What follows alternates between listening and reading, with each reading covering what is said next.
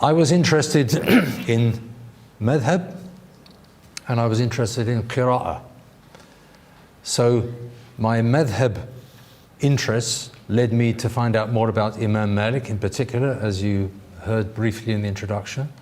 And my qira'ah interests basically just expanded, because one realizes that there's not just two, there's at least 7 standard readings, and this is what this slide is here, the 7 readings of Ibn Mujahid. Now Ibn Mujahid, you've got there the sort of rough time period he was in, so that's the beginning of the 4th century of the Hijrah, so died 324, so we can assume that most of his if you like, active scholarly life would have been in the early 300s. And he wrote this book, As-Sab'a fil Qira'at. Now, As-Sab'a means 7 people he's talking about. So when he says 7, the 7 people, fil Qira'at, with regards to readings. So if we translate fi as with regard to. So 7 people with regard to readings. He chose 7 readings. You will find this, incidentally, in the basic information here is mentioned in the article about the 7 ahruf hadith, but we'll come back to that in due course. So there are 7 readings that Ibn Mujahid chose, and you can see that they're actually from 1, 2, 3, 4, 5 places in the Muslim world.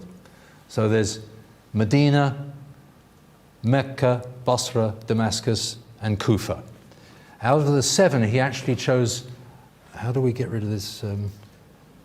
Because number 7 is, whoops, I've gone on the wrong. Okay, right, so you got number 7 there. So when people talk about the 7 readings, these are the 7 people that they're talking about. And they put, or Ibn Mujahid put Nafi' first, who's the reader of Medina, same time incidentally as Imam Malik. Died 197. That seems wrong to me, actually. No, Warsh died 197. Nafi' died 169. So that's wrong. That's an error. So I don't know. Somebody else. No, I was going to say somebody else probably made the slide, but that's just shifting the blame. It's definitely wrong. Nafi' was died around 16 something. And from Nafi' there are 2 main riwayas, 2 main rawis, Warsh and Qalun. Now Warsh is the reading that's used in North Africa in particular and West Africa, so Nigeria, traditionally anyways, things are changing quite rapidly, but traditionally West Africa, Senegal, Nigeria, etc., Mauritania, Morocco, Algeria, Tunisia, not Libya, those areas would have recited using the reading of Imam Warsh. And alongside Warsh, you could say Warsh's brother is Qalun. Now both of these, of course, learnt from Imam Nafi' directly. Qalun is alive and well, or was alive and well in Libya in particular, and parts of Tunisia, obviously neighbors to Libya, and also in Mauritania, because in Mauritania they would learn Warsh and Qalun first, and then go on to other things. So they'd learn them both, because they're both from Nafi', and just in order to respect Imam Nafi', they would do that. Now there's other people who recited from Imam Nafi' as well, but they haven't come down as strong riwayas. Ismail, for example, from Nafi'. So there's others. You'll go to the books about Imam Nafi' and you'll find that many people studied under him, many people learnt the Qur'an from him and transmitted the Qur'an onto others from him. So that's just, 2 is just a convenient systematization. In fact, the whole thing becomes convenient systematizations. Islamic knowledge, Islamic history, Islamic sciences, they get systematized for convenience and for accessibility and for simpleness of use. So this is a simplification. We're talking about 7. We'll see there's options of many more than 7. So Nafi' is alive and well in the reading of Warsh and Qalun, which are both used nowadays. Ibn Kathir, I don't think you'll find Ibn Kathir, you'll be lucky if you hear it. The specialists know these things, of course. Abu Amr, yes. Ad-Duri from Abu Amr, you get that traditionally in the Sudan, Somalia, East Africa, that area. Ad-Duri was, and to a certain extent still is, well used. And I'll say something about the differences in a minute. Ibn Amir is the Damascus reading. I never know whether to say Damascene. I don't like it as a standard adjective because I don't think people use it. But you can have a Damascene blade if you have beautiful engraving on your sword or something like that. You talk about Damascene work, which is to do with Damascus. But I don't think people use that adjective nowadays in standard English, so I will avoid it as well. These next three, Asim, we'll come back to Ibn Amr later, by the way, because he's important for part 2 in the afternoon. Asim, Hamza, and Al-Kisai, all three from Kufa. And from Asim, there's Hafs and Shu'bah. Now, Hafs is the standard one that most people are familiar with nowadays. So when you talk about which readings you use, people say, don't know. Well, probably Hafs from Asim, because that's the standard one that's printed nowadays. But Hafs, again, isn't the only one, just like Warsh isn't the only one from Asim. And there's the other man is Shu'bah. He's also known as Abu Bakr because he's Abu Bakr Shu'bah. So you'll find that there are these two main readings from Asim, and Hafs is by far the dominant one nowadays, but it may interest you to know, and I hope by the end of the day you may be even more interested to find out, I came across a Mus'haf in the Bodleian Library in Oxford, which is clearly vocalized according to the reading of Shu'bah. I can't tell you the manuscript reference because it's hidden somewhere in a box with lots of other bits of paper, but definitely, that was there in a manuscript example, and one hopes that the others are as well. Hamza and Kisai. Hamza is actually quite well known. On the internet, you can go onto various websites and check out Qira'at, and they will talk about the Qira'at of Hamza. And Hamza has a very strong imala, so وَالضُّحِئِ وَاللَّيْلِ إِذَا سَجِي, that kind of thing. And also malaika with a kind of sect in the middle. And these things are very characteristic of Hamza. So that is, it's still, you could say it's alive and well amongst the specialist Qur'an. All of these are alive amongst the specialist Qur'an. But Hamza is actually is used fairly, as I say, fairly frequently. Go on the internet, you'll find it. Ibn Mujahid, as we said, was living, let's call him the year 300, about that time. Now that is already a big gap. So that's 300 years after the Hijrah. So a lot of things have been happening. So this is, as I said, this is a systematization, this is a sort of neatening up of things, a convenient limiting of possibilities. 7 readings is just one possibility. Now, how do I get to the left-hand side? Over here. Yeah. Now, people actually talk about 10 readings as much as 7. So you've seen the first 7 roughly. If we extend that out, we find that there are 10 well-known readings. You can find books. Al-Qira'at al-Ashr, there's a famous book by Ibn al-Jazari on the 10 readings. And when they say the 10 readings, they mean the 7 that we've just spoken of, plus these other 3. Now, we could skip back and forwards, but maybe we don't need to at this point. Abu Ja'far is one of the readers of Medina. So we've talked about Nafi', and we've said that he died around 169 as opposed to whatever that other figure was. I'm sure that's wrong. So he's about 35 years earlier. So he's from an earlier generation. If we take 30 years as being a standard generation. So Abu Ja'far is the reader of Medina of the time before Imam Nafi'. Abu Ja'far was the Qari of Medina in his time. He was by far the biggest one. There's others, there's 4 or 5 big names. Abu Ja'far was the main one. But it's not the same as Nafi'. So they're both from Medina, but it's not the same. So you might say, well, what is the reading of Medina, etc.? Well, that's in a sense part of the picture. Just to go through quickly, Yaqub al-Hadrami, he was the imam in the mosque in Basra, the big mosque, Jami' al-Akbar or whatever they termed it. And so his reading is one of the 3 making up the 10, but assuming that he read using his reading, that was the standard reading in Basra at the time when he was the Imam of the mosque. One just assumes that that makes sense. So I'll just put that in because the 3 get sort of almost neglected. Anything beyond the 7, overlooked. I won't say neglected, but just overlooked, not thought about.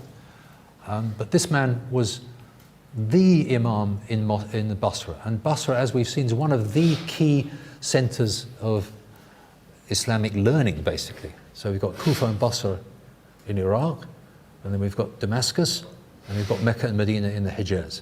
So we talk about Hijazi, we're talking about Medina and Mecca. And if we're talking about Iraqi, we're talking about Basra and Kufa. And Damascus is by itself. Again, we'll come back to Damascus. It's kind of interesting journey. But some people don't just talk about 10 readings. You'll find books of the 14. And so there's 4 others. And again, we've got their geographical locations here. Mecca, 2 from Basra, Kufa. So you can add them up and you'll find that we started off with 3 in Kufa and add another one in these extra 3 and add another one. So there's 5 from Kufa. And then we've got our first Basra and Abu Amr, we've got Yaqub al-Hadrami, so that makes 2. These 2, Hassan al-Basri, Yahya al-Yazidi, another 2, so that's 4. So there's 4 from Basra, 5 from Kufa, 4 from Basra. That's Iraq, right? Iraq was the center of all this learning at this period. 1 other from Mecca, Ibn Muhaysin, alongside Ibn Kathir we had in the 7. And we've got Abu Ja'far, Imam Abu Ja'far, alongside Nafi' to represent Medina. So there's 2 from Medina, 2 from Mecca, 1 from Damascus. Don't ask me why, that's an interesting one. So that's 5, and then the others from Iraq. So those are the readings that most people talk about nowadays. That's what you'll find in the books. Either 7 readings, Ibn Mujahid being the famous book. If you're in the slightest bit interested in the readings, you must get hold of a copy. You need it. It's sort of essential resource. And the 10, there's An-Nashr fi al-Qira'at al-Ashr. So Kitab An-Nashr, that's Ibn al-Jazari. Again, essential. We'll get back to him later because he has an amazing introduction. First-class introduction. If you want to see what a PhD would have been like in the old days, you read his introduction. First 50 pages tells you absolutely everything about the readings, nicely formulated, laid out, point by point, bom, bom, bom, bom, bom, bom, bom. Beautiful Arabic, clear thinking, absolutely brilliant scholarship. That's Ibn al-Jazari. He is the #1 guy for the readings. And he composed a book about the 10 readings. And he discusses, are they mutawatir, etc. Well, he says, yeah, of course they are. They just sort of fell, in a sense, by the wayside. But we have these 4 who make up the 14, so you'll find some books of 14. They generally consider these shadh. Shadh is another technical term that we need to be familiar with. It means irregular, non-normative, in some sort of way, a little bit slightly less usual than the other ones. So you have the usual ones and then the slightly less usual ones. But in their day, they would have been used as well and they would have been normal. As we've said, like, for example, Yaqub al-Hadrami, his reading was obviously totally normal. Basra, one of the big centers, and if you went into the mosque, it would probably be his recitation. But I mention those because the names come up. Al-A'mash, for example, if you've read that article I read about the 7 Ahraf, you'll find that he's referred to. He was died 148. What it doesn't say there is that he was born, I think, the year 60. Does that make sense? Yeah, it's like about 90-something years old when he died. And Al-A'mash said, because he's from Kufa, he said, there was a time with us where the reading of...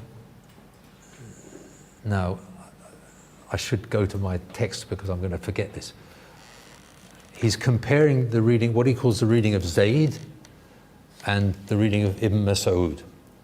And he says, there was a time with us where the reading of Zayd now, the reading of Zayd with us is like Ibn Mas'ud was with you, or something like that. In other words, Ibn Mas'ud was the standard reading in Kufa in his early years. And then it got overtaken by the reading of Zayd. We'll come back to that because that's a whole story in itself.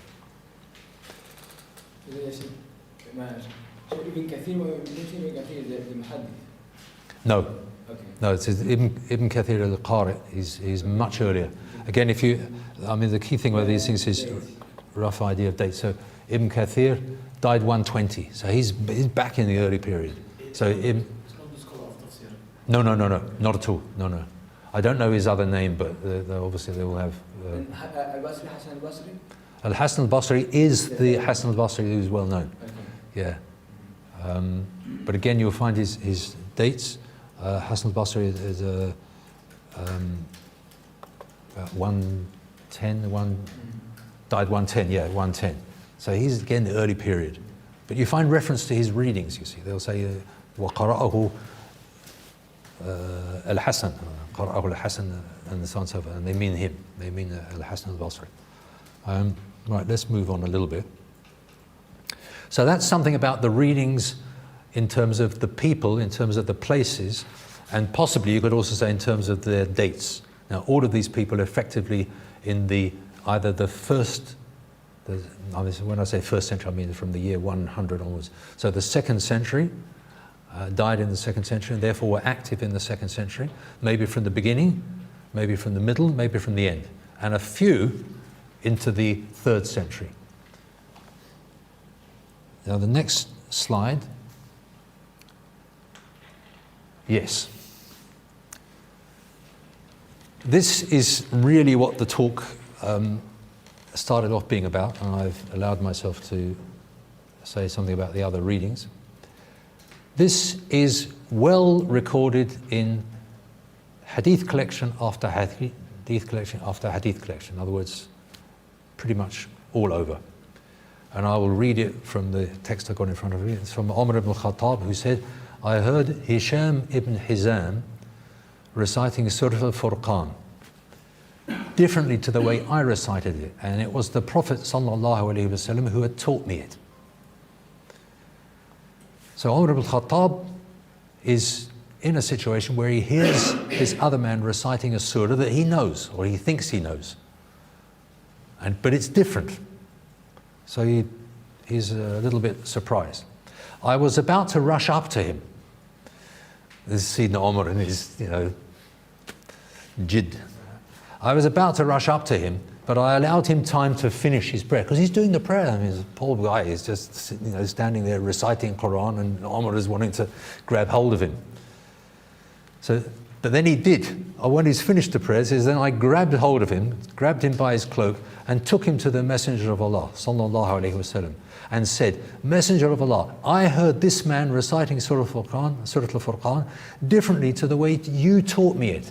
So I've just heard him, he's reciting that same surah. I learnt it from you, and it's different from the way I learnt it. There's a question mark in his mind. The Messenger of Allah, sallallahu alaihi wasallam, said, let him go. I forget what the Arabic is, mahlan or something, I don't know. Then he said, recite Hisham. So the Prophet ﷺ is saying to Hisham, you recite. And Hisham recited it in the same way that he'd done so before. In other words, the way he'd learnt was the way that he then repeated the recitation when the Prophet ﷺ asked him to recite. And Hisham recited it the same way. The Messenger of Allah ﷺ said, yes, it was sent down like that. هَكَذَا أُنزِلْ. Or هَكَذَا نَزَلْ. Again, I can't forget the Arabic. Then he told me to recite. So he's talking to Sayyidina Umar. And Sayyidina Umar did so. I did so, he said. And he said, it was sent down like that, yes. This Qur'an was sent down in 7 different versions. عَلَى سَبْعَةِ أَحْرُفٍ. That's the phrase in the hadith. عَلَى سَبْعَةِ أَحْرُفٍ. Now, ala is clear. Ala means on or according to or something like that. Sab'a is clear. We had kitab al-sab'a. We've got sab'a. 1, 2, 3, 4, 5, 6, 7. 7. It's a well-known Arabic word. Ahruf. Not so easy. It's the plural of the word harf. Actually, it has different plurals. Ahruf is what they call a plural of paucity. Jam'u al-qillah. If you're 1 to less than 10, or 10 up to 10, you can use this. And then if you want to talk about many, as in another hadith, it says huruf kathira, many huruf. So you have possibility of huruf, possibility of harf. What does harf mean? Harf is an interesting one. Originally, it's the edge of a sword. Haffa, the edge of something, the hem. But what does it mean here? Ala sab'ati a'raf, on 7 edges. Be a literal translation that you could possibly work with. 7 edges. What does 7 edges mean? I've attempted in my article to maybe I should start looking at the article because I've gone through these things bit by bit. It has the idea, I always think of geodesic domes or something, and you've got sort of like different edges making up one thing, because they're all edges of the same thing. That's the key thing. It's like a 7-edged, and even 7 is, we'll see later, that 7 doesn't mean literally, well, some people say it does mean literally 7, other people say no, 7 is when the Arabs want to refer to multiplicity, but at a small level, and 70 is if you want to refer to multiplicity at a larger level, or even arba'in, you could say like 40 or 70, and then 700, as in the hadith, the reward of the one fasting is, so 700 times that, etc., meaning many, many times. So I've always understood 7 as being best understood in that way here. So it means 7 means a small amount, but nevertheless more than 1.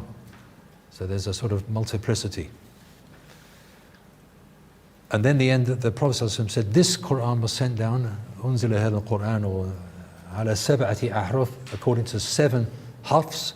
So recite whatever it is easy for you. فَقْرَأُوا مَا تَيَسَّرَ مِنْهُ. فَقْرَأُوا مَا تَيَسَّرَ مِنْهُ. What is easy? Yasir is easy. مَا تَيَسَّرَ, what is easy. So that is another part of the picture, because what we're in a sense looking at, these are the texts. Nobody else says anything else. Among the Muslims, this is the key text. Nobody has anything else. That's why Ibn al-Jazari, at the beginning of his book, spends something like 50 pages discussing this particular hadith and the meanings behind this particular hadith, because that is it. That is the evidence that we have. So recite of it what is easy for you. What does that mean?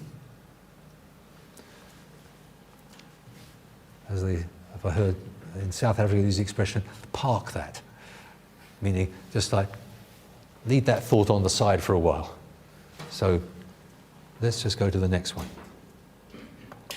Now again, I'm kind of jumping ahead because this particular text here is the basis of that article that I was trying to put these things about 7 ahruf in. Now, he's already mentioned a number of points, and I can't remember which one this is. Again, I will have it. Maybe I should actually... Do you have one that is an article on registration? No. You registered and you didn't give the article. I apologise. I was instructed to originally get it for the but they haven't. doesn't look like it, no. Okay, well that makes it easier. That means that I can read from it and it's fresh, or I can ignore it and it doesn't matter. What So, I can do then is I'll get those 2 articles sent to you, so let's do the idea that you registered and get them beforehand. Yeah, because there are actually, yeah, in a sense I've done the homework. It's in a bit of a mess. I'll stay with that. I was trying to read through it yesterday. It's a fatal. They always say the day before an exam, do nothing, don't revise. People say, but I have to because it's exam tomorrow. They say your mind is emptier and clearer if you don't do that. So anyway, whether you apply that or not is up to you in the future. But bear it in mind if you've got a main thing. Relax the day before, just relax. So Ibn al-Jazari is looking at various points to do with this 7 ahruf hadith. And the question that comes up is whether the Uthmani mushafs, now maybe I should just make a short detour here. The Prophet ﷺ transmitted the Qur'an obviously to the companions that were around him during the time that he was alive as prophet. I say that because obviously in his before he was 40, there was no revelation. So there was nothing to transmit. But when he became Prophet, sallallahu alaihi wasallam, and was given the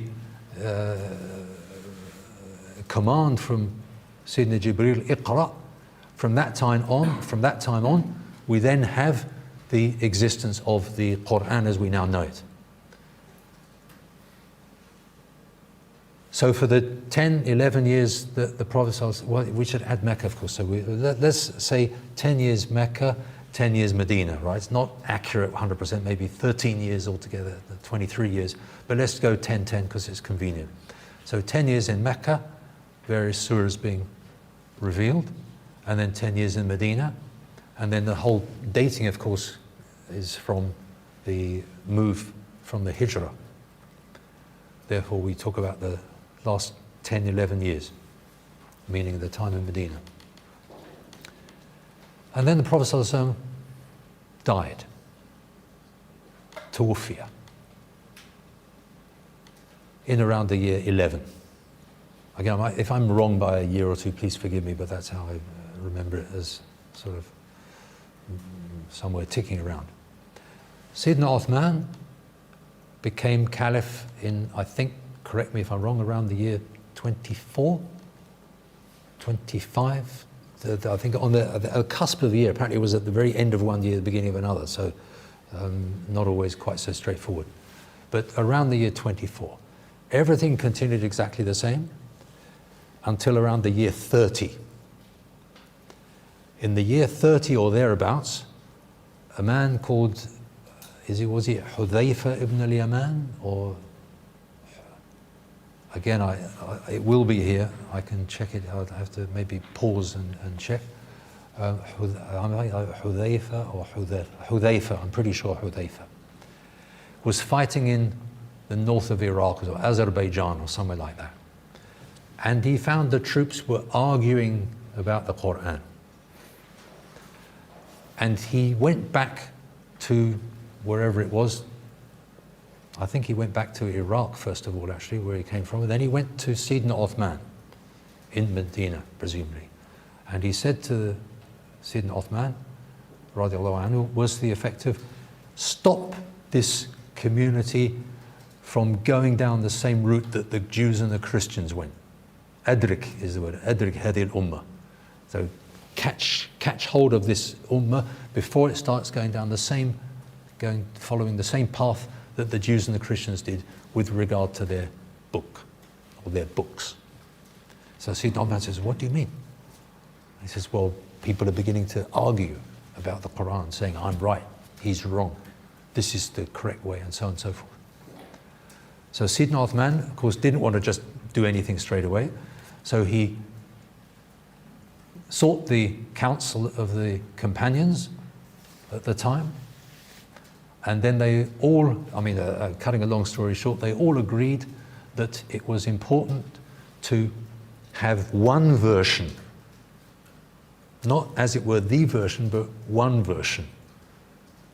And that is the beginning of what they call al-Mushaf al-Uthmani, or al-Masahif al-Uthmaniyya, because there were more than one Mushaf was sent to these different places. But effectively, even though we say there are different Mushafs to different places, it's basically one skeleton that we're talking about, with very minor differences which we'll have a look at. So Sayyidina Uthman made that decision, and he also ordered that all other copies were to be burnt. So that means whatever was going on in that first 30 years was then changed, or it was restricted. And what was allowed was, in some instances, then not allowed. Now that brings up the question of, well, does that mean you've lost some Qur'an? What does that imply? Because that was, if you like, the question behind this question. Because if Sayyidina Uthman decided on one version, what about other possible versions? Does that mean one had lost something that the Prophet ﷺ said? These two companions, Sayyidina Umar and this man Hisham, they both had different versions of Surah Al-Furqan. And yet both versions were given the stamp of authority of the Prophet ﷺ. Said, yes, هكذا أنزل. Like that it was sent down. So for the Prophet ﷺ, there was zero problem. Zero problem. Yep, that's fine. That's how it was. Yep, that's fine. That's how it was. Yep, it's all good. اقرأوا ما تيسر منه. Recite whatever's easy for you. If you remembered it that way, and that's what you're familiar with, then you do that way. Don't make it an issue. But then we start getting these arguments between the troops, Azerbaijan, etc., as I just mentioned. And so then it was a different issue. In other words, now you're beginning to, there's discord among the Muslims. So instead of being one people who could use that version, and it's all sort of possible, it's now becoming a cause of argument. And that's not good news. Becoming a source of fitna, trouble. So Sayyidina Omar got together a group of people to come up with a definitive text, we could say. Sayyidina Uthman, sorry, what did I say? Sayyidina Omar. Sayyidina Uthman. So Sayyidina Uthman got together a group of people, including Zayd ibn Thabit and various other names. I don't know all the names. They're well known for, within the history books. And there's another part of the story. What did Sayyidina Uthman use to make his definitive version? The answer that you'll find most commonly said, which is a simple answer, but it's also a little bit simplistic. As we'll see, it doesn't fill in all the gaps. The simple answer is that Sayyidina Abu Bakr had got together a version in his caliphate. Because people were being killed in the Battle of Yamama, I don't know what the battles were. There were battles at the time of Sayyidina Abu Bakr, and so he got together a version. In other words, there were pages with this surah and pages of this surah and pages of this, and had them all together, and then basically just kept them aside. When he died, they were left, again, excuse me if I'm wrong here, but in the hands of Hafsa. No. Hafsa, yes, but Hafsa's later. Hafsa's the daughter of Sayyidina Omar. That's it. Sorry, now I got the link, yes. So Sayyidina Abu Bakr had those pages. They were inherited by Omar, by Sayyidina Omar. When Omar died, he handed them to his daughter Hafsa and basically said, look after them. And Hafsa did exactly that. She looked after them. Then, when this other thing turned up, this dispute over various things in Azerbaijan, etc., among the troops, and they went to Sayyidina Uthman to see about it, he said, yes, let's get the Ummah on one version of the text. What version? Well, there's the one that Sayyidina Abu Bakr had, that was inherited by Omar, which Hafsa's got. Go to Hafsa and ask her to give you that text. And Hafsa said, no, that's mine. I was given it. I'm not going to let go of it for anybody. They said, well, if we promise to give it back, will that be all right? So she said, yes, that will be all right. So they used that as one of various options, because there were also bits written on, as they say, shoulder blades on the bit of that palm tree that is quite flat, and in the hearts of men, etc. So all of these sources of the revelation were used to bring forward this one text, which happened. And so that's why it's known as the reading of Zayd sometimes, as in that hadith about Al-A'mash that we referred to. So it talks about the reading of Zayd, meaning the one that Sayyidina Uthman did using Zayd. Zayd was the chief man of the, I hate using these words, you can't, what can you say in good Arabic other than committee? Because committee is not good Arabic. Committee is bad French Revolution English. Anyway, a group of people, a team of people were got together to do this work of writing down the Mus'haf. And then, when they had finished, her pages were, Hafsa's pages were given back to her. At the same time, Sayyidina Uthman ordered that all other versions, existing pages, etc., excuse me,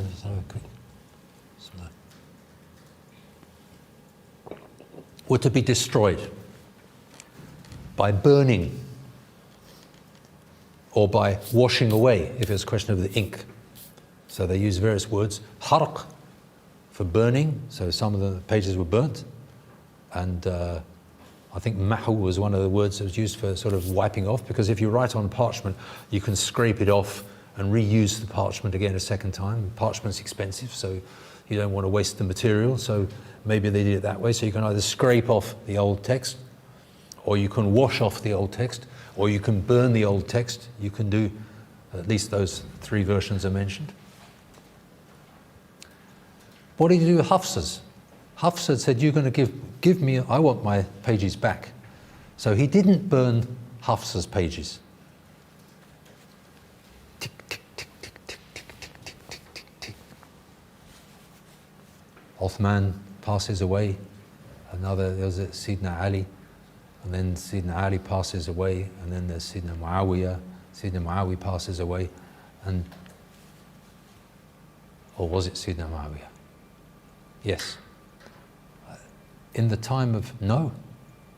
It's important, it's important. Trouble is, it's 60 pages, I won't know where to find it.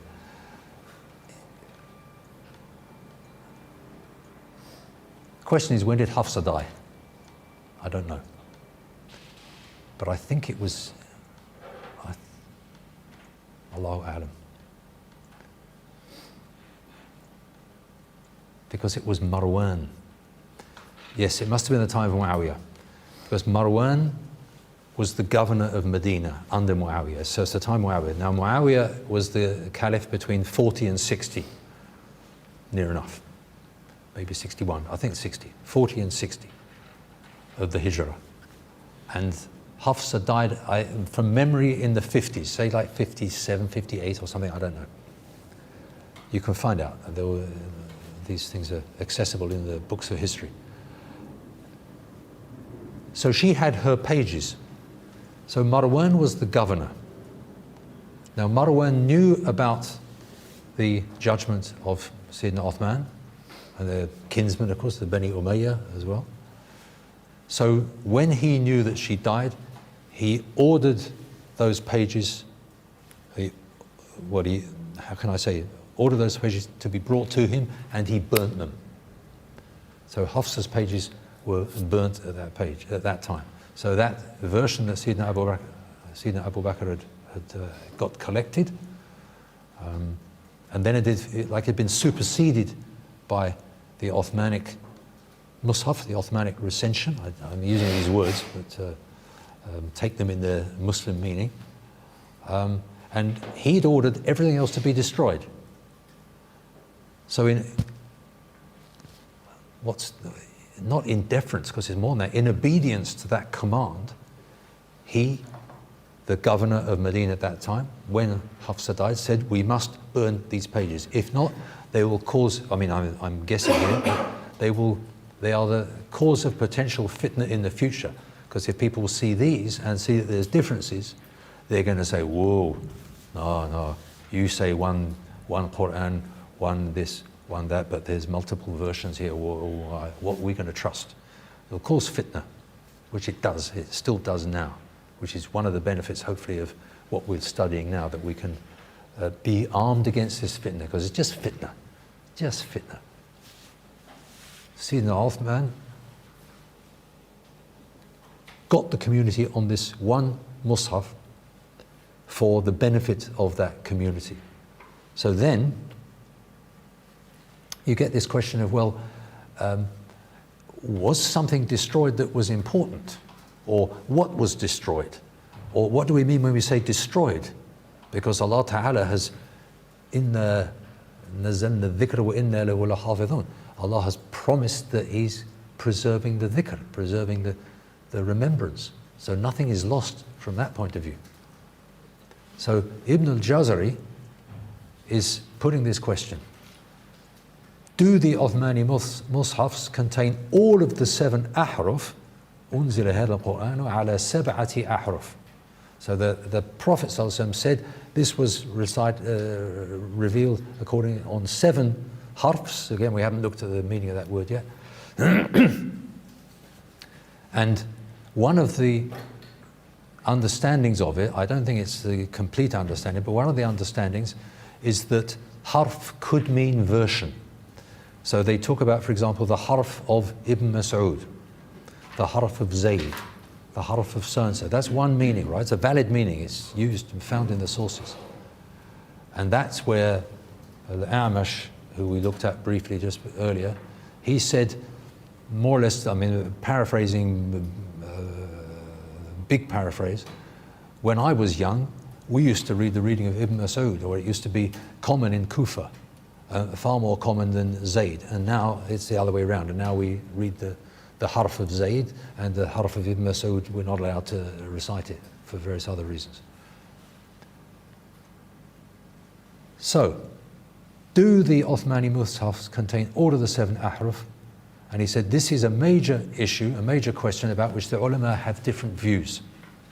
Certain groups among the fuqaha, the qurra and the mutakallimin, take the view that the Uthmani mushafs contain all the 7 ahruf. They base this on the premise that it's not possible for the ummah to have neglected to transmit any of the 7 ahruf in which the Qur'an was revealed. In other words, they're saying we have a complete memory, we have a complete transmission of everything that was sent down to the Prophet ﷺ. Therefore, 7 ahruf were sent down, we have 7 ahruf available now. That's that position. So it's a kind of logical thing, because we know that we haven't lost anything, and because we know that Allah Ta'ala is preserving the Qur'an, then we can assume logically that everything is there. So all 7 ahruf are there. That's point number 1. So he says, they base this on the premise that it's not possible for the ummah to have neglected to transmit any of the 7 ahruf in which the Qur'an was revealed. The companions agreed about transmitting the Uthmani mushaf from the pages which Abu Bakr and Omar had written out, and about sending those mushaf to the centers of the Muslim world.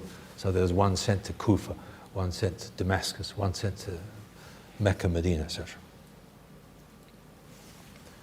And they also agreed about leaving out anything else. So they fixed it on that. So they're saying logically it must contain everything. These people say that it's not possible that it should be forbidden to recite any of the 7 ahruf, nor that they, in other words the companions, would have agreed to leave out any part of the Qur'an. So it's a sort of logical extension. However, now this is Ibn al-Jazari, as the very accurate scholar that he was. He says, however, the majority, now Jamahir is Jumhur is a lot of people, and Jamahir is the plural, like Libya calls itself used to, the Jamahiriya, you know, like lots of people. So the majority of both earlier and later scholars, so he says this is the mainstream standard position, all right? The first one exists, it's known about, and you'll see that there are sort of intellectual descendants of it. The majority of both earlier and later scholars and the imams of the Muslims, so like Imam Malik, Imam Abu Hanifa, etc., are of the opinion that the Uthmani mushafs only contain, out of the 7 ahruf, what the skeletal text can support, what the rasm can support. Now this is where I'll need to use the blackboard at a certain point. And are of the opinion that the Uthmani, sorry, I've said that already. They only contain of the 7 ahruf what the skeletal text, the rasm, can support. Although these mushafs include all of the last rendition, al-ard al-akhira, because we know that before the Prophet ﷺ died, Sayyidina Jibreel appeared to him twice, went over the whole thing to, if you like, fix it. So as rendered by the Prophet ﷺ to Jibreel, without leaving out any harf from that rendition. Now harf's being used in a different way there, because harf can mean letter. So or it can mean a small, they say kalima, like in like in the sort of the, excuse me saying the Pakistani world, but you learn like different kalimas. La ilaha illallah Muhammad Rasulullah. Kalima number 1 or whatever it is. Kalima number 2. Now that's a phrase, right? That's not a word. Kalima means word, but it can mean phrase consisting of a number of words.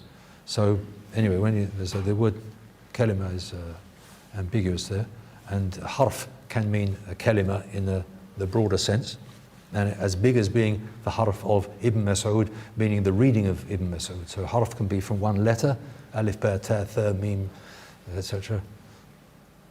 My alphabet's really bad. Alif, ba, ta, tha, jim, ha, kha. Yes, there you go. And so all of those harf, huruf, and then harf can be broader and broader and broader and broader, which is part of the ambiguity of it, which is why there's a problem with what this hadith actually means. So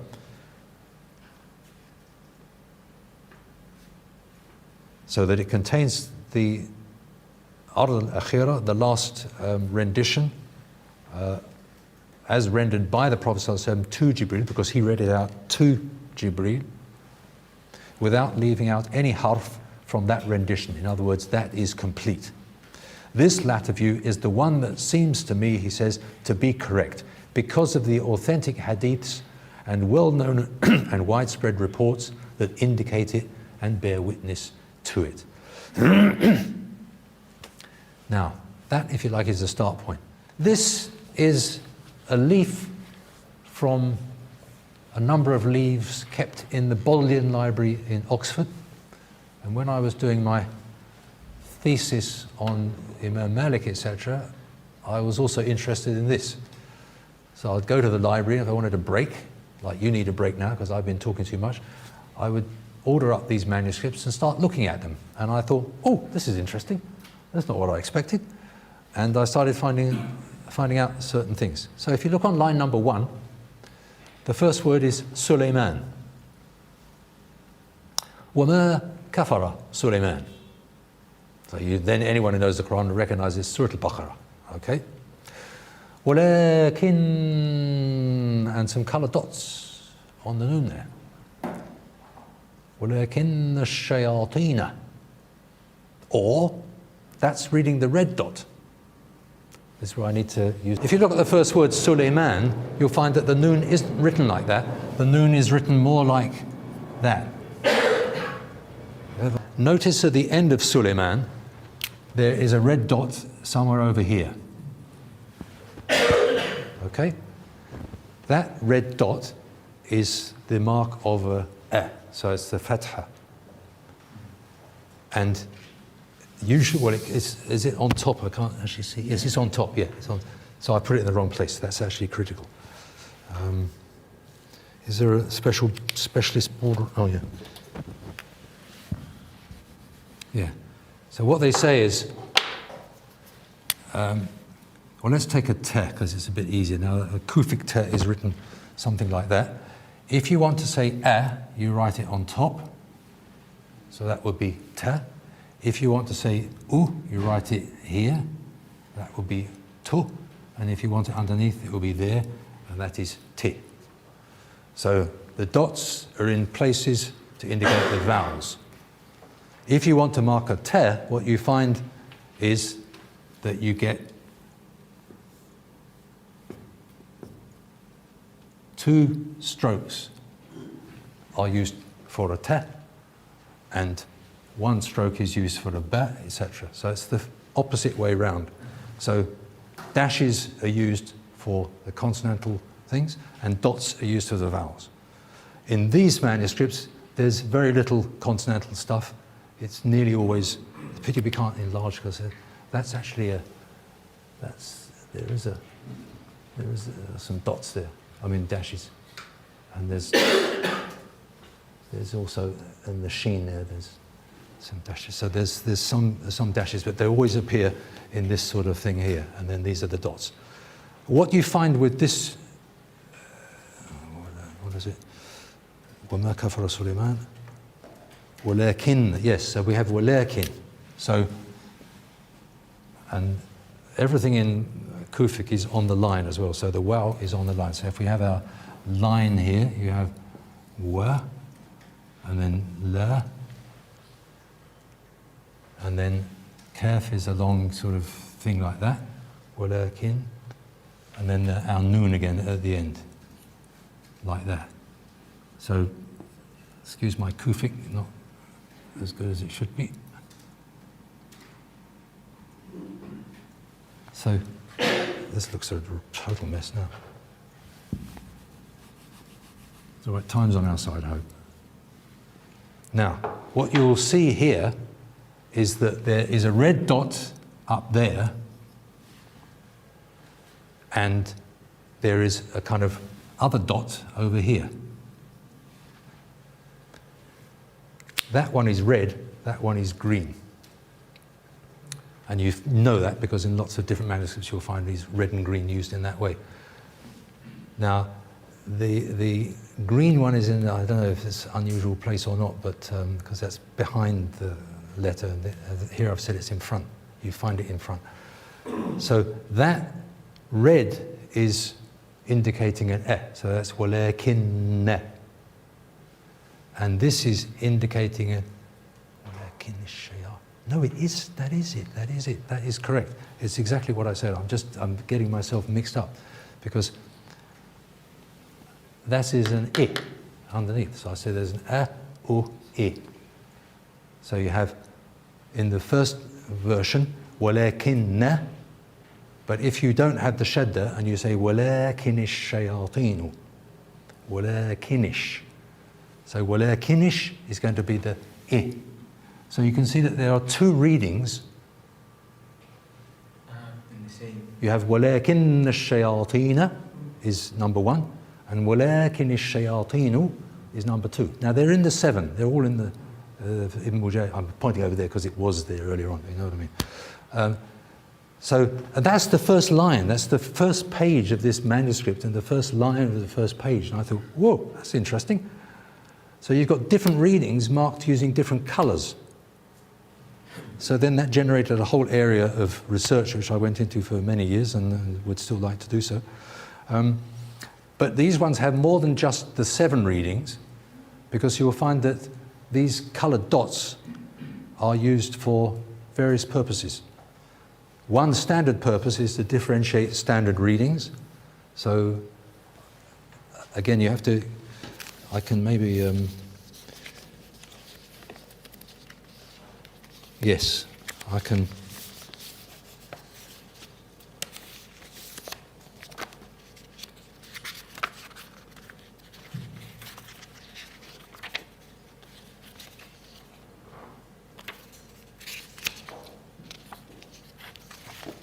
Yeah, so this,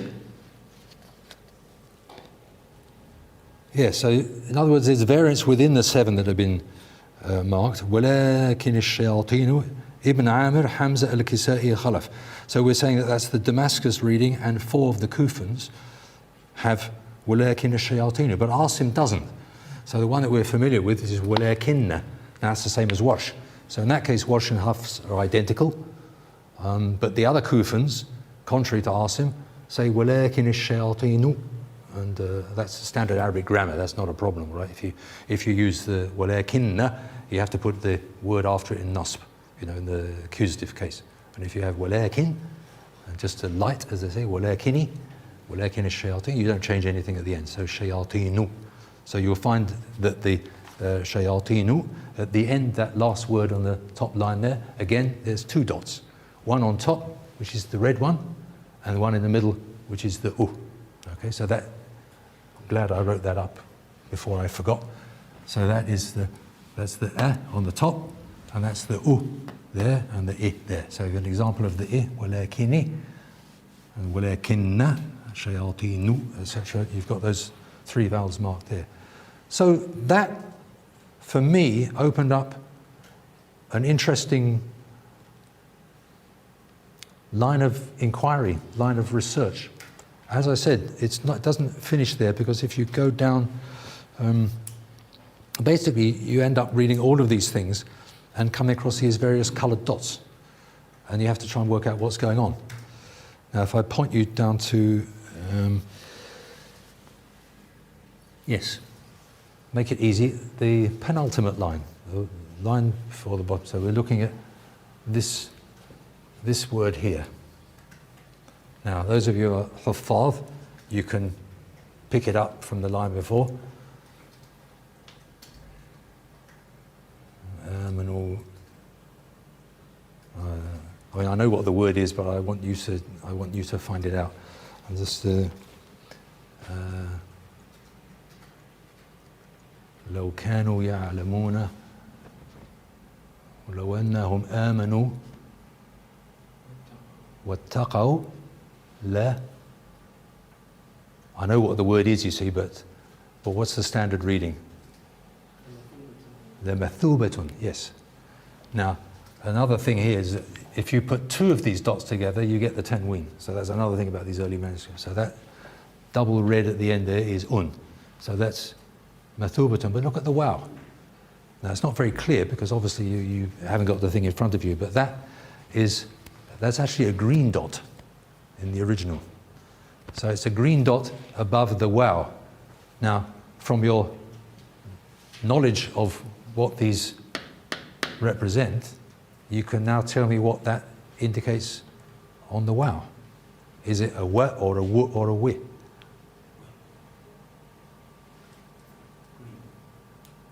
If it's a round dot, we've said that, for example, if let's do it again. Let's say, well, I've got that over here. Let's say this is going to be the shape for a ba, and we want to say there's a ba and a bu and a bi. The ba is up there, the bu is there, and the bi is there. So of these three, which one is it? We've got a wow, and we've got, yeah. So it's a wa. All right, it's not a wu, it's not a wi. Now mathubatun, there's nothing on the wow at all. It's like sukun. Or then, I don't know, grammarians probably wouldn't sing that. But here we've got a dot which is indicating a pronunciation of a wa. So if you're going to pronounce that with a wa, and you've got الذين آمنوا واتقوا لا مثوبة لا مثوبة مثوبة. You say, where's that come from? I've not heard that one before. Mathwebetun, that's in the Shawadh readings of that particular surah. So Mathweba was read by some people at some point and is recorded here with a green dot. In other words, there's a memory in the community. This is just one leaf, one page of how many leaves have been produced throughout the Muslim world of mushafs, etc. It's just one. This happened to be the first one I ever looked at of this type of thing, as I said, taking a break from my other studies. And I found that up the top, which was interesting. So here we have different readings among the seven, put in one, indicated by, color-coded in the Mus'haf.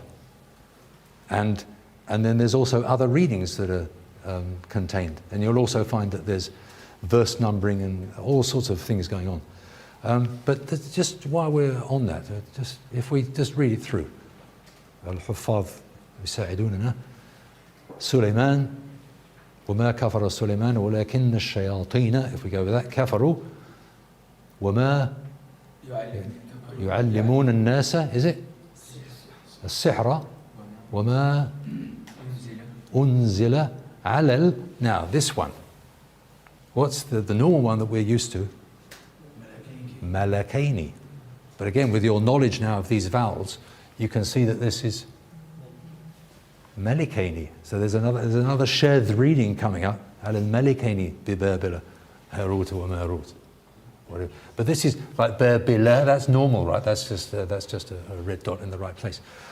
And so that's the kind of thing that you find. So you look through, I mean, what I did, I would look through and be looking for these green dots. Because the red dots, I kind of expected those, they're normal, although they're also got a story.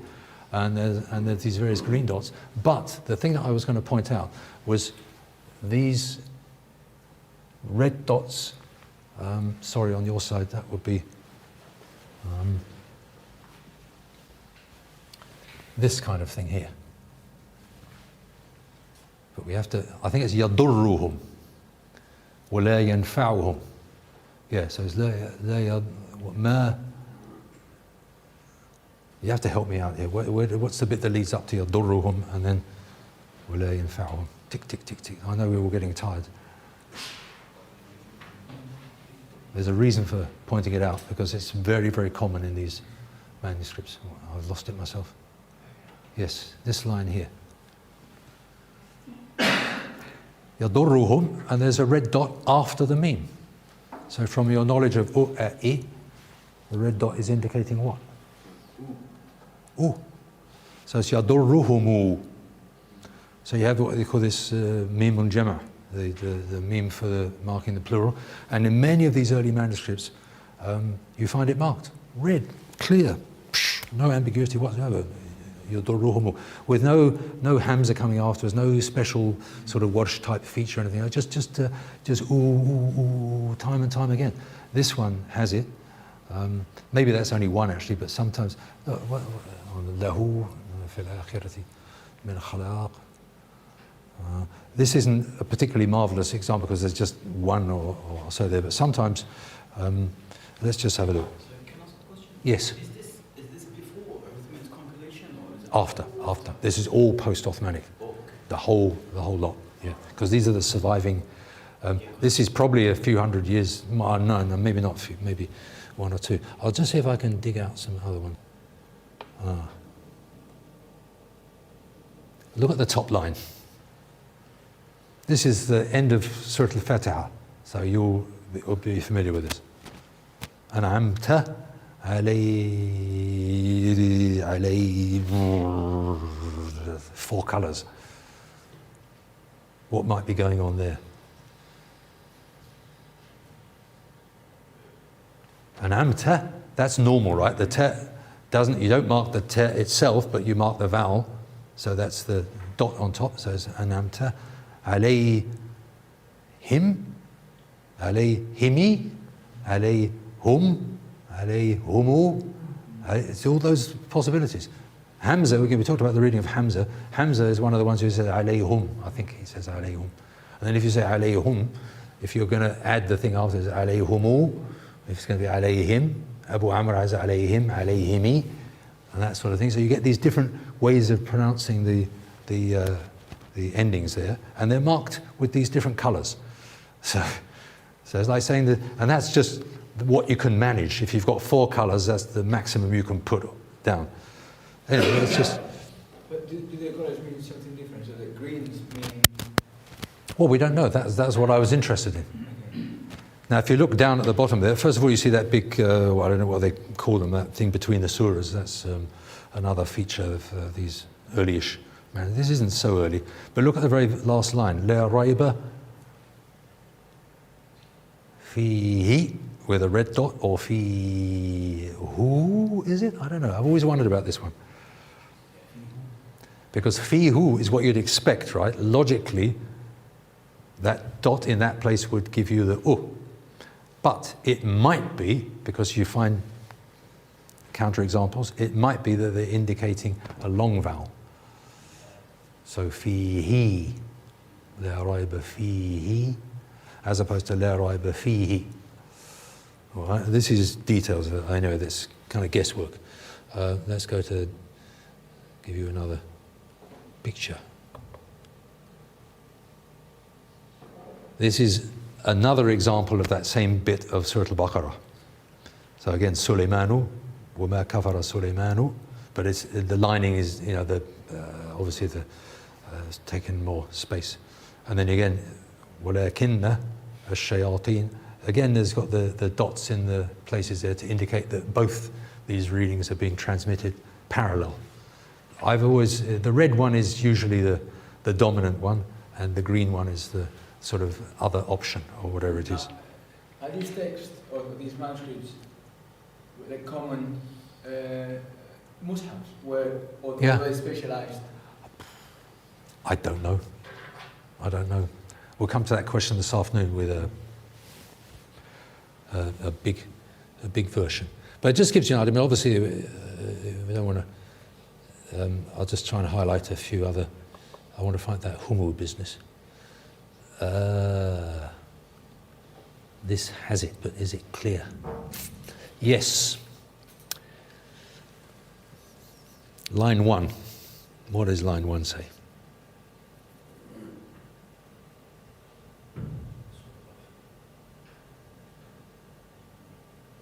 I'm sorry, not being half with it is actually quite difficult.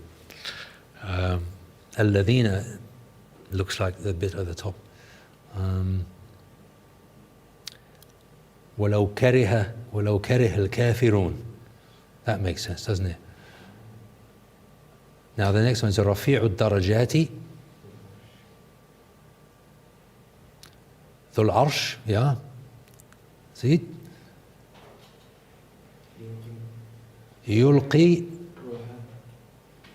يلقي الروح من أمره على من يشاء من عباده لينذر or لتنذر. Notice that one. There's 2 strokes underneath in green to mark a yeah, and there's 1 on top. If it was 1, it would be a single, so that would be linundira. But I'm not sure. But again, you find that there's shawaz readings, etc. But I'm looking for a humu and everything. Line 4, 5.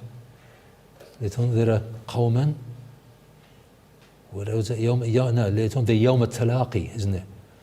يوم هم بارزون. There you go. So line 1, 2, 3, 4, 5. يوم هم بارزون. يوم هم بارزون. And you'll find that in this particular manuscript, and there must be other examples on that page as well, that this humu kumu business, it's marked every single time as normal.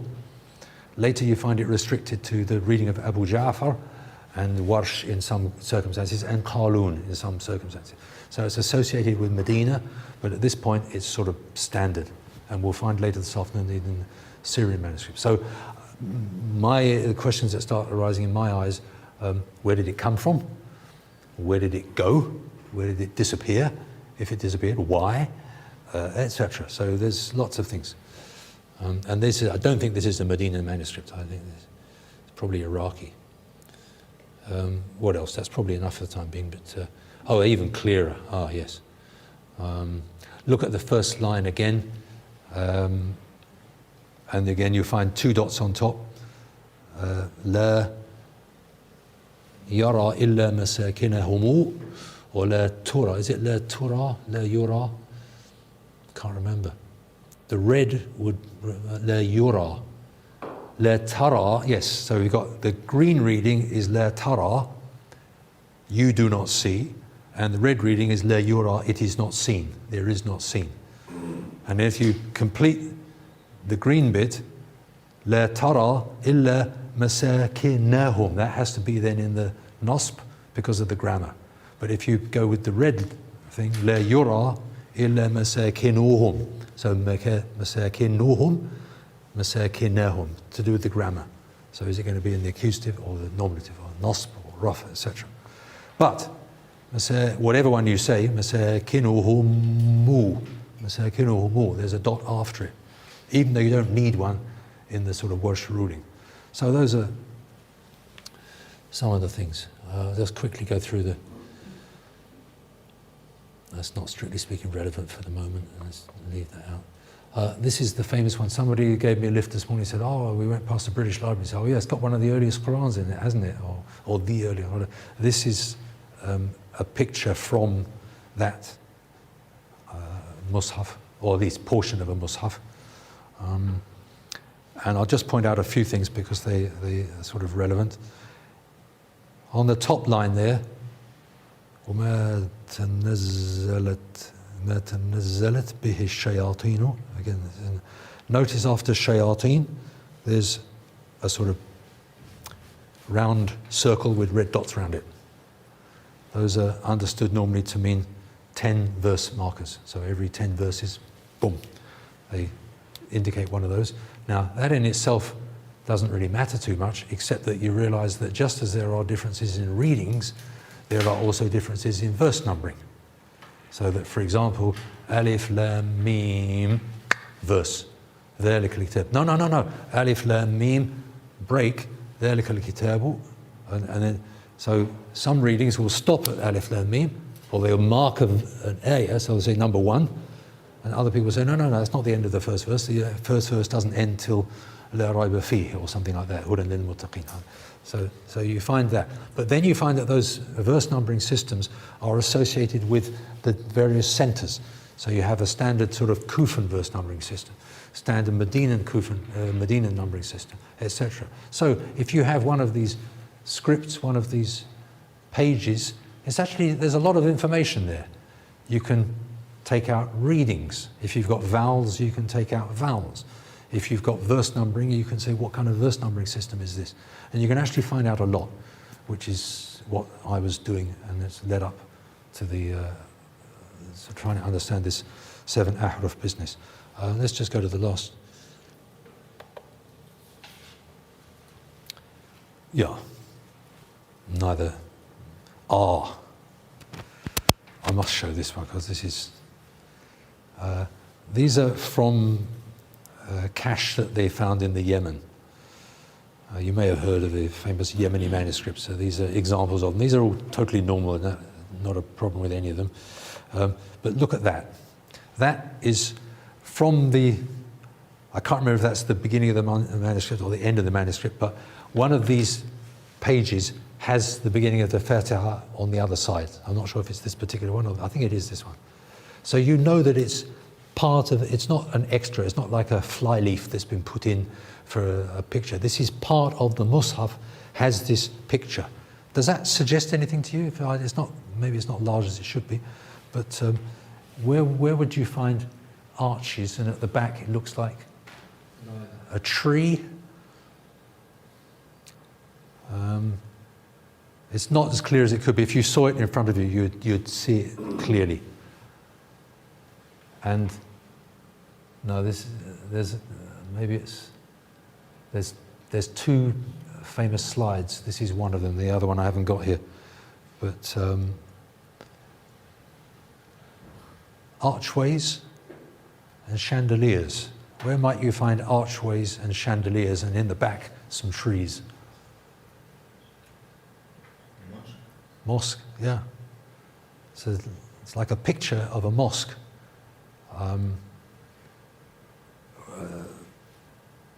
From the Yemen in this case.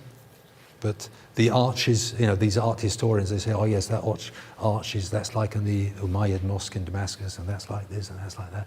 And they link all these things together, and this looks like it's that period. So it's the Umayyad period. But this is quite early. Where nowadays do you find a picture in a Mus'haf? Have any of you ever seen a picture in a Mus'haf? It is like after Fatiha. This once, I don't know if it's this one, there's 2 pictures. There's like the front gate of a mosque, and then the sort of going through to the back, like you look through the mosque and get to the courtyard at the back where the trees are. So the trees are in the courtyard. It's just a representation. But it's a picture. I just find that fascinating. So in that early period of the time of Al-Walid ibn Abdul Malik, or whoever they suggest it was, they were happy with having a picture in a Mus'haf. And as I said, the other side, definitely the Fatiha, no question about it. So the things aren't always as they seem. And seeing is believing. Once you've seen it, you say, oh yeah, no, I saw a Mus'haf, a very old Mus'haf, and they had a picture, it looked like it, yeah. So you know that. So when somebody says, some kafir comes along and says, pictures in the Qur'an, and they make some stupid argument about it, I say, hang on. Been there, done it. We know you're not going to faze me. I've seen that before. I never thought that was interesting. Whether there's any benefit or whether there's any interest in going through some of the differences between the readings, like from a qira'ah point of view, or is that not relevant to your particular interest? It is, because that's how this article starts off, you see, with going through that. And I think that might clarify a few things, because there's certain issues that come up which I don't know the answer to, but it's a bit like, your teachers will say, all I know is that we've received it in a certain way, and sometimes we've received it in 2 ways. And when you see it in front of you in 2 ways, you have to accept that it's 2 ways. So let me resort to my notes, which is good news for me.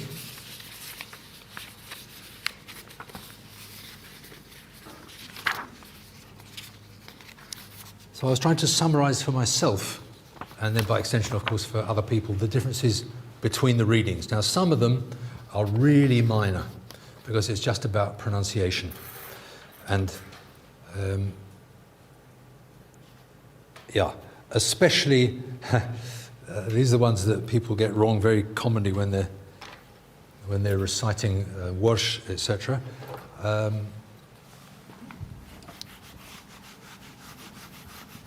And especially people who are not used to the Warsh Rasm, because you find things like, well, I'll write it kind of normal first of all. Yeah, in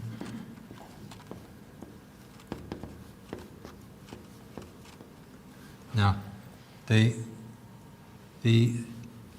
what I'm, as it were, curious about, or what I'm pointing out, is the junction in that kind of situation, because what you normally have is in kanat illa. And what happens in Warsh is that you basically lose the hamza, that's what they call naql al-hams, the moving of the hams, in kanat, and you find the vowel written twice, and that confuses people no end when if they've come from Hafs and they're going into Warsh and they're looking at these things, they say, oh, in kanati illa, and you say, no, just listen, in kanati illa, and again people will read it as two separate vowels, and what it's actually doing is indicating a junction. Another very kind of sort of fairly well known one can of course be a for example like that, men amana. Now normally there's a sukoon there, and obviously amana, there's a hamza behind that, so you have amana, men amana. If you go along the Warsh track, you get rid of the hamza blends. I don't know how to talk about it exactly. I mean, the grammarians use one language, but what they're really talking about is the sound of something, and it's much easier to get the sound. Like in English, an apple. We say an apple. The n goes on to the a. So you say an apple. You don't say an apple. If you say an apple, you know, it sounds like a foreigner, like a German.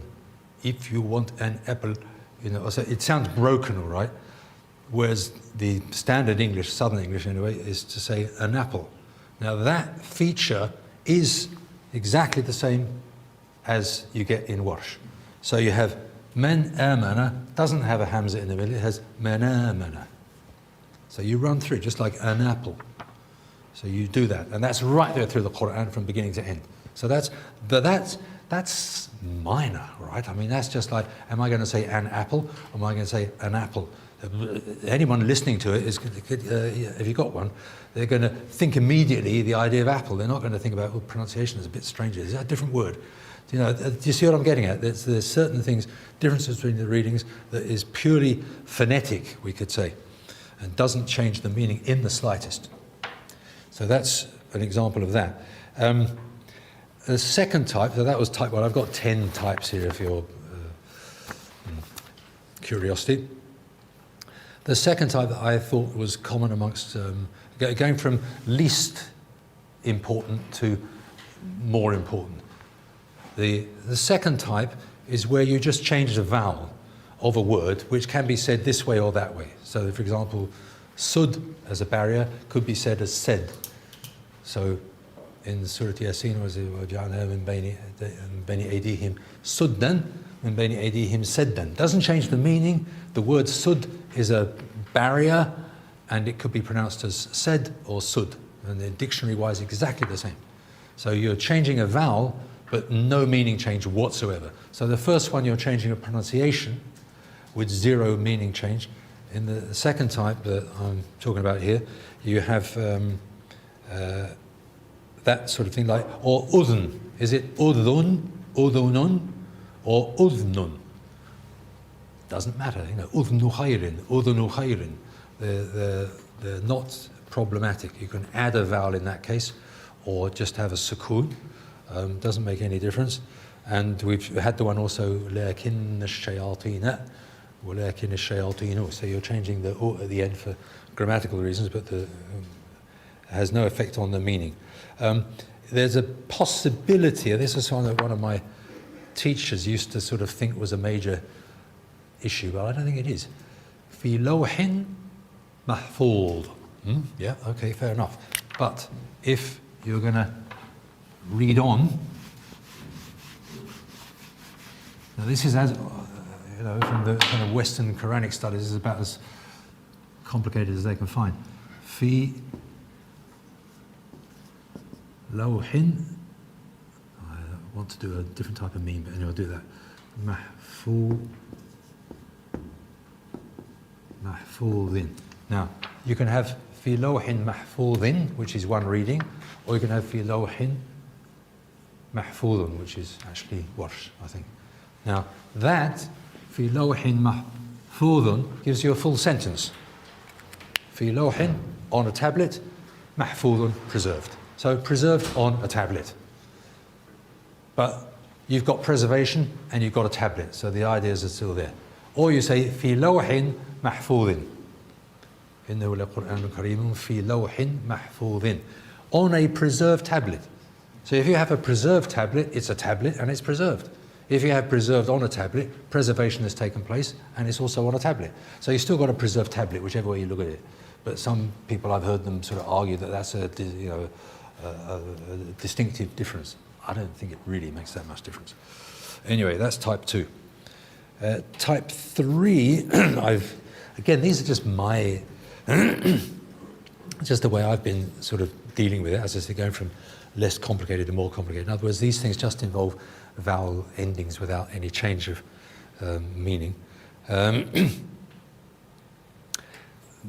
One type is long vowels. Now, in the early script, they usually didn't write the long vowel anyway, so that's almost like irrelevant, but sometimes they did write it, and there would be differences in whether you wrote it or not. Obviously, prime example number 1, Bismillah ar-Rahman ar-Rahim, Alhamdulillahi Rabbil Alameen.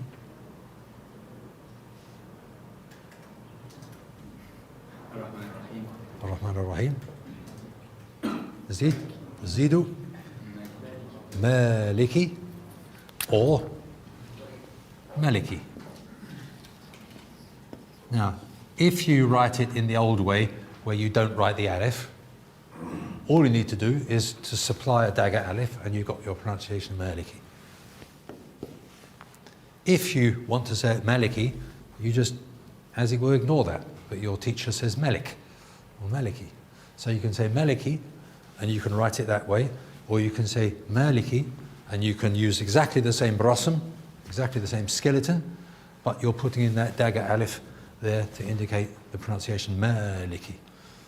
Now, elsewhere in the Qur'an, you do have Malik, Malik al-Mulk. Isn't there, it's spelt with an alif, and only ever said with an alif.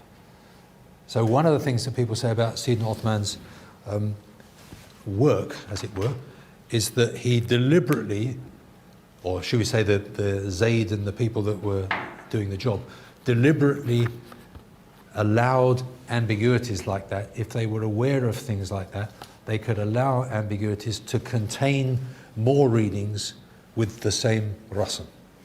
That, I think, is an important point to bear in mind. Like fakihin and fakihin, exactly the same thing there. So you have Maliki and Maliki, both maintained by the mim, lam, kaf, and not a problem.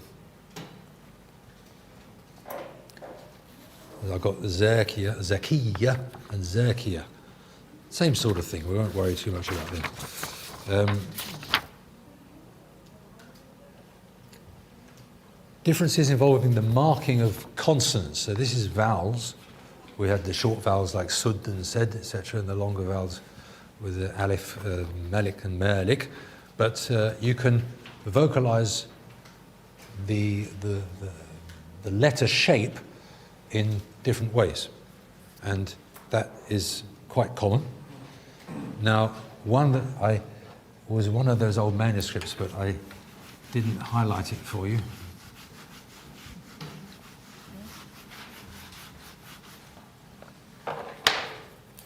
If I just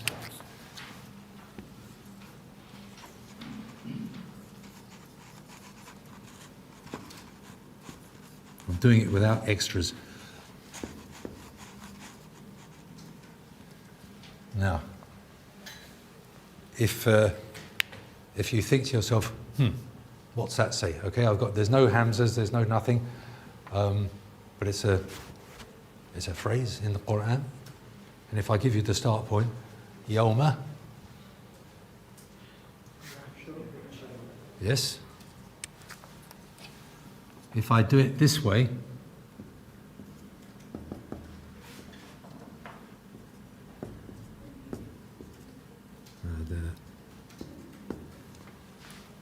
I'm going to have that, right? Yawma nahshuru a'da Allah. That's one reading. Maybe I can see if I just find it. I think it might be on this. Then you can see for yourself what you'll find is that in that manuscript,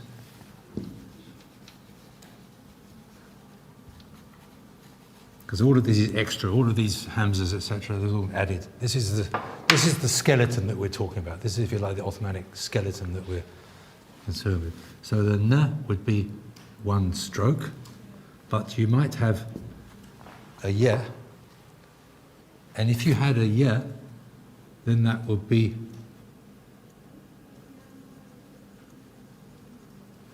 you a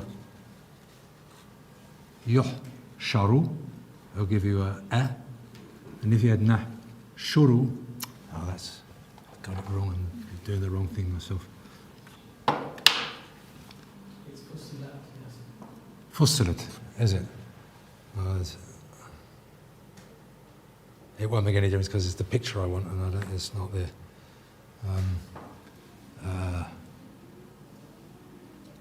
So, yawma nahshuru, yawma yuhsharu. Yeah, that's what I want. Yawma yuh. So that could be yuh. So the yeah would be written differently. Nuisance. Okay. You have to go back to Kufic, otherwise it doesn't work.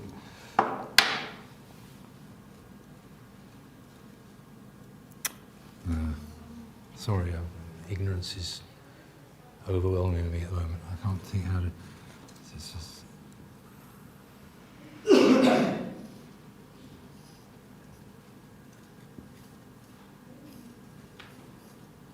something like that. Yeah, because the years they are on top of the hair, but they're not as they are in modern Arabic. The point being that you'll find that you have. Well, let's just do it the way we're used to it. Yawma nahshuru a'da Allah. Yawma yuhsharu a'da Allah. You've got two options and they'll be coloured. So they'll be colour-coded, the one way or the other way. Now that doesn't change, again the skeleton is identical, but you've got a noon marked or a ya. So it's not the vowels, it's the consonants that you're marking. And then of course the marking at the end there is the sharu, shuru, yuh, sharu, etc. That automatically goes with whatever you've chosen. But what I'm getting at is that it involves the marking of consonants, and it might involve vowels as well as a sort of add-on. Some of them though are more interesting. There's a few basic ones. أَفَلَا تَعْقِلُونَ? Will you not then understand? أَفَلَا يَعْقِلُونَ? Will they not then understand? Now that's very little difference because it's human beings either way. So if I say أَفَلَا تَعْقِلُونَ, you lot, then obviously I'm addressing you, but أَفَلَا يَعْقِلُونَ, all the human beings on the face of the earth, there's very little difference in the meaning. So the meaning is very close, but you are changing the pointing of a consonant. But look at these ones.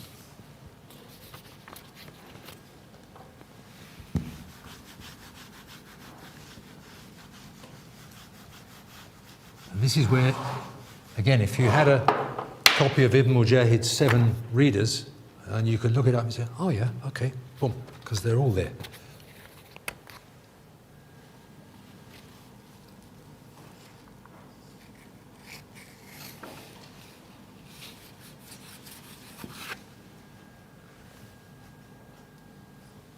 Yeah. Now, if I gave you the beginning part of the ayah, then you'd be able to work it out, but I don't know it, so I'm afraid I can't help you on that. Now, if I put in this,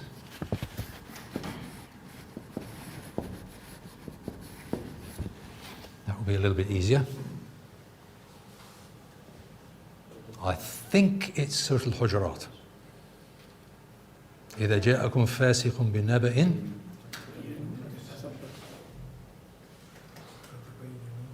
Yes. فَتَبَيَّنُوا, but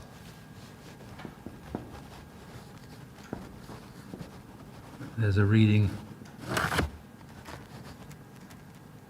فَتَثَبَّتُوا. Exactly the same rasam again, but we're changing the yeah.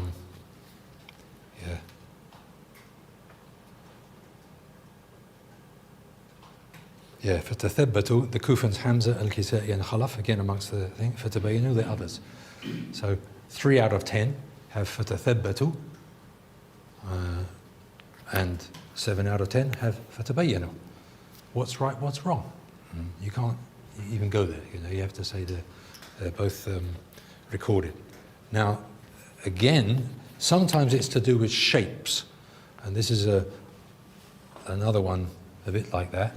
I'll try and do it as ambiguously as I can. Is it another type? Sorry? Is it like a 5th type?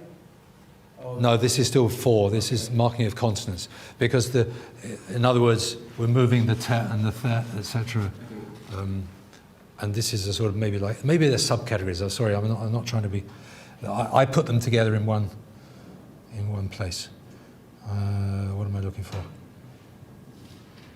Yeah, so I've said under this category we can also include instances where the differences relate to either letter boundaries, and I've got some of these here, or word boundaries. Now they're interesting. Letter boundaries is that you've got lots of hooks, but where do you make the difference? Now look at this. Again, I'm trying to make it as ambiguous as possible.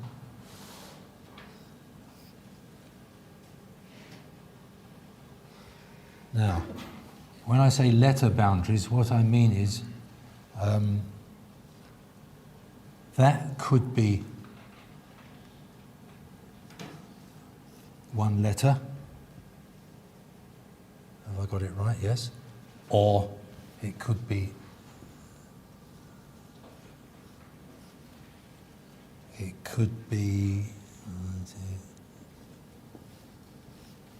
it doesn't look very good there because I've made it too loose. But put it this way. There's a reading, هو الذي يسيركم. Now that's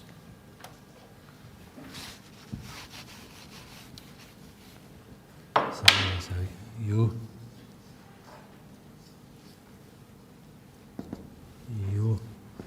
say Yiru.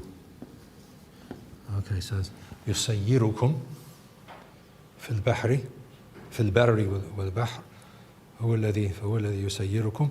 But there's another reading which is ينشركم. ينشركم.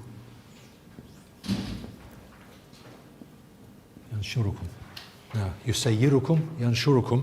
What that means is that scene, the hooks of the scene, do they come separately from that first year, as here, or do they, there's a new set of things? Because if you think, you say, if you do it sort of loosely like that, then it could be that you make the break there, and that's your scene, or you make the break there, and that's your sheen, because the hooks and they're very close. In Kufic writing, it's even more obvious. I mean, I'm not very good at reproducing the writing accurately. But look at this one, which is, I find interesting. And this is, so we're okay for that one, yeah? Kunu. I'll try and do it semi-Kufic.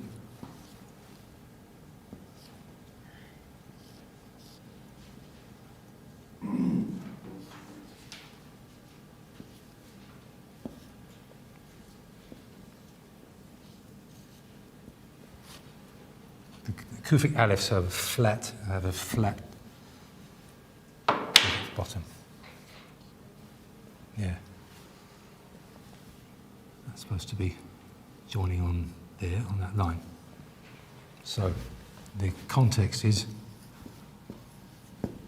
kunu.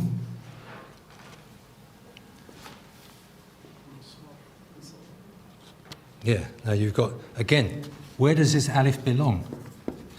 Because in Kufic writing, every letter, the gap between every letter is the same as any other thing. So that could be an alif belonging to the word before. It doesn't matter, because that gap there is the same theoretically as that gap there, is the same as that gap there, is the same as that gap there. I've exaggerated it because I'm already thinking of what it is. But let me just write it up. See, that's where one goes wrong, you see. So let's just do it again with the gaps.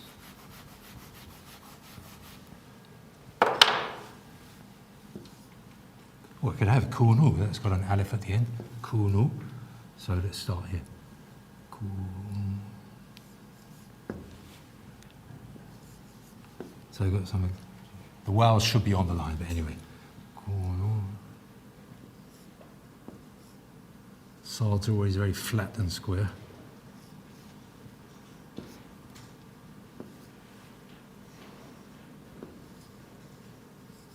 So what I'm trying to do is, I haven't done it very well, but trying to make similar gaps between each block of letters.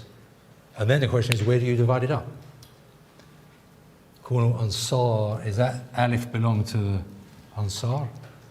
Ansaran, lillah. Kunu ansaran, lillah. Or kunu ansarullah.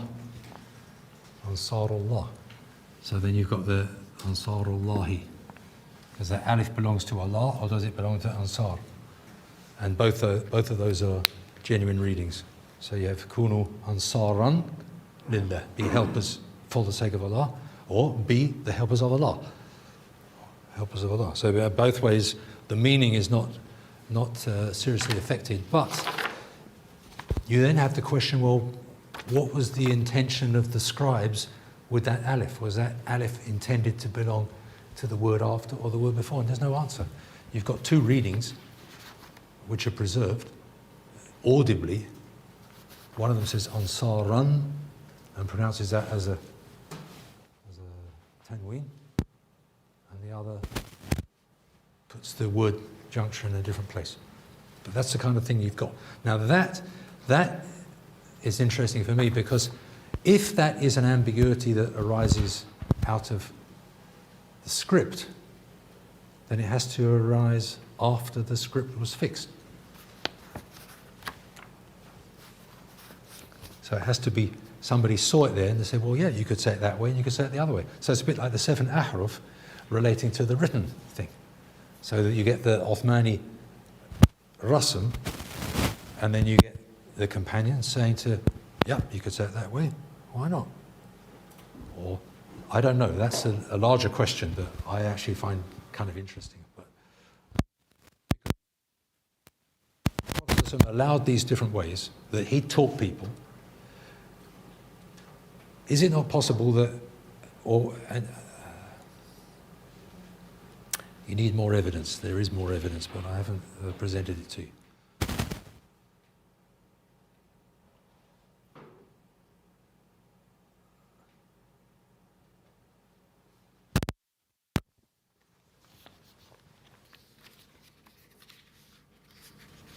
Let's go park that thought, all right?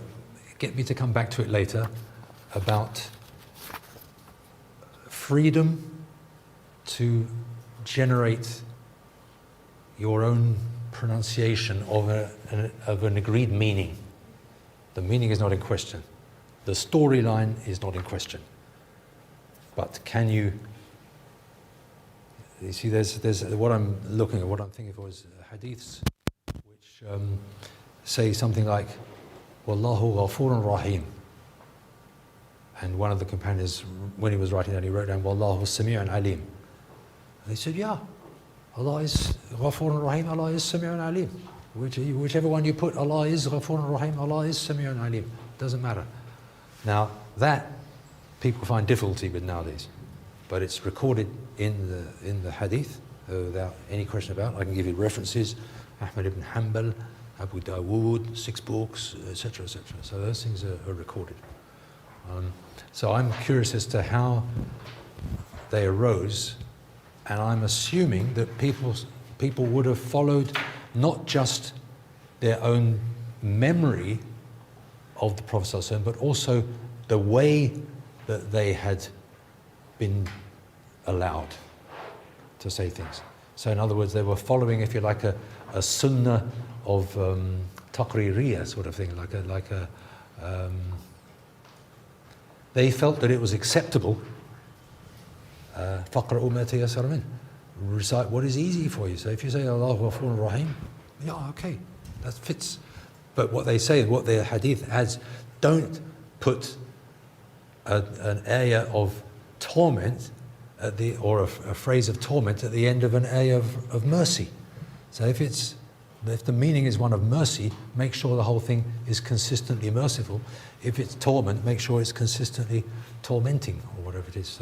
So you have to choose the formula, if you like, that fits the meaning.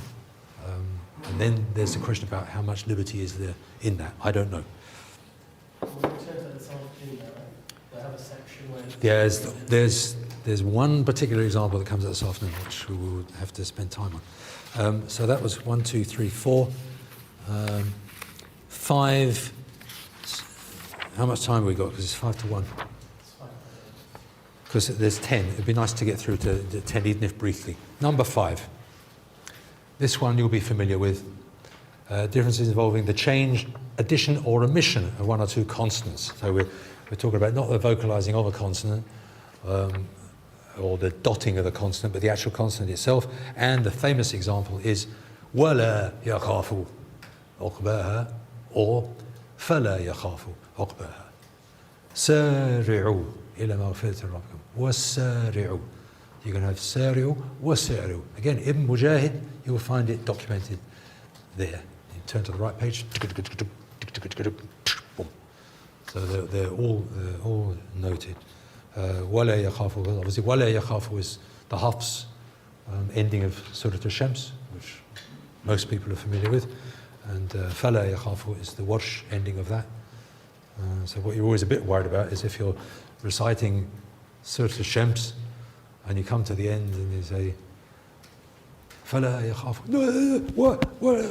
And people are correcting you and you think, okay, fair enough. Let's try again another day. قال الملأ وقال الملأ تحتها من تحتها. There's a min that comes in. Now you could say that's a word, right? That's a mim and a nun. There's one reading which has min tahtiha. I think it's, what surah is, I should have it here. Tawbah. Surah Tawbah. Yeah. Min tahtiha al-anharu, presumably. Or tahtaha. So there's that kind of thing.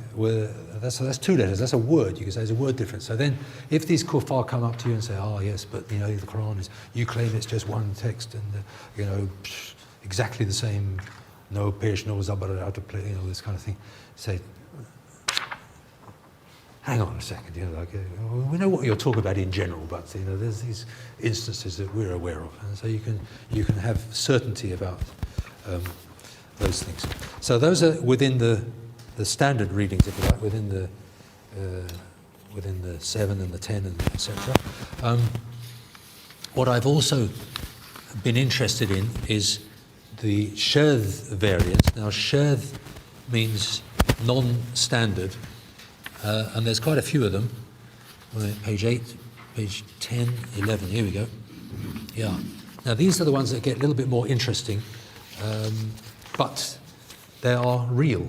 They exist in manuscripts. They are known about in the literature.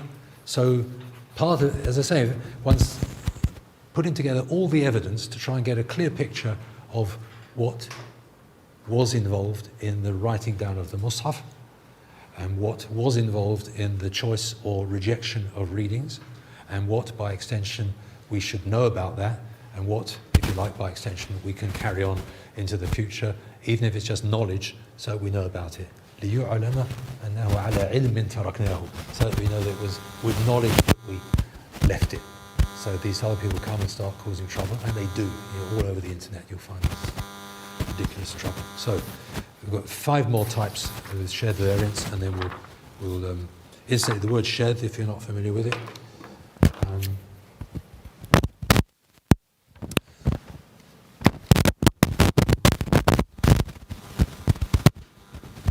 Purple. Shadun. Shadda. I'm not sure it's here. Shaddu. This is B. Sorry. Are you? A technical definition of share and dawat, because I know you've mentioned it in. Yeah. Shared means not accepted by the community in later times as acceptable in the prayer. That's a very loose idea of it. In other words, you're not allowed to use a shared reading in the prayer, in recitation in the prayer. Would you sort of like a fiqh kind of take? The difficulty is that people like to simplify the reasons for these, so they say, oh, it's just tafsir. And they say, just tafsir. Mathweba, is Mathweba just tafsir? Doubt it. Anyway, let me just give you some examples, because these are pretty hectic, as they say in South Africa. Maybe elsewhere as well, I don't know. People use hectic here for, like, whoa, no? Anyway, it doesn't matter. So it means, it means like not... Shed non-standard. Yeah. I'm just trying to think of another irregular. Is it like non-unanimously accepted? Is it like accepted by some, not by others?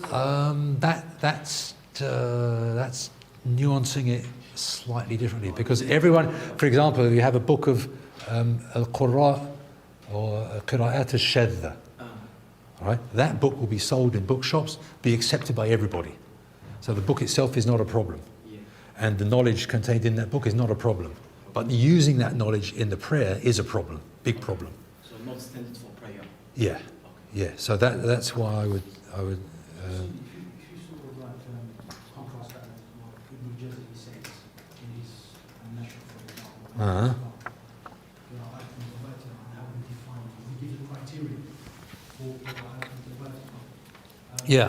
So what I understood is maybe you can either maybe. Well, he says there's 3 things, doesn't he? So it's got to be good Arabic. It's got to be. Must correspond to the Arabic. Yeah. It must be according to the Mus'haf al-Thani. Yeah. So the skeleton, in other words, and related by shuyukh. Yeah, like an isnad sahih. Yeah. Yeah. So, I mean, and then that's what sort of qualifies a qira'ah to be mutawatir. So, is it right to say that there is a difference in the understanding of tawatur between the Qur'an and the Usuliyyin, for example?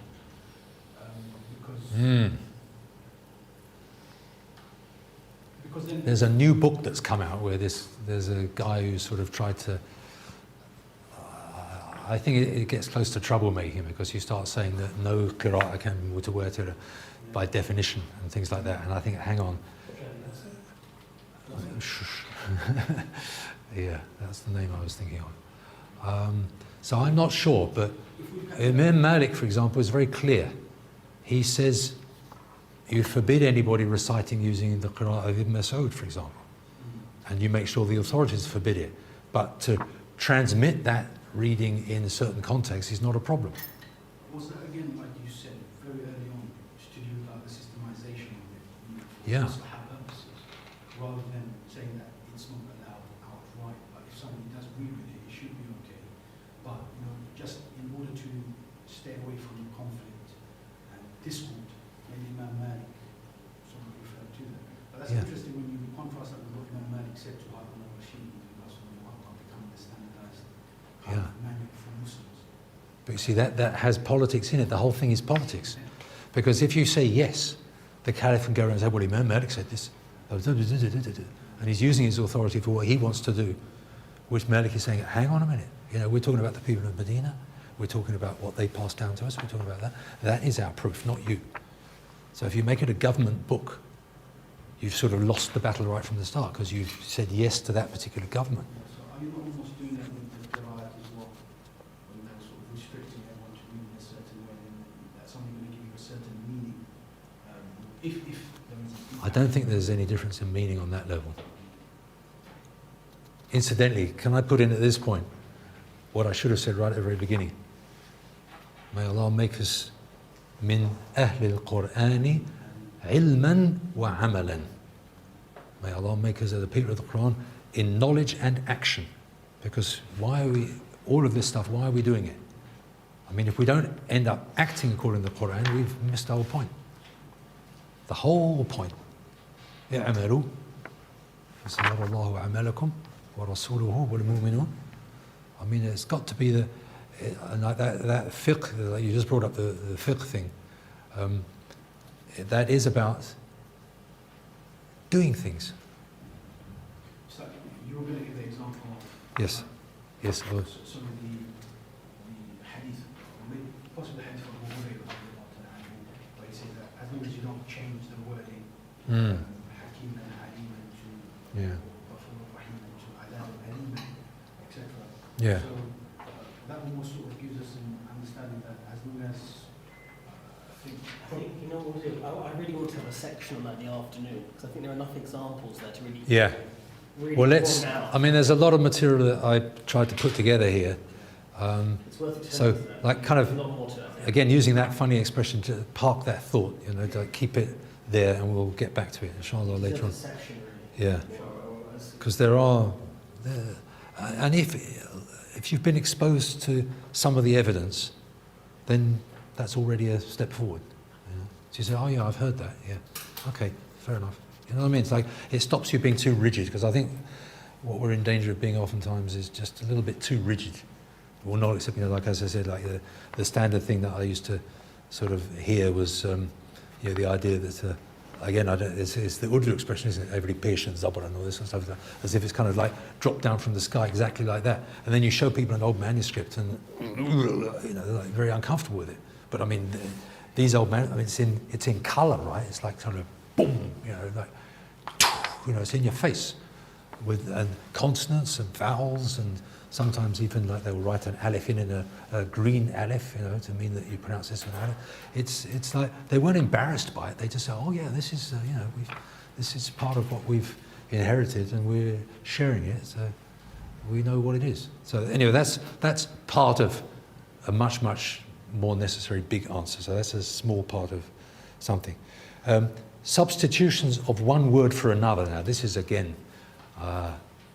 This is shadh, right? This is not standard stuff that you can recite in the prayer.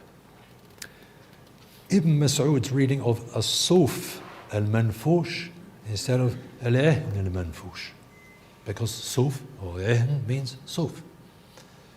So al-qari'atu ma al-qari'atu ma adraka ma al-qari'ah yawma yakunu yawma yakunu jibalu كالإهن المنفوش وتكون جبالك, which way around is it? يوم تكون الجبال, yeah. So you have al-ihn, anyway, the point is that al-ihn means wool.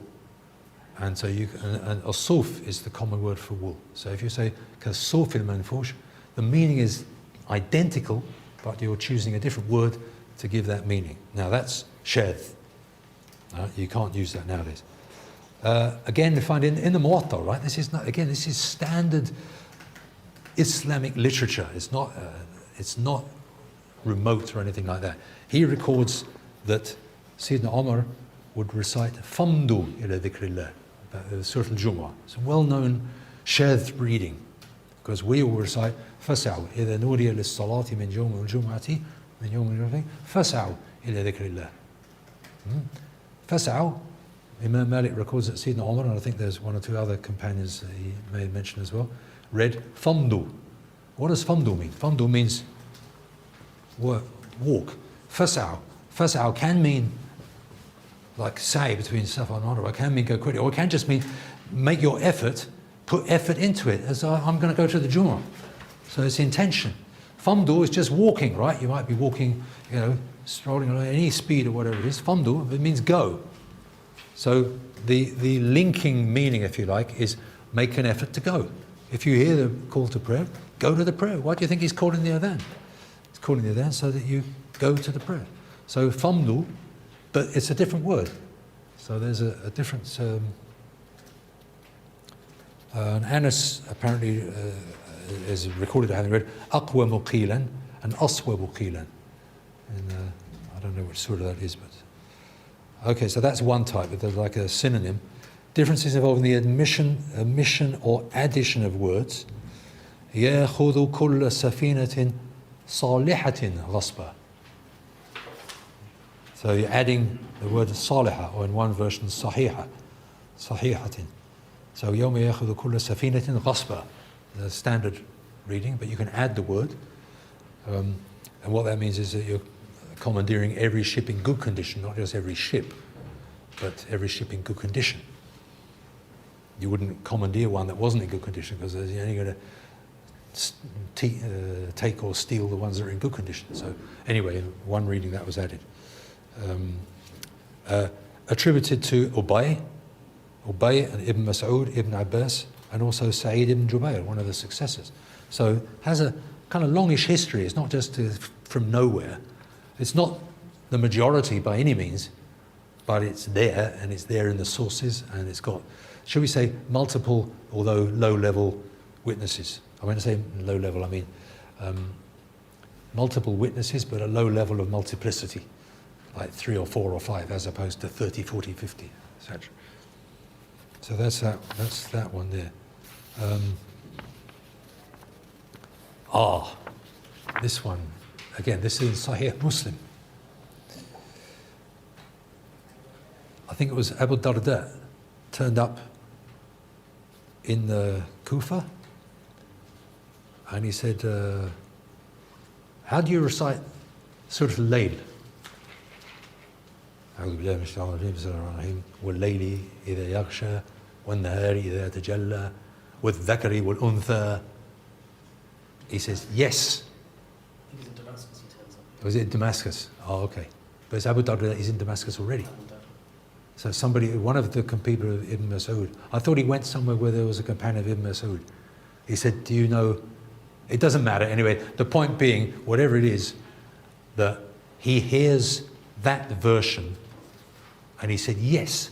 He said, that's how I learnt it, but they want me to say, you know, وَمَا خَلَقَ الذَّكَرَ وَالْأُنْثَى. He said, I'm familiar with the Dhakari wal Untha, and you are saying with Dhakari wal Untha, that's Ibn Mas'ud's reading and various other people, and you want, like whoever these other people are who are trying to systematize everything in that early time, they want me to say وَمَا خَلَقَ, but I won't do it, because I've learnt it that way, you know. So there's a sort of, you know, this is what people are like. It's just, you know. I think Al-Qamah goes to Damascus.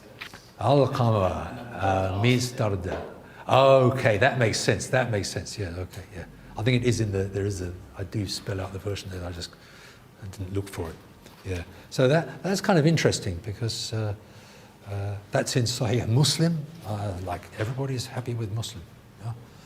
So Bukhari and Muslim. I don't think it's in Bukhari, but it doesn't need to be. The fact that it's in Muslim is enough.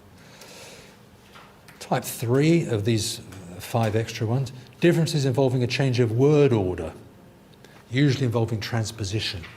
وجاءت سكرة الموت بالحق. وجاءت سكرة الموت بالحق. There's that one's recorded, that transposition. So وجاءت سكرة الحق بالموت is attributed to Abu Bakr, Ibn Mas'ud, Sayyid ibn Jubayr, Shu'bah, Talha, instead of the standard وجاءت سكرة الموت بالحق. Yeah. So differences involving the substitution of a longer phrase or formula for another. Now, we mentioned this briefly. Wallahu ghafurun rahim, wallahu azizun hakim, wallahu sami'un alim. As indicated in the hadith and tafsir literature. See further below, because I refer to it later on. Okay. Number 5. So that was a substitution of a longer phrase or formula for another. In other words, a number of words being substituted for a number of other words, as opposed to one word for another word. And then number 5, differences involving the addition or omission of substantial amounts of material, such as an ayah, or even a surah. Right? This gets into a different zone. Such as the verse of stoning, ayat al-rajm. Because again, in the Muwatta, you get the recording of, it says, yes, we used to, kunna naqra'uhu, or whatever it is. So he acknowledges the verse of stoning. What is it? I can't remember. وَالشَّيْخَةُ فَرْجُمُوهُمَا الْبَتَّةَ, or something like that. I mean, the wording is recorded vaguely, and there's not like 100% certainty. And according to Ubay, apparently, Ubay's reading, Ubay, one of the main companions of the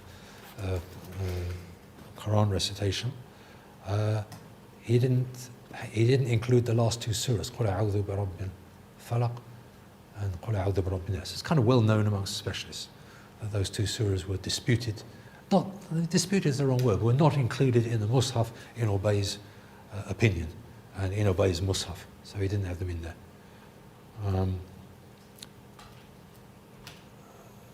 No, sorry, that's Mu'awwidhatayn. Yes, that is that.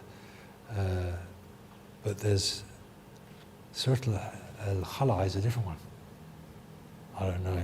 It's the Hanafi. Yeah, it's like the Qunut, like close to the Qunut prayer. Yeah. وإياك نسعى ونحفد. The Surah Al-Hafd. Yeah. So yeah, I know it as the Qunut, the dua that you're making Qunut. But some people say that was a surah, and some people, they talk about the two surahs.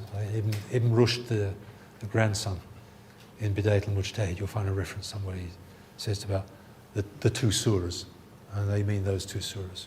So there's a difference about the status of that material. Was it actually a full-on surah or not? And obviously, the standard, the systematized position, no, it is not. You do not include it in the Mus'haf, and you do not write it down, and it's not accepted as part of the Mus'haf. So those who say it was part of the Mus'haf, they say it's mansukh. That is basically what it is, yeah. I've said at the bottom, this is effectively the phenomenon of nasakh. But there's another larger one which is worth being aware of. Again, I think this is in Sahih Muslim in particular, the surah in which Abu Musa al-Ash'ari said they used to recite and used to consider the same as Surah At-Tawbah in length and severity. So they had an idea of the meaning, of which he could only remember if the son of Adam were to have two valleys of wealth, لو كان لابن آدم واديان من الذهب لابتغى إليه ثالثة, or something like that. If he had two valleys of wealth, he would want a third, and the only thing that will fill his belly is earth. ولا يملأ فاه إلى التراب, or something like that. So that's basically abrogation, because people have actually forgotten it. They just got a vague memory of there was at some time a surah like that, and it had a meaning which was something like that, but it's kind of vague, and nobody would, all you can do is cite the hadith in Muslim, in the version of Muslim, or cite the hadith of so-and-so. So that's the best you can get. But it indicates what was Quranic material at its time, and then was abrogated. So those are those extra 5 of the Shadh Qira'at. The basmala, whether they're part of the Qur'an or not, are part of this subject. It is part of the subject, but I haven't categorized it, because I assume it's not. It's only the Shafi'is, isn't it? Astaghfirullah, I hate to say only the Shafi'is, that sounds really partisan. But you go to the early manuscripts, and sometimes they write it, sometimes they don't. So certain early manuscripts staring you in the face, other times there's a big gap. In modern standard words Mus'haf, they do have it all written, but it's not part of the transmission. They're not there, but maybe to separate it between surah. Yes, so if you recite from one surah to the next, you assume the last word of that surah going with the first word of the next surah, isn't it? And you don't, yeah. So if you say a kasra at the end of the surah, the next surah starts, if you start with an alif, you pronounce the kasra. Exactly, an article, would you put Fatha on top of the alif of the article. Yeah. I'm just trying to think of قارئة ما قارئة وما أدراك ما قارئة.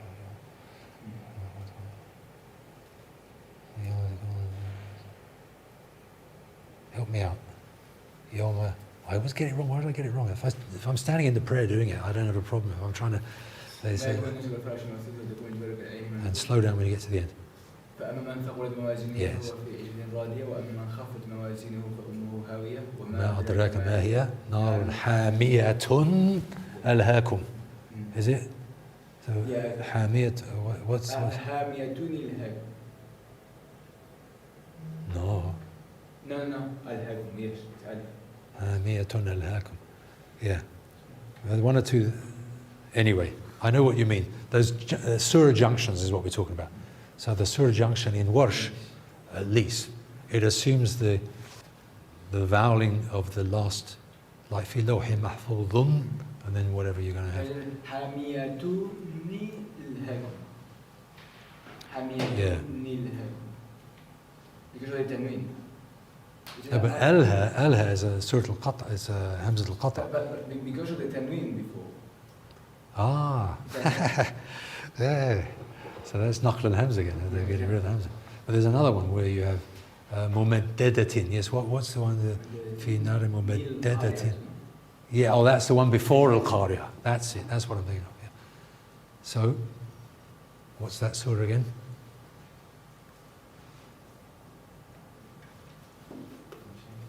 Mumaddedatin. See, this, when one's not Hafiz, it's very difficult. What's the surah before Surah Al-Qari'ah?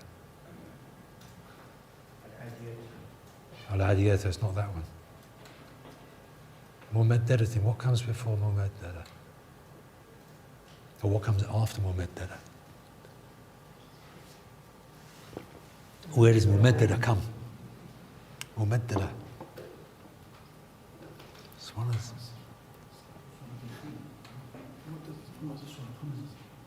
Bit louder. Humaza, yeah, Surah Al-Humaza, yeah. So, Surah Al-Humaza? Surah Al-Fil. Is that another example? No, that's what I've been asking what. Ah. Oh, I see what you're saying. Okay. So, but I'm just trying to remind myself of... I'm lost. Blank. God, you've got these mobile phones. You've got the complete mushaf at your fingertips. Yes. Yeah. وَمَدَّدَةٍ أَلَمْ تَرَى وَمَدَّدَةٍ أَلَمْ. Does that make sense? Is that the junction I'm thinking about? Yes. I don't know. Anyway, those junctions. Well, the point being that the basmala is not considered necessary when going from one surah to the next. You can go straight to the next surah. Yeah. So that's, if you like, is evidence for that. Before we move on to part 2, I just wanted to highlight one thing which I noticed when I was going out. If you look at the bottom line, or maybe the second to last line, the end of it,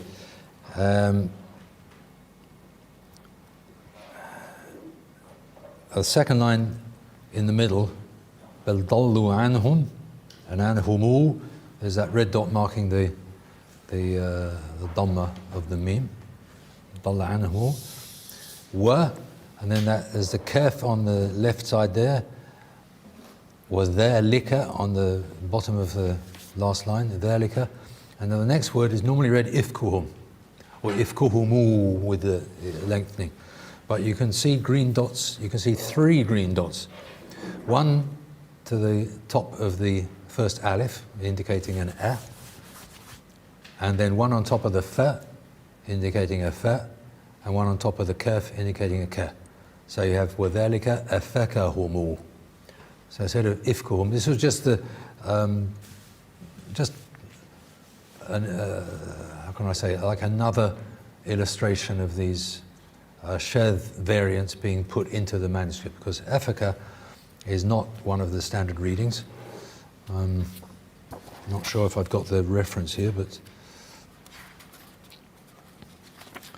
I've only got half an article, so I'm not sure if it's in this half or not.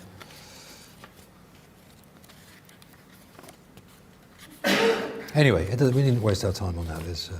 But just to point out that that is another one of these share the variance, again, displayed absolutely clearly. And what I was just saying as well to one of the brothers just earlier, is if you look at the layout, you've actually got very clear handwriting, there's no question about that. It's very neatly done. It aligns on the left-hand side very well, and you'll notice, I'll have to, 1, 2, 3, 4, 5, 6, 7, 8, 9. If you notice 9 lines down on the left-hand side, there's a wow, and then I can do it on the board. There's a wow and a little dash afterwards. That dash gets known in the sort of technical jargon as a line filler. So you get it in a number of manuscripts, especially from this sort of early period.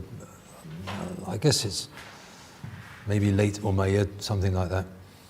And so that what I'm in a sense getting at is it shows that a lot of thought and care was put into the preparation of this mushaf and in writing it. So it was not just done liberally. It was done with a very clear idea of, we're going to do this well, we're going to do this properly, we're going to put this as accurately as we can. So these extra green dots, they're not just random, oh yeah, I've heard that somewhere. It's like there's an intention behind it. That's how I read it anyway. So there's intentional representation of multiple qira'ahs, you could say, scattered throughout the manuscript. Now what hasn't been done yet, what I haven't done personally, and if somebody wants to take it on, is to pick up all these folios and try and work out what's going on. Does it come out dominantly this, dominantly that? Is it mostly Kufan, mostly Basran, mostly this, mostly Medinan, or whatever? And that's what we'll see in the next part. A little bit of background, won't take too long. You may remember 3-4 years ago, there was a whole sort of stuff about the oldest Qur'an found, blah, blah, blah. XYZ, Birmingham, everyone rushing to Birmingham to see these early folios of Muslim tradition. I think they do have them on display now. It's become sort of quite a big thing. And I kind of thought, well, what's all the fuss about? Now, autobiographically, I had started looking at this manuscript back in 1997, something like this. I knew about it. Other people know it. There's a German scholar who's done a lot of work on that, has referred to it. Most people don't know about it and haven't bothered because they haven't made the trek to Birmingham. But I was external examiner in Birmingham for a while, and so every year I would have to go there. So why not go to the library and check out the manuscript? It was kind of obvious. So, and I'd been there, as I said before. So over a period of a few years, sort of 2005, 2006, 2004 maybe, something like that, I did a lot of work on this particular manuscript. So what I'm going to talk about now is really just a few things that I've noticed. Now they came out with some sort of crazy claim. They said that they'd been radiocarbon dated, and it made it one of the earliest manuscripts, possibly from the time of the Prophet ﷺ himself, and possibly this and possibly that. And I'm thinking, doesn't really look like that. It just looks like an early manuscript.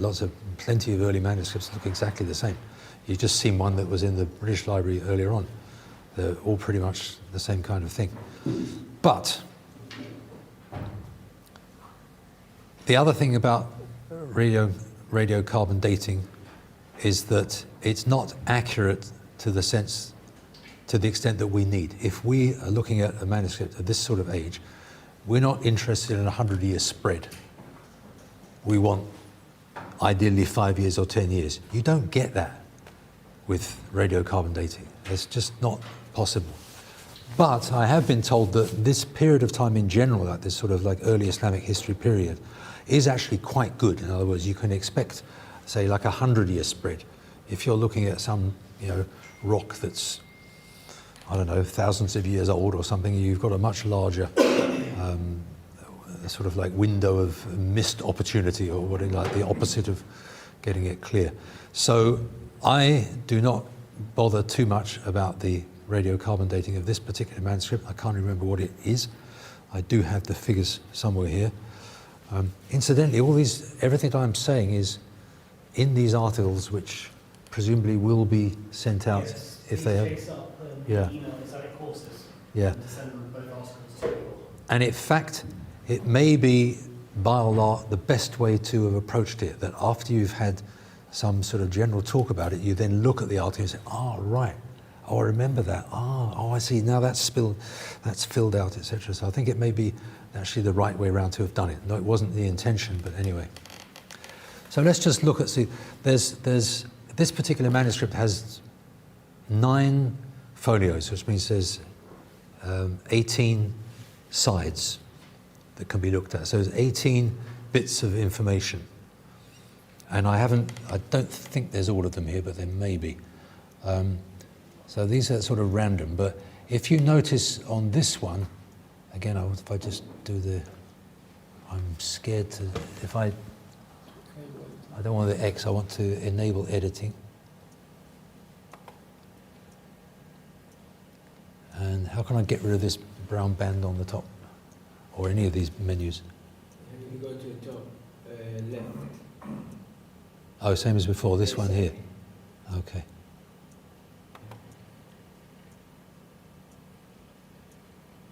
Of course, it'd be sideways, but anyway, it doesn't matter. Now, I mean, you see a thing like that, and you immediately say, right, okay, it's been water damaged, or it's been burnt, or something like that. So there's things like that you're going to sort of like deal with any of these things, but at least that means that the next one you can see, over the period of the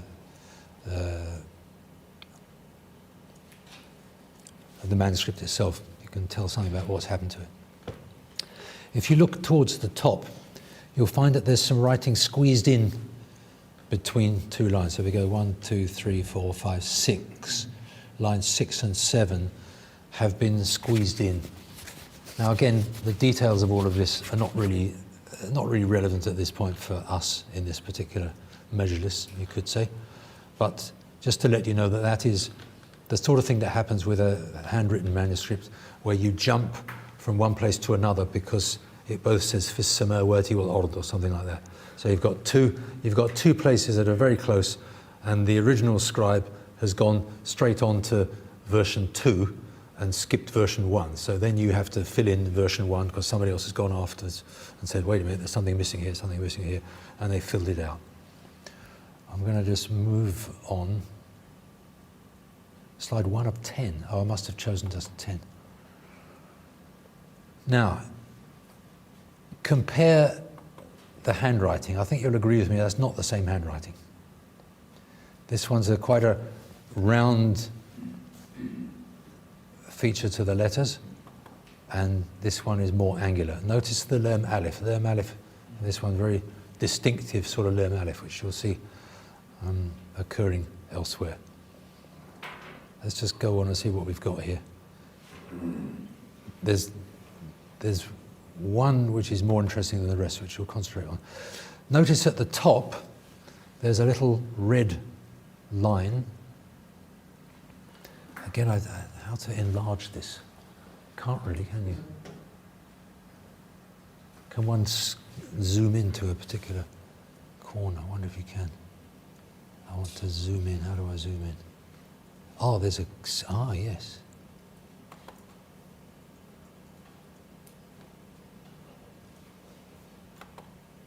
Nah, it's gone the wrong way. I'm sure you can do it, but I'm not sure how to do it, so I'll mess things up. Let's go back to what it was. Yes. So you see that little line at the top. Now there's another one coming up which is much better, but the early books about this kind of thing talk about these inter-surah, I'm lost for the vocabulary, there's a word. Sorry? Dividers, separators. dividers, yeah, or like a frieze or something. There's a word for this type of decoration, because sorry. Vector. No, there's a kind of technical art history term which I can't think of at the moment. But this is basically a surah divider. That's the easy way of looking at it. And can we? He said the trouble is, what about this? This does have a Bismillah ar-Rahman ar-Rahim. So that has the surah divider. I think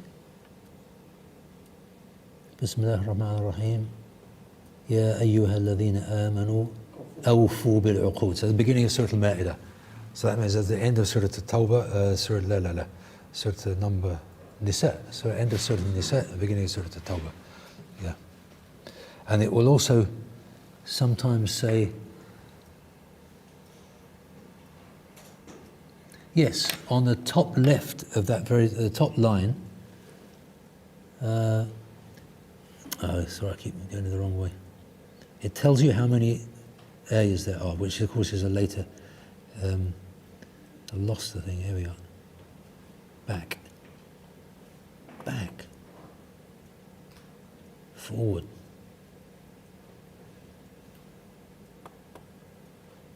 Why have I lost that slide with the... It disappeared. Oh, there, that's slide 4. Huh. Anyway, if you look at the top, it says, I think, مئتين وعشرون. No, it doesn't. It says something وعشرون ومئة آية. So it's X plus 220 or whatever it is. So then you can get some kind of idea of what verse numbering system is being used. Because if you go to the books that tell you all about these things, you'll find that in Basra it was considered 220, in Kufa it's considered 221 or something like that. So this kind of information that helps identify where this is from and what reading it is representing. Let's go to number 5, see what there is there. Notice in the middle, there's 2 letters that have been added in the middle. So there's a kind of correction. Do you see what I mean?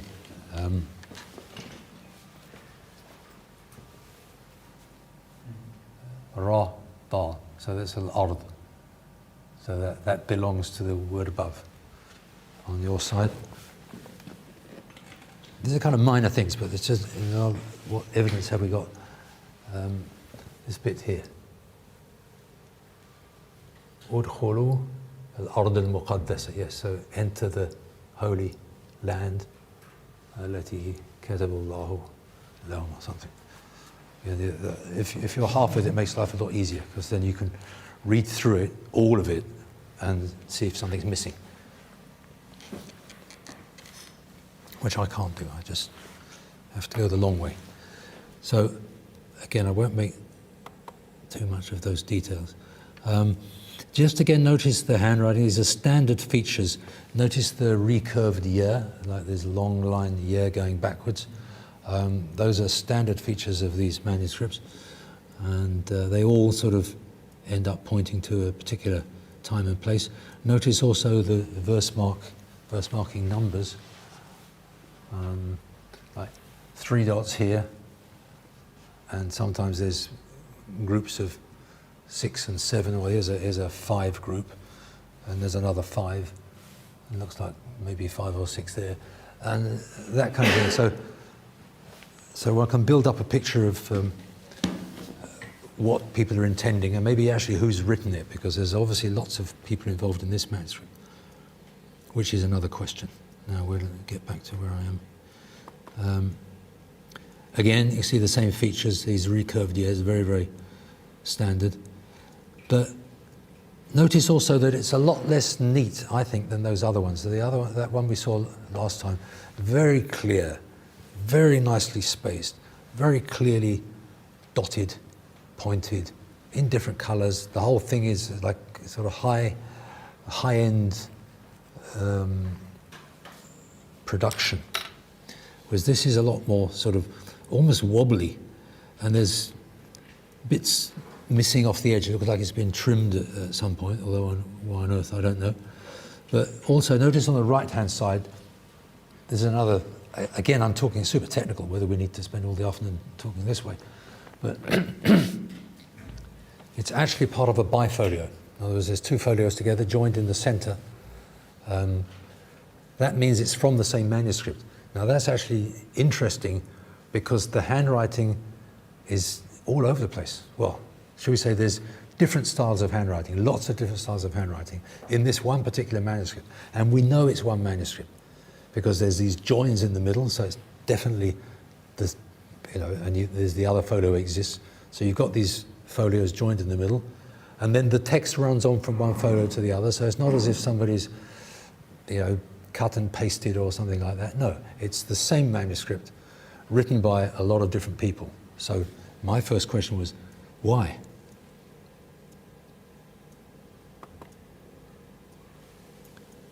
Now,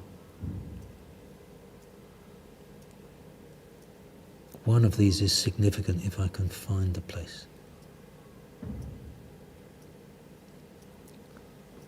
Well, I can't find exactly what I'm looking for, but I can find other things there. If you, whoops.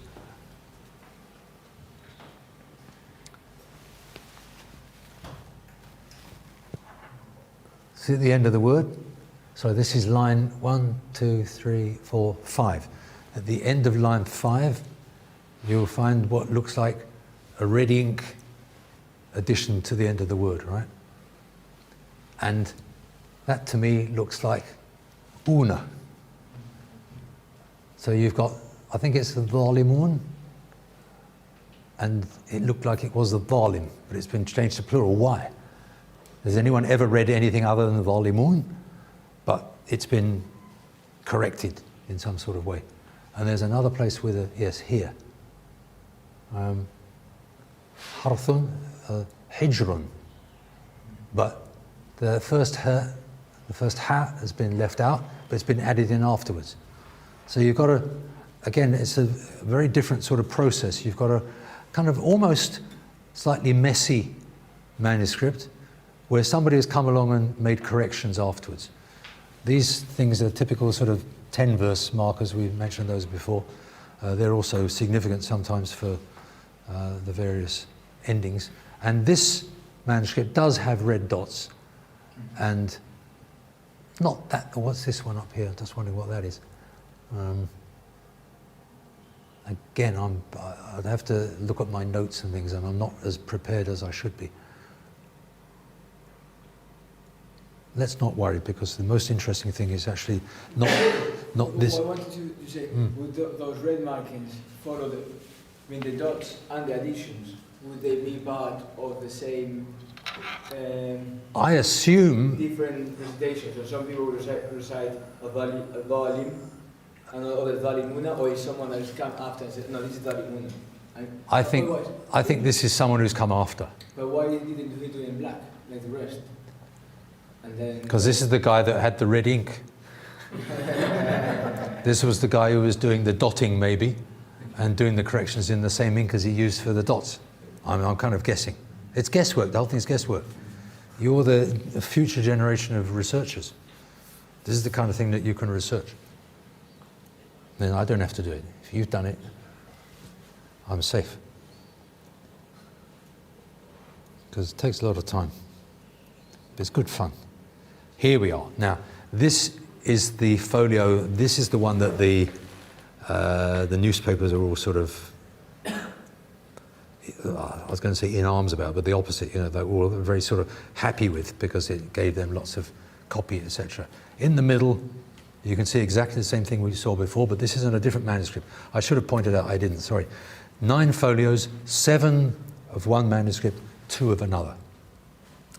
This is one of the 2. And you can see it's actually quite different. I mean, if I, how can I, sorry, I don't know the machine. Whoa. Yes. Okay, so that's upright like that. Upright. Upright. I've got to click, no, it doesn't come up. But these are all sort of messy handwriting, one particular shape, different handwriting styles.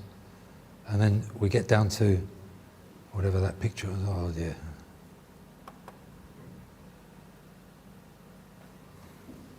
Another senior moment, as they say. Anyway, let's just stick with this one for a while. Now I want to go back to the Allah. What am I doing? Here we are. No, we're not. Slide 1 of 10. 2, 3, 4, 5, 6, 7, 8, 9. Yes. There is a riwayah that Imam Malik showed his students a mushaf that his grandfather had written out in the time of Sayyidina Uthman, and he says that it had in it, and the phrases uses mithl silsila, like a chain. You look in the middle there, you have what I think is like a chain. So a chain decoration. Again, this is a surah division, so it's exactly the same function as the other one, but you have something which is in the literature related back to the time of Sayyidina Uthman. So in terms of the type of the manuscript, it's quite reasonable to assume that it does come from that time. But lots of people wrote lots of manuscripts. It wasn't just 6 people sending it to 6 cities. There'd be lots of individuals. And so Imam Malik's grandfather presumably was writing out a mushaf or a part of a mushaf for himself. In other words, for private use, not for sending to a major garrison city or anything like that. But it seems that this is the sort of thing they were talking about. And this again is quite neat. The lines are very clear and the handwriting is very good. This is like the British Museum one, actually, relatively. I mean, that same kind of thing. But what we have here is something that is, I think, particularly interesting. And it's fortunately on the very last line, so you don't have to look around. This is sort of Taha, and if you look at the bottom, or 2 lines, I always go 1 or 2 lines up because then I can pick up. فَخْلَعْنَا عَلَيْكَ إِنَّكَ بِالْوَادِ الْمُقَدَّسِ طَاوِي. Now we can do this. Now that's not your normal reading, but it's absolutely clear.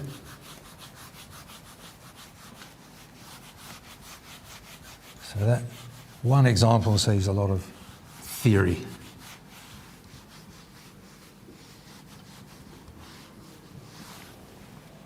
So you have on the bottom line there, you have a ta, which is with a bent thing, which is normal. And then there's a kind of gap here, there's a wow. And how's the yeah done? Recurved, presumably, yes. So you've got something like that. Now, what's that doing there? It looks like it's scratched out. And what you can see is the sort of shadow image of something which looked like that was an alif there. Now at that point, you're no longer in the realms of tuwa, or tiwa, or tuwan, or tuwan, or any of those other options which are available amongst the 7. You're into something different. You look around, you find that is in the Shadh variant books, and they say tawi. And like they say ala ism al-fa'il or something like that, as if it, in other words, they're saying the alif is there, the alif is part of it. Now, don't get too worried, because if it was in ordinary Arabic grammar, that would have to be innaka bil wadil, excuse the handwriting, muqaddasi. Now, normally you'd expect, grammatically, it would be tawin if you were going to do that, because huwa tawin. It's not at-tawi. It's not, there's no alif lam, so there should be a tanwin on the end, so it should be tawin, but it isn't. There's clearly a ya there. So you're talking about something which presumably was exactly that. Ta, alif, waw, ya. 4 letters. and one letter's been scratched out. Why? Presumably to accord with the other possibility, which is just Tua or something like that. This is dhann minni. This is speculation. But you find that that is exactly the same. There's an example in the British Library, I think. But let me show you this, because this comes from, the next one is from a different place. Look on the left-hand side, line 4, lines 4 and 5.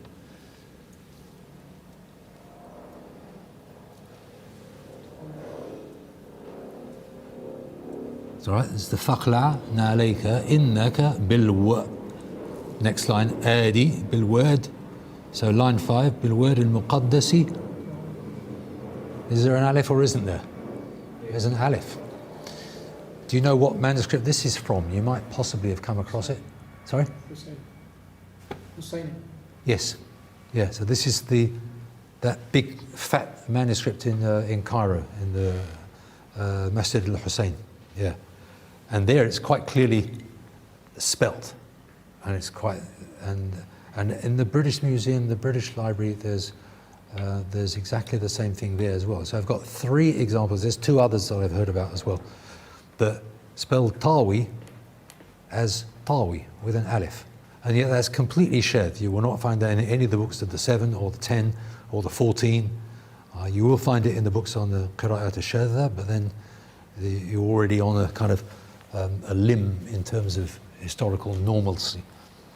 So, my question was, where did it come from? Why did they write it like that?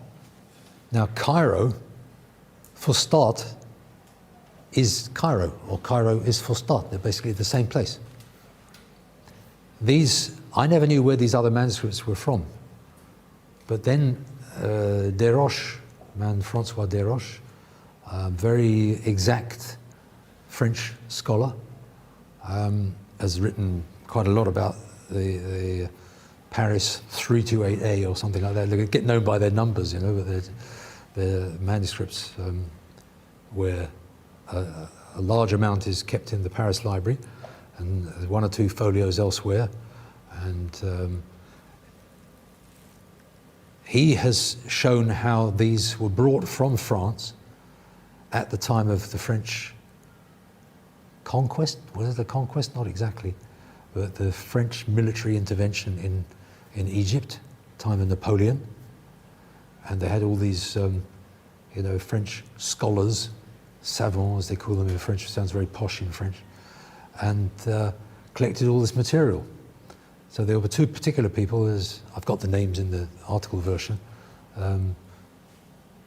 Asselin de Chervy or something like this, and some other. So they took all this stuff to France, whereupon it gets deposited in this library, and that library, and that library, and that library. And the one that we were talking about, because this is the Birmingham Library. So this folio that we're talking about here with the sort of chain mail sort of thing in the middle, that we know where the French one came from because they have all the documentation for it, and it's from that same collection. And then you go back to the kind of rather sort of, I won't say ugly, but these ones that we've been talking about here, and they're similar to a mushaf or parts of a fragment of a mushaf that's kept in the Russian, what was the Russian National Library. And that also relates back to France. Somebody married somebody and gave that as the dowry or something like that. You've got all these kind of historical stories going on. And so what you realize, you're dealing with 2 mushafs here, which we know about from other places, and we know they were all originally found in Fustat, Cairo. But what I've also been able to find out, again, you have to take my word for it, but going through the red dots such as one can see them, it comes up with something which is very, if we've got, I mean, I'll tell you what I used to do. You can see it in the article, but I've been in various places and they always want me to talk about research methods. I think research methods, what are you talking about? You read, you collect notes, you do things, you just have ideas and you put them together and that's it. But anyway, they talk about research methods. So let's do some research methods here. If we've got, say, Medina, Mecca, what's next going to be next? Syria? No. Yes, let's do Syria. I'm trying to get the order that they present them in the books. We're talking about our 7 readings again, or our 10 readings. Syria, Basra, Basra, Kufa. So let's give ourselves some columns. And then maybe we've got unknown over there if we need it. So then you have something like, this is, then you've got your own manuscript here. So this is X, and this says FK, or something like that. And you say, no, no, no, no, no, yes, Shadh. Then you've got another thing, which says Subul, or something like that, and you say, yes, yes, yes, yes, yes, yes. Okay, no, that doesn't help us. Then you've got something else, which Rashed, or Rashad, or something, I don't know. Or some of those other ones that we had before. We had, what was it? Doesn't really matter what it is. So this is whatever that is. And then you say, yes, no, no, no, no, no. And you think to yourself, that is probably Medina, for example. And then you have another thing here, another word that you have, and that's also yes. There's also a few other yeses, but it's consistently yes. And then one exception, but yes, yes, yes, yes. And so at the end of a little bit of research with all these various words that you've collected from the manuscript, you can say, well, it looks to me very much like it's the Medinan reading or something very close to it. So that was the research method that I have been using. So that is, if you like, the manuscript that you're dealing with, and you go through all the variants and you note them down and you see if you can correlate them to any of these places or possibly people, because it depends. It might be that you have to say Ibn Abbas, Qatada, you might have to do it in terms of people, you might have to do it in terms of place, but whatever it is, you work out a category and then you see if it accords with that. And if you're lucky, and sometimes you are lucky and sometimes you aren't, if you're lucky, then you have a result. And you have what is effectively a very strong result and a very good result, because you say yes. Out of 20 variants, 19 accord with the Syrian reading, and the nearest other reading is only 4, 6, 7 or 5 or whatever it is like that. So you can say, well, look, statistically, this is definitely something to do with Syria. Not 100%, there's 1 or 2 exceptions, but it's definitely something to do with Syria. And as I said, you could do the same with any of them. And the same with verse numbering, because the verse numbering in this particular manuscript, I don't think we've got an example here, but it's the same thing. You've got a verse numbering, say, for example, Ghalibun is marked as a verse in this manuscript, but that's yes for Basra, but it's no for these other places. So you say, I wonder if this is Basra manuscript. But then you have another word, which is, I don't know, could be anything that is a verse ending, and then it will either support that or be a counterexample to it, and so on and so forth, until you get a sort of, you have a statistical likelihood, a probability, 6 out of 7 accord with this. There's only one, yeah.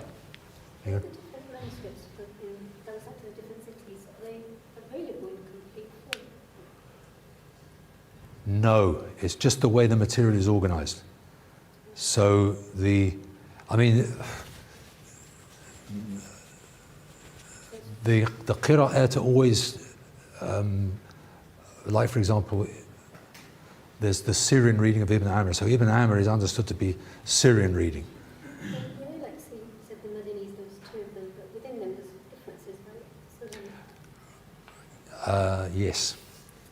That's when you need another column, and another column, and another column, and another column, and so on and so forth. So you just do it. But it's still good to keep the Medina ones together, because you can expect them. I mean, this again is maybe like being wise before the event, but you can expect the Medina ones to be closer to each other than to the others.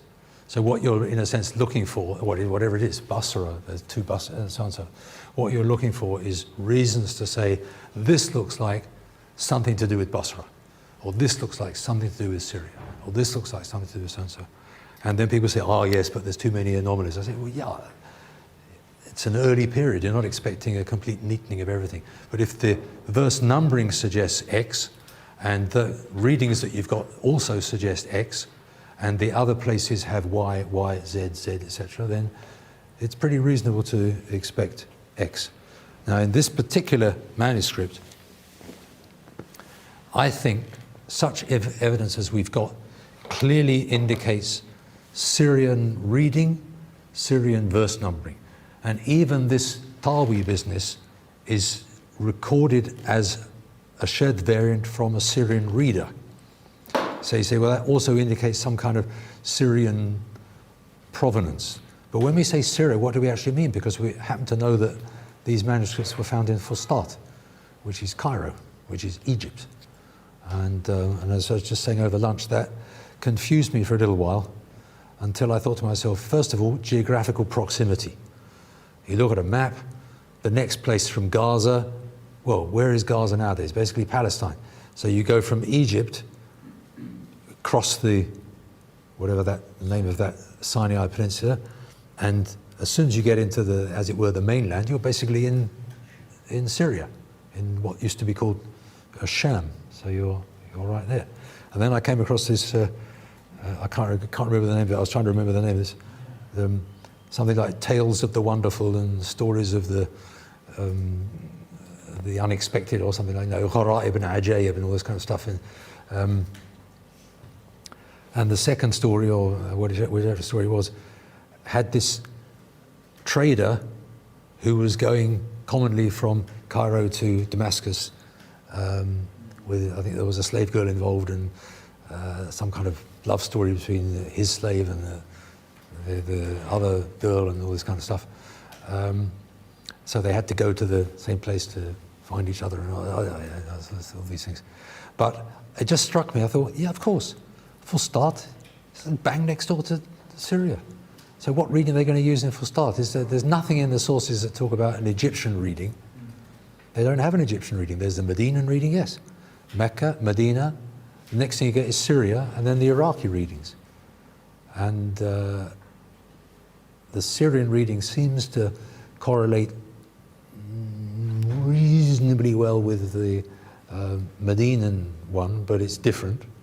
And so I thought, well, Fustat is basically an extension of Syria. So I looked at some of these other manuscripts and come up with the conclusion that they were Syrian, had the Syrian color to them. They sort of smelt Syrian, if you like, had a Syrian sort of scent to them, or Syrian sort of stamp of identity. But I couldn't really understand why. Maybe I still don't know, but I think it's reasonable to assume that Egypt is an extension of Syria, and therefore Cairo and Fustat is an extension of the Syrian reading, which explains why those Fustati manuscripts show what seem to be like a Syrian reading. But compared to the other readings, we only know about one Syrian reading out of the 14. Everything else we got more than one option. With the Syrian reading, we only have one option, that's Ibn Amr. So I was caught in that trap. So the first article I wrote about these things, I said a Mus'haf, an early Mus'haf, according to the reading of Ibn Amr, because I only had one option. So out of all the options that were there, it seemed to be very close. So I called it the reading of Ibn Amr. And then another scholar came along and said, this is Himsi, not Dimashqi or Shami, but Himsi. Yeah, I didn't know there was a Himsi option, except that the verse numbering at the the British Library manuscript does look like being Himsi. So these are the things. You come across pitfalls, you publish something, and then you're wrong for life. And so, that's just the way it is. So one asks Allah for protection from error, but it's impossible. You will not achieve it, try as you might. You go over it with a tooth comb, you'll check the line and the folio reference and do that and have everything down, and then you do what I did. You saw me earlier, the death date of somebody is like completely wrong, probably like 20, 30 years out, because he wasn't, the sheikh is not going to be younger than the student. Now I'm making them die on exactly the same date. Exactly the same date, that already rings a bell. You think, this has been copied and pasted and not seen what I'm doing. Maybe if we have a few final words on how this research indicates a sort of gradual standardization of the text, which would allow us to have a break, and that leads us straight back to the Sabak Ahruf Yes. session, sort of links in. Yeah, thank you. I should, in a sense, have opened it up way earlier, to if there are questions. This last one here is partly because there are various problems associated with it. There's not much information about it, and all one's got is something that's written by a number of different people. Why? The closest I came, if you've read the article, was that they would sometimes go to the mosque and ask different people to write out different pages of a mushaf. They say, like, I want to write a mushaf, get a mushaf written. Can you do a page for me? Yes. Can you do a page for me? Yes.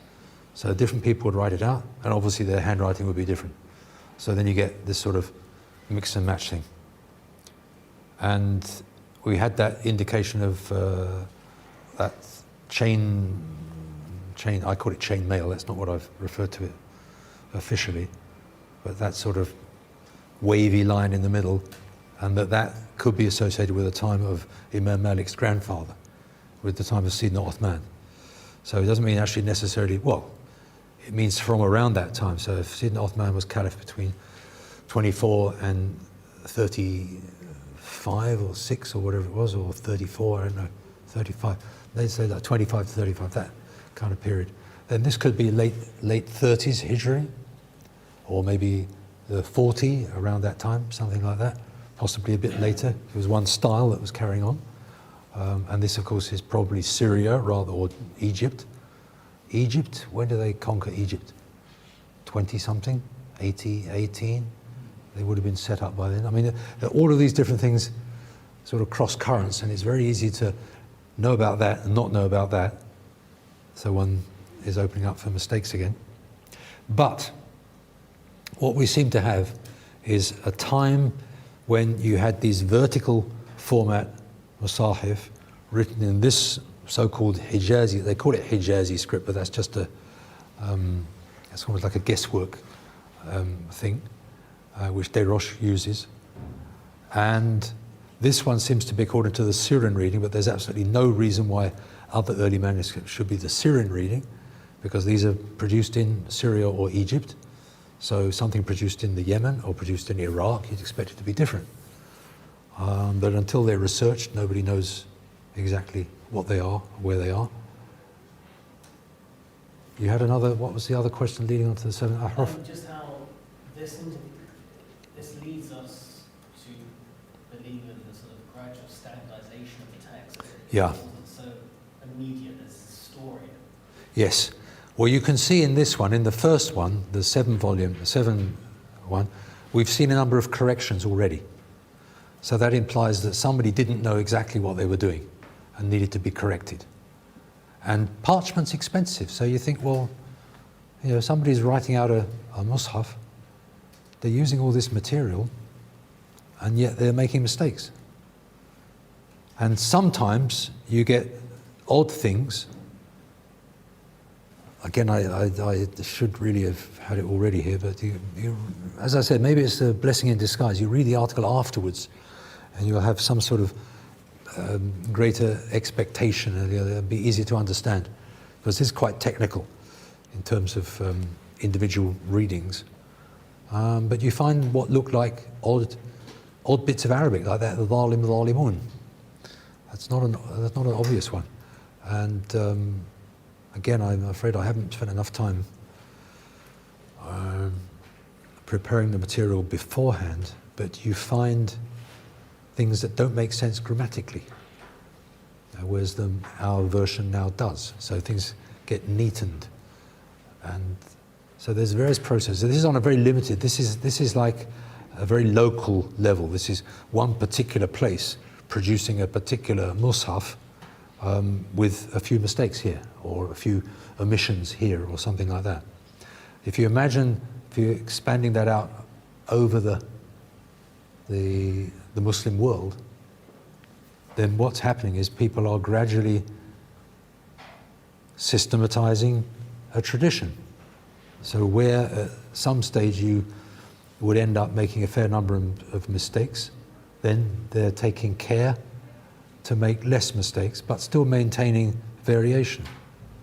So those ones that I showed you earlier this morning were very clear, very well written, well produced, but showing you options and showing you non-standard options as well. Shawadh, if we consider that as non-standard. So you get the bigger question, with all these variants, how do we get all these variants? Where does it all come from? The 7 ahruf hadith, I thought to myself, that is the clearest inroad. And for a long time I wondered about that, and then again, in my sort of previous dispensation, I was external examiner. Actually, it was in Wales that time, in Lampeter. So there I am, down in Wales, and I was talking about these things, and a colleague said to me, have you read Albert Lord's book, The Singer of Tales, or something? I said, no, that sounds interesting. He says, well, have a look at it. So I remember I was actually going to Spain, and I took it with me on the journey. I was reading it on the bus from Madrid down to Granada. And I thought, wow, this reads like the Qur'an. This reads like the variants. You know, I looked at this thing, and it was, well, the short story was about some couple of classicists who'd done some research in the then Yugoslavia on singers of songs. People who would be in a cafe somewhere, say like Ramadan in the evening or something like that, and then he went to so-and-so, and then blah, blah, blah, blah, blah, and they would sing a song, they'd sing a story, and they would do it, you know, whatever the word is, extempore, just off their own back. And what happened was that some researchers went there, I think in about the 30s, 1930s, mid-1930s, and they went back 10, 20 years later or something like that, went to the same singer and said, oh, you know, Dedi Kulchuk or something, you gave us that song 20 years ago. Can you tell us it again? Oh yeah, absolutely. I can do it just the same, exactly the same. And they'd do the same thing, but it'd be recorded. So the first one was recorded and the second one was recorded. Yes, the story's the same. Yes, maybe the events take place in the same order and so on and so forth, but that actual phrase is not the same as that one, and the adjective used there for a bright gleaming sword or something is actually bright shiny sword or something like that, not gleaming at all. And you find all these sort of small but significant differences. You can't even say changes, because he's singing the song, he's just producing it extempore. He's not reading from something, he hasn't memorized something in the past as such. He's got his own memory and his way of presenting the material, which is oral presentation. And as you also see in the article, this man is, I forget his name now, Lord, yeah, Albert Lord. He says, you can't talk about a variant, because a variant implies an original, which is then changed, or there's a variation on it. But he said, this is the new original every time. It is its own original. So he says variants cease to mean much. But we're so used to printed books and everything being identical. So even something like, you know, the Bible or whatever it has been sort of pretty much identical for hundreds of years, that we find it very difficult to think in terms of a different way of looking at it. But that's where this whole Peshawar business comes up, because that is implying an exact replica for a situation where that seems not to have been the case. The Prophet ﷺ heard Hisham and he said, yes, هكذا أنزل. Like that it was revealed. Here's Sayyidina Omar, and he says, yes, like that it was revealed. Now there's two different versions. Some people say dialect. What do you mean by dialect? These guys are both from Quraysh. They're probably, I don't know, I haven't checked the relationship, but you probably find that this one's cousin is married to that one's second cousin, and so on and so forth. And they're actually not only are they the same, dialect, they're the same tribe, and possibly even the same family. They speak the same language, but they're delivering what they understand as the message, which they heard from the Prophet ﷺ and remembered. They're delivering it in their slightly different individual way, because the Prophet ﷺ didn't mind that. The Prophet ﷺ allowed that. So what I find interesting in a sense is that you have something like, well, let's say 10, 20 years at the time of the Prophet ﷺ, where some kind of variation was allowed, sanctioned, given authority, not a problem. Then you get to the time of Sayyidina Uthman and these people are fighting, and then the companions agree. There's not just one person, not a decision of one or two people, not even just the caliph, but the main body of opinion agrees to limit this. And then the limiting is done in various ways, so that Malik could be written and pronounced as Malik, which is a good thing, because then you can maintain the reading Malik or what you've heard, the Malik and the Malik, etc.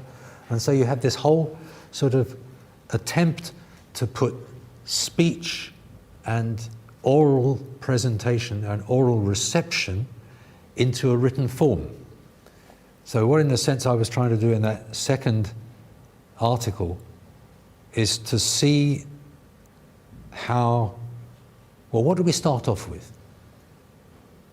We start off with إِنَّهُ لَقُرْآنٌ كَرِيمٌ فِي كِتَابٍ مَكْنُونٍ فِي لَوْحٍ مَحْفُوظٍ. Is that the ayah?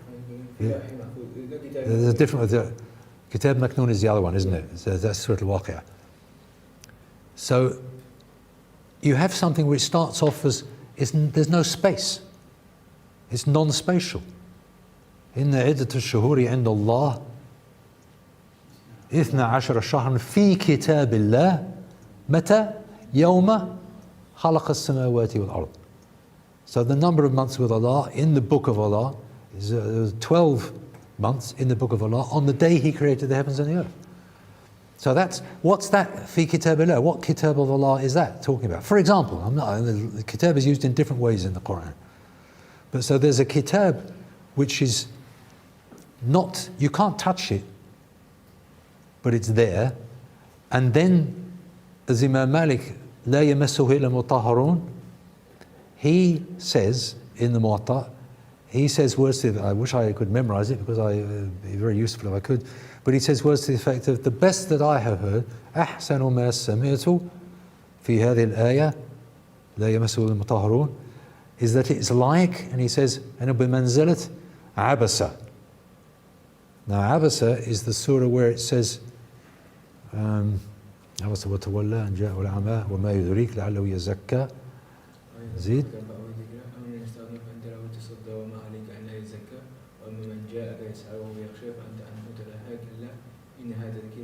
Right. إنها لتذكرة فمن شاء ذكره في صحف مكرمة مرفوعة مطهرة بأيدي سفرة كرام بررة. So it's مطهرة بأيدي سفرة. So he says it's purified in the hands of the angels. So he says the best that he's heard of لا يمسه المطهرون, he says the مطهرون are the malaika, because they're the ones who've been mutahhar. As for ordinary people, maybe tahir, maybe not, have you done wudu or not, etc., etc. But he says that's dunya. This is some kind of other thing. This is angelic realm. And of course, so there's an existence of the book in the angelic realm. And then there's the other ayah, which is the one that I'm hunting for, which you'll be able to help me with, inshallah.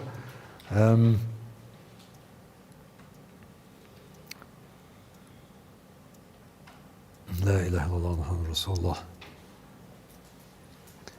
على قلبك, the one I'm talking about, على قلبك لتكون من المنذرين بلسان عربي مبين. What comes before على قلبك? Surah Al-Shu'ara. It may be in these pictures actually, but the other one. تنزل به الشياطين على قلبك لتكون. نزل به الروح الأمين. Yes. So, or روح الأمين if you want wash. نزل به الروح الأمين على قلبك. So the noble spirit, in other words, Sayyidina Jibreel, and that's already angelic realm, right? Because we're talking about an angel. So it's not as if, I'm not making it up, if you like. That realm is not, it's not solid things. So نزل به الروح الأمين. And then where does it get nazal to? Where does it come down? على قلبك. Now the heart, that's like the living, that's the inside of the human being. That again is not a solid thing, right? You can maybe do a heart transplant and all that kind of stuff, but when we say heart, we know we mean something else. And if it's, if you learn something by heart, it means you've memorized it. Where have you memorized it? Brain, body, heart, I don't know, somewhere. Maybe the brain, because if you lose that bit, you can't remember or something like that. So they, work out what they can and so on. So, but basically, نزل به الروح الأمين على قلبك, on your heart. So it's inside the Prophet ﷺ. From being in the angelic realm, it's transmitted by the trustworthy spirit. Not going to get anything missing.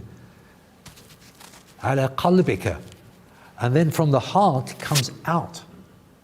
لتكون من المنذرين, for you to be one of the warners.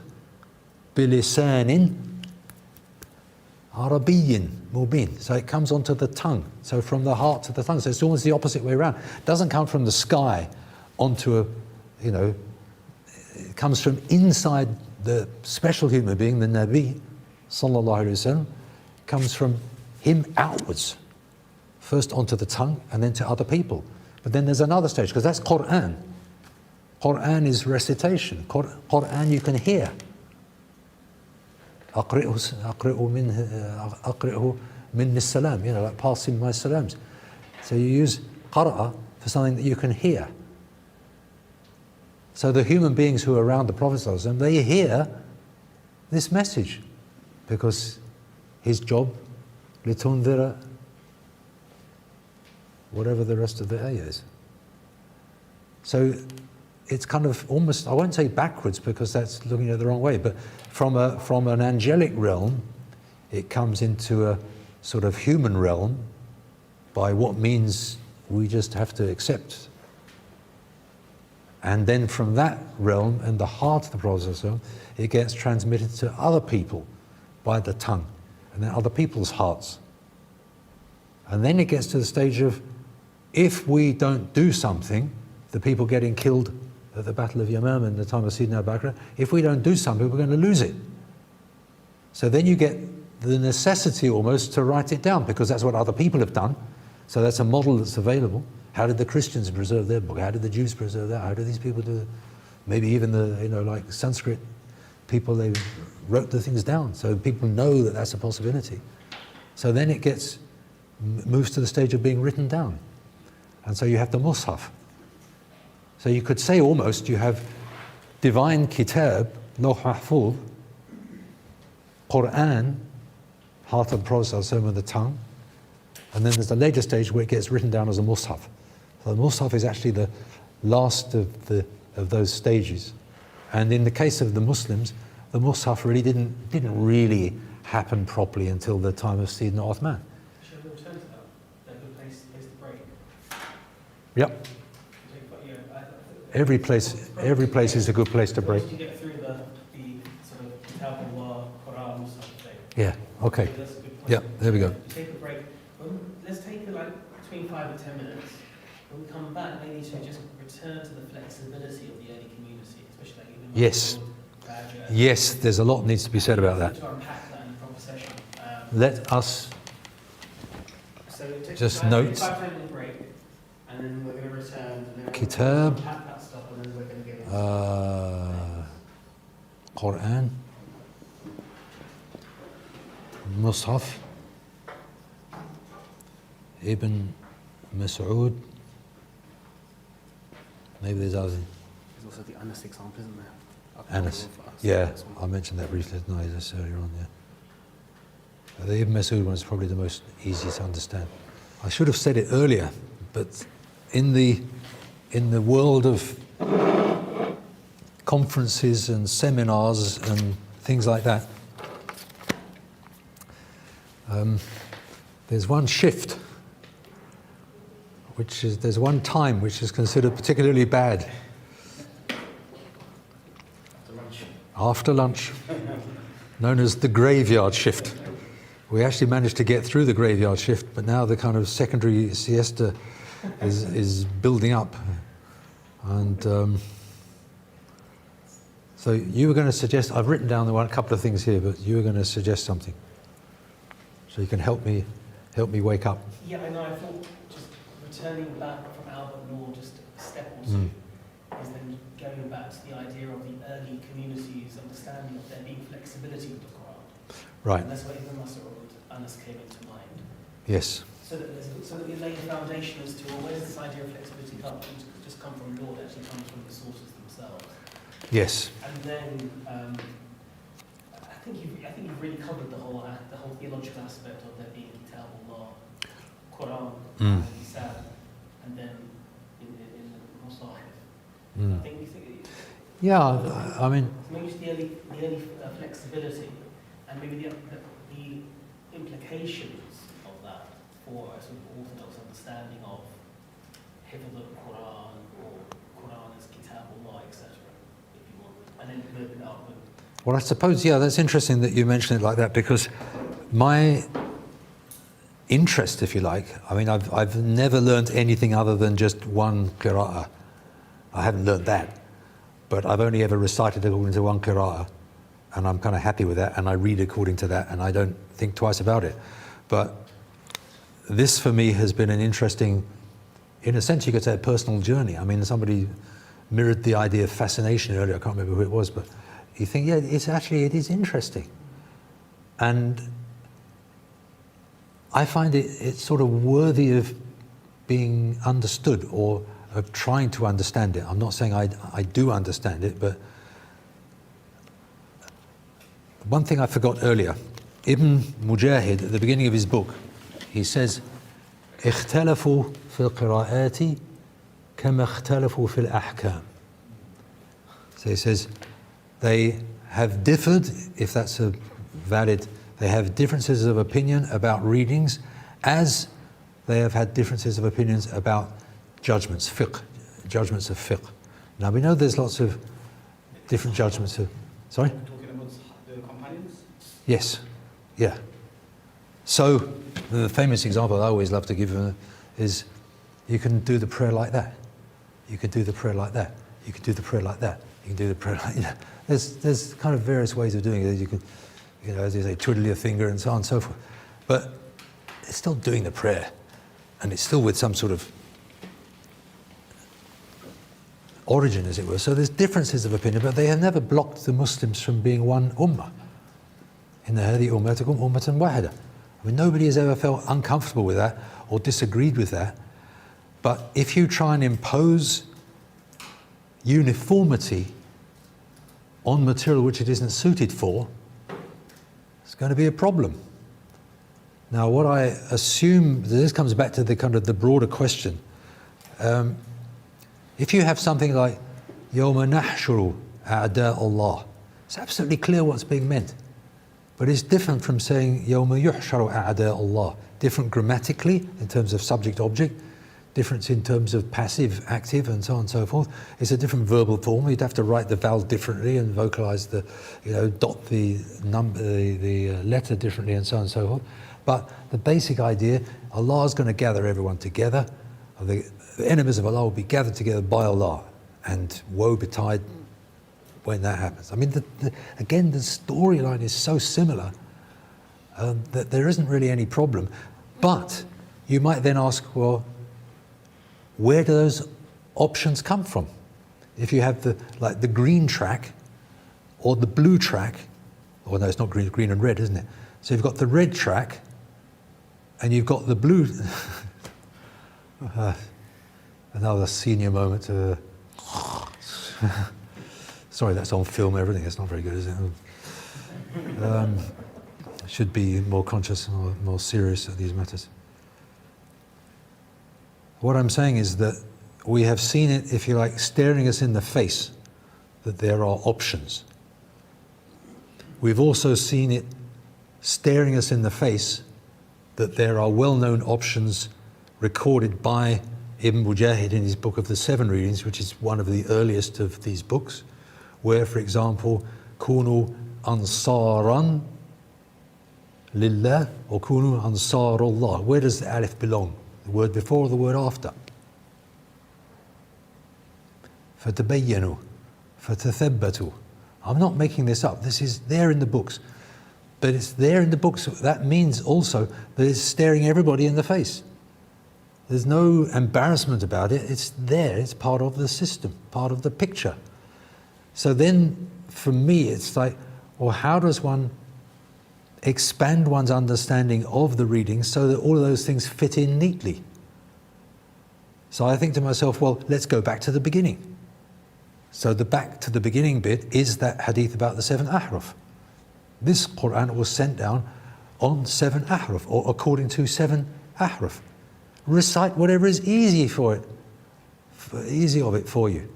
Now, those 2 companions, as we've said before, it's worth repeating because people always come up with this counter argument. You have to say, I've heard what you say, but, and you smile at them and just, say, it's not dialect. They were from the same blooming tribe, for goodness sake. It's like everyone in East London having an East London accent, and then somebody says, oh, this speaks differently from the way I speak. No, it doesn't, exactly the same, mate. And, you know what I mean? It's like you've got to kind of just sort of give it them as it is somehow. So we can say that they were speaking the same language, but they recited the same surah differently. That's the key point. It's the same surah. It's even mentioned in Surah Al-Fath, was it Surah Al-Furqan. So Surah Al-Furqan, which is longish, I mean, it doesn't mean it was all of the surah, we don't know. That was being recited 2 different ways by 2 different companions, and they had both learnt it from the Prophet ﷺ. Now, what does that mean? Does it mean that when they said it to the Prophet ﷺ, they just gave the general idea, and the Prophet ﷺ said, yep, that's fine? Maybe.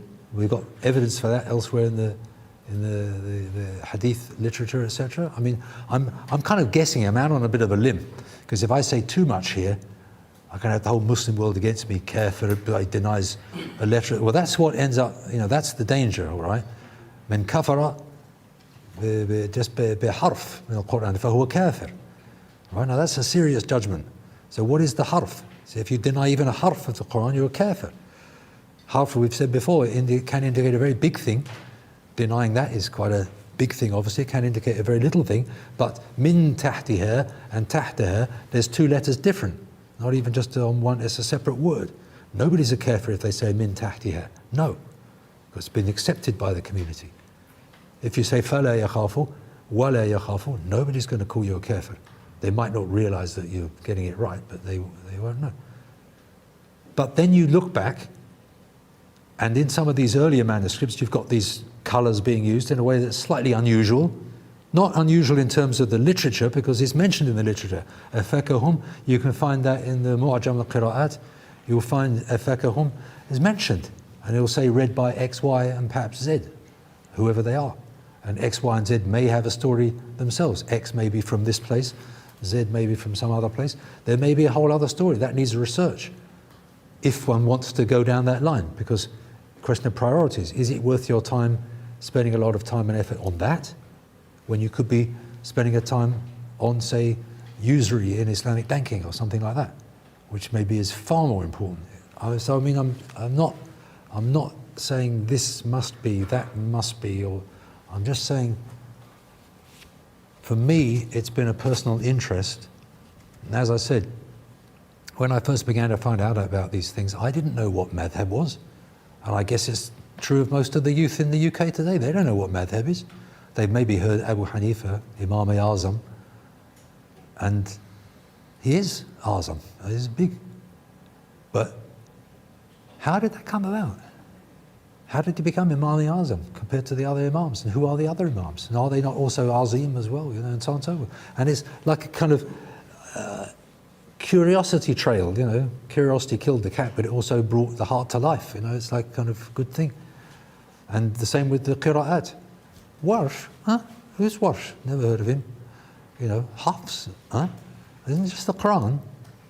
Well, yes, but, you know, there's this man, teacher, Asim, you know, and he had different students, Hafs and Shu'bah. And, interesting. Well, what's the differences? Well, and then you can start expanding and so on and so forth. But it's part of, in a sense, leading up to the chair's questions. Chair's going to have questions, of course. What will explain these variants as they have manifested?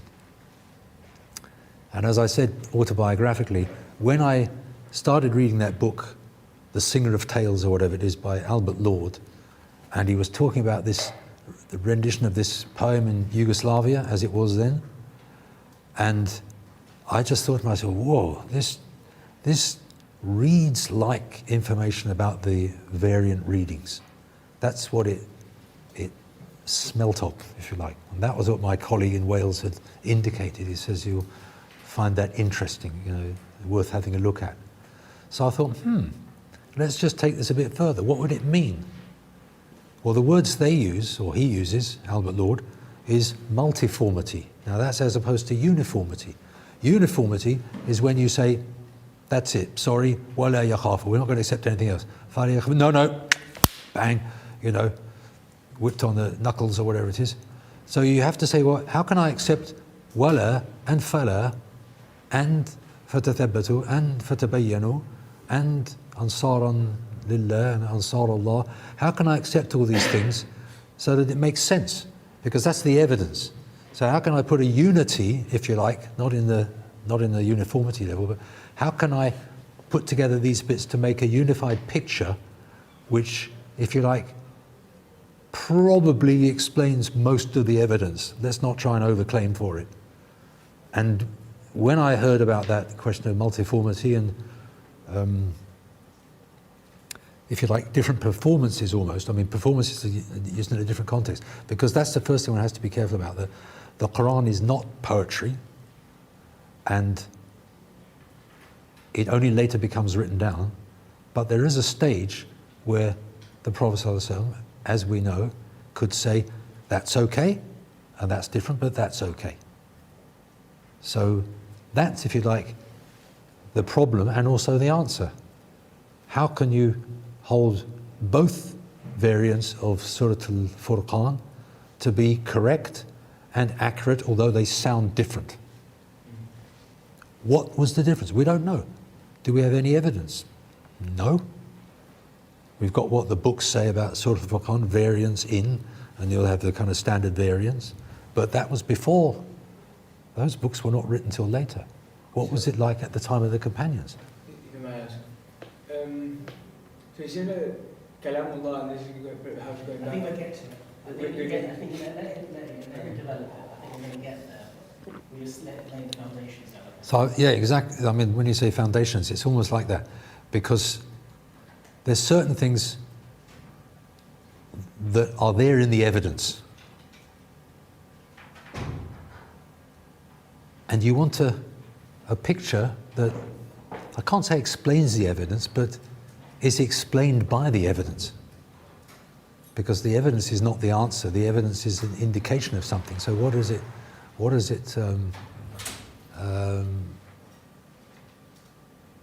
so, well, cutting a long story short, or getting to the end of a long story, everything seems to point to multiplicity rather than uniformity. So the Qur'an went through a stage when a fair amount of variation was possible. That's, if you like, what I've ended up, you could almost say, having to conclude. I mean, I don't do it because I want to get that result. That's just what it seems to point to. Now, it doesn't change how I recite Surah Al-Shams. I'm going to recite Surah Al-Shams the way I've learnt it, full stop. I only learnt it one way. Surah Al-Layl, again, I'm only going to recite it one. I'm going to say فَلَا يَخَافُ because that's just what's in my head. And I don't know if that begins to clarify it a little bit. Possibly. I think what's interesting, I think we laid it down using the rather obscure example of Surah Al-Furqan with Umar and Hisham. But then I think with the Sahaba themselves in isolation, let's say the narrations from Anas, Ibn Mas'ud, it shows Ibn the Mas'ud. continuation of it. Yes. I think it was Sayyid ibn Jubayr used to recite Taraweeh in presumably Basra, and he used to do one night using the Qira'ah of Ibn Mas'ud and one night using the Qira'ah of Zayd. Now what does that mean? That means Ibn Mas'ud's Qira'ah was alive and well enough to be able to be used in recitation. Now that's why, with all due respect to Professor Azami, I'm a little bit uncomfortable when he, if you like, tries to explain away the reading of Ibn Mas'ud. Because for me, I'm not worried by it. I guess it's different, but then, as it were, so what? That it then later gets, sidelined is the wrong word, later gets suppressed or later gets, politically considered, like persona non grata or qira'ah non grata. If it gets that's for political reasons later.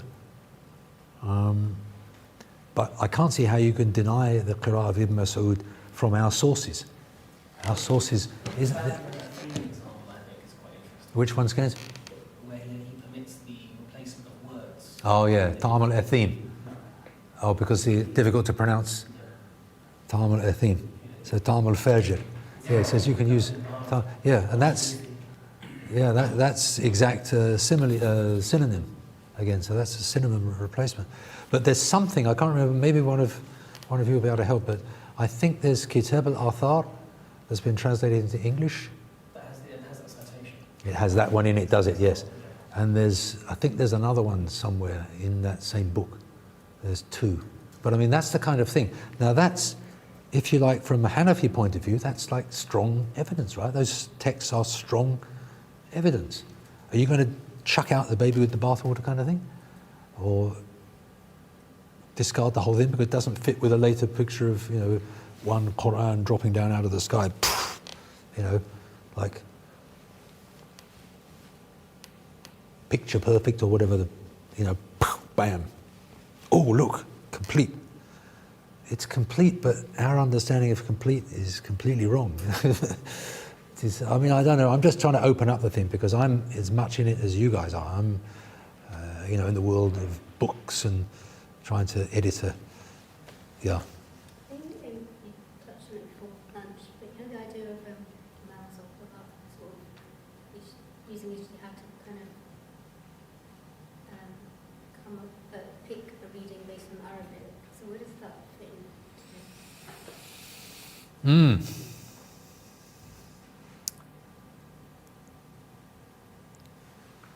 The easy answer is I don't know. But remember, at around the time of Ibn Mujahid, he was involved in it himself. Now he died, we said, the year 324. I think it was in the year 322. There was a sort of court case there were two qaris and Ibn Mujahid and presumably the ulama of his time. Now I always forget their names, and I'm kind of, Ibn Shanabuth is one of them, yes, Ibn Miqsam is the other, isn't it?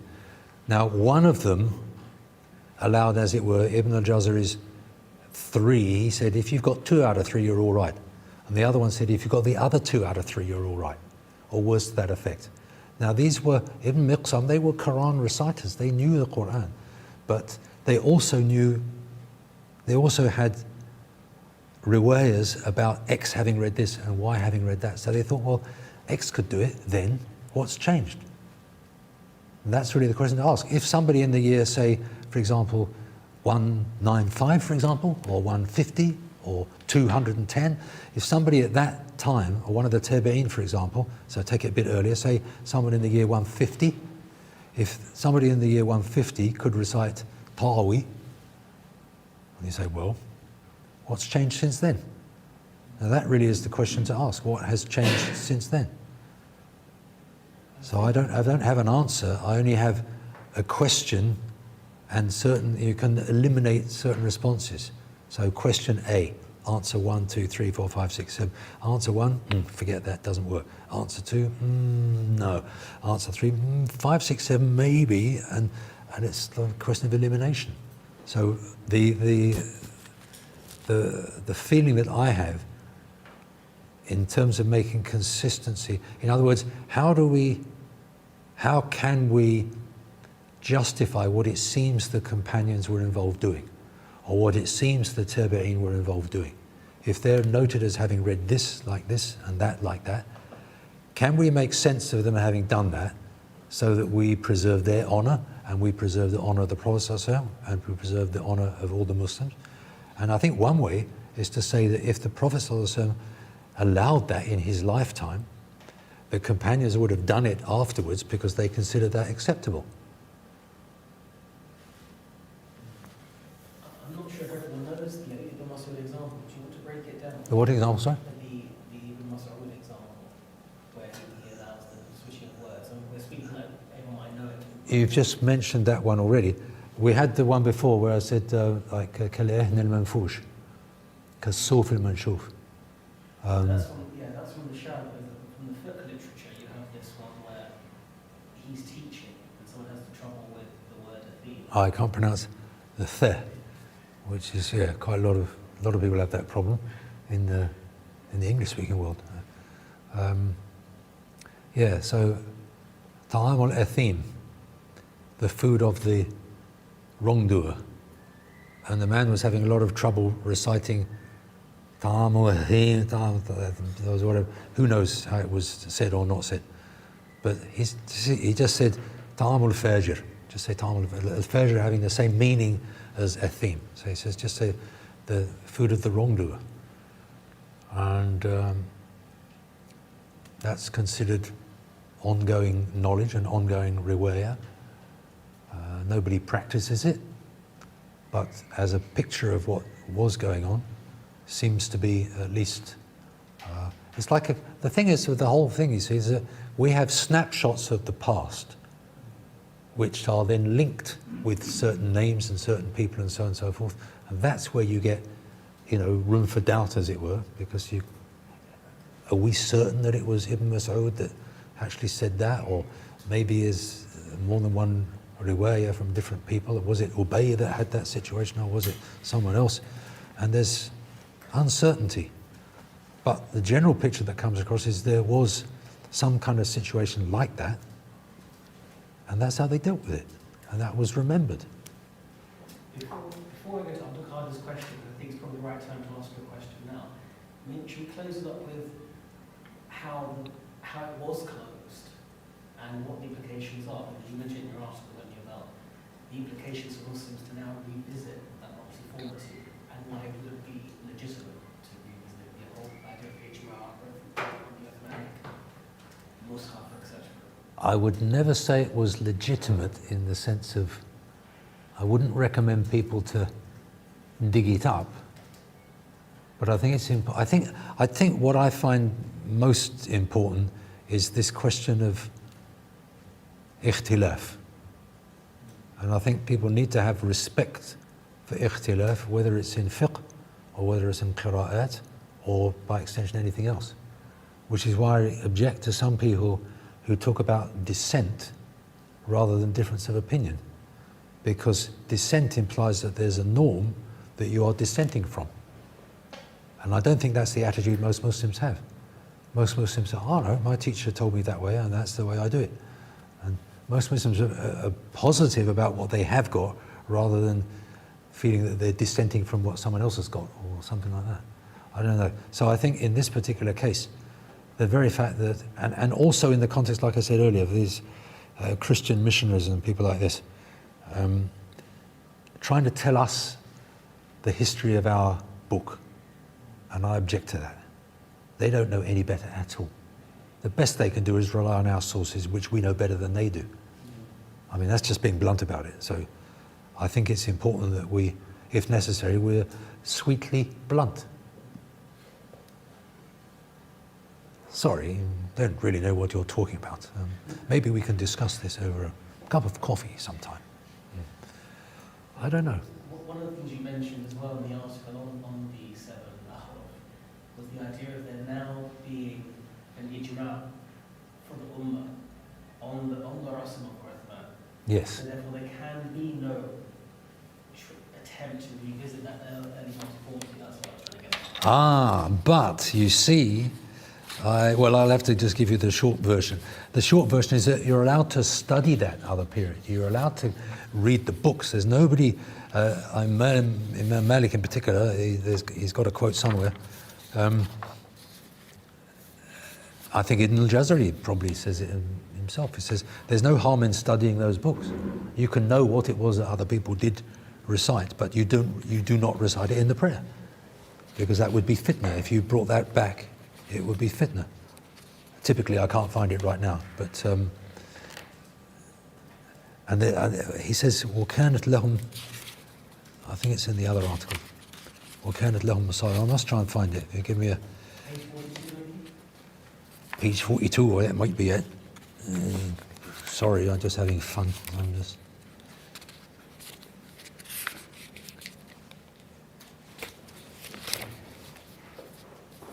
Not quite. No, but there's a footnote that I'm looking for. Yes. Yes. Yes. I mean, you'd have to see the original to get the real sort of tendency, the real nuance. But he says words to the effect of, people had mushafs, كانت لهم مصاحف, الناس كانت لهم مصاحف, something like that. And the 6 that Umar ibn al-Khattab had entrusted with choosing his successor, so the political people who were choosing the next emir, had masahif, sorry. Now, who are those 6? Abdurrahman ibn Auf, Ali ibn Abi Talib, Uthman ibn Affan, 3 others I can't remember. I've just mentioned, didn't I? So they had masahif. Now, the implication in the context, I can't quote the chapter and verse of that particular context, but it's about differences between readings, differences between recitation. So he's basically saying there were lots of different masahif, you could almost say. But they chose to focus on just one. So even just understanding that means there must have been acceptable multiformity. It's not just multiformity that, by chance. It was acceptable. Why was it accepted? فَقْرَأُوا مَا تَيَسَّرَ مِنْهُ. Recite what is easy of it. I mean, you can see I'm struggling with the ideas. Struggling is maybe the one word. I'm playing around with the ideas in order to try and arrive at a clearer picture based on the evidence that we've got. Because what we've got is evidence. It's like, one of these, I don't know, one of these kind of murder stories on TV or something. You've got various bits of evidence, and you can go down the wrong track because you're misled by a particular piece of evidence which actually isn't relevant. So it's like a detective story. How do I find out what actually went on? And you try and eliminate the people who are, they're no longer suspects because you can eliminate them from the inquiry. But then you're left with, well, what are we left with? And as I've said, the thing that comes out most strongly for me is this sort of multiformity. Now, if you then say to yourself, right, multiformity existed in ancient Greek culture, it survived in modern Yugoslavian culture, and it has these tendencies to, wine dark sea can also be the, wine red sea as opposed to wine dark or something, and you get these things, and you find that that's common in that tradition, and it's common in another tradition, and exists in another tradition. Why not in the Muslim tradition, which was the same sort of tradition before things got written down? And in fact, there's work being done on variants in pre-Islamic poetry, for example, which wasn't written down till later, but it was produced off the cuff kind of thing. The big poets. Tell us that poem that, that one that you did about traveling over the desert on your horse, that rhymes in lam. It says, yes. Aqimu bani ummi sudura matiyikum. They were living it, but there was a stage where, in order to preserve it, they ended up putting it down on paper. And once you put something down on paper, it loses the immediacy of what's not on paper. But then as soon as the Prophet ﷺ died, you didn't have that same immediacy of not on paper.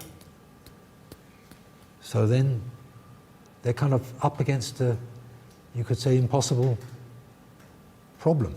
How do they maintain what it was like then in a situation where, by definition, you can't maintain it that same way because the situation is different, circumstances are different. You've got great people who've got old memories of this, that, and the other, so you rely on them as much as you can. But there comes a time where they die away.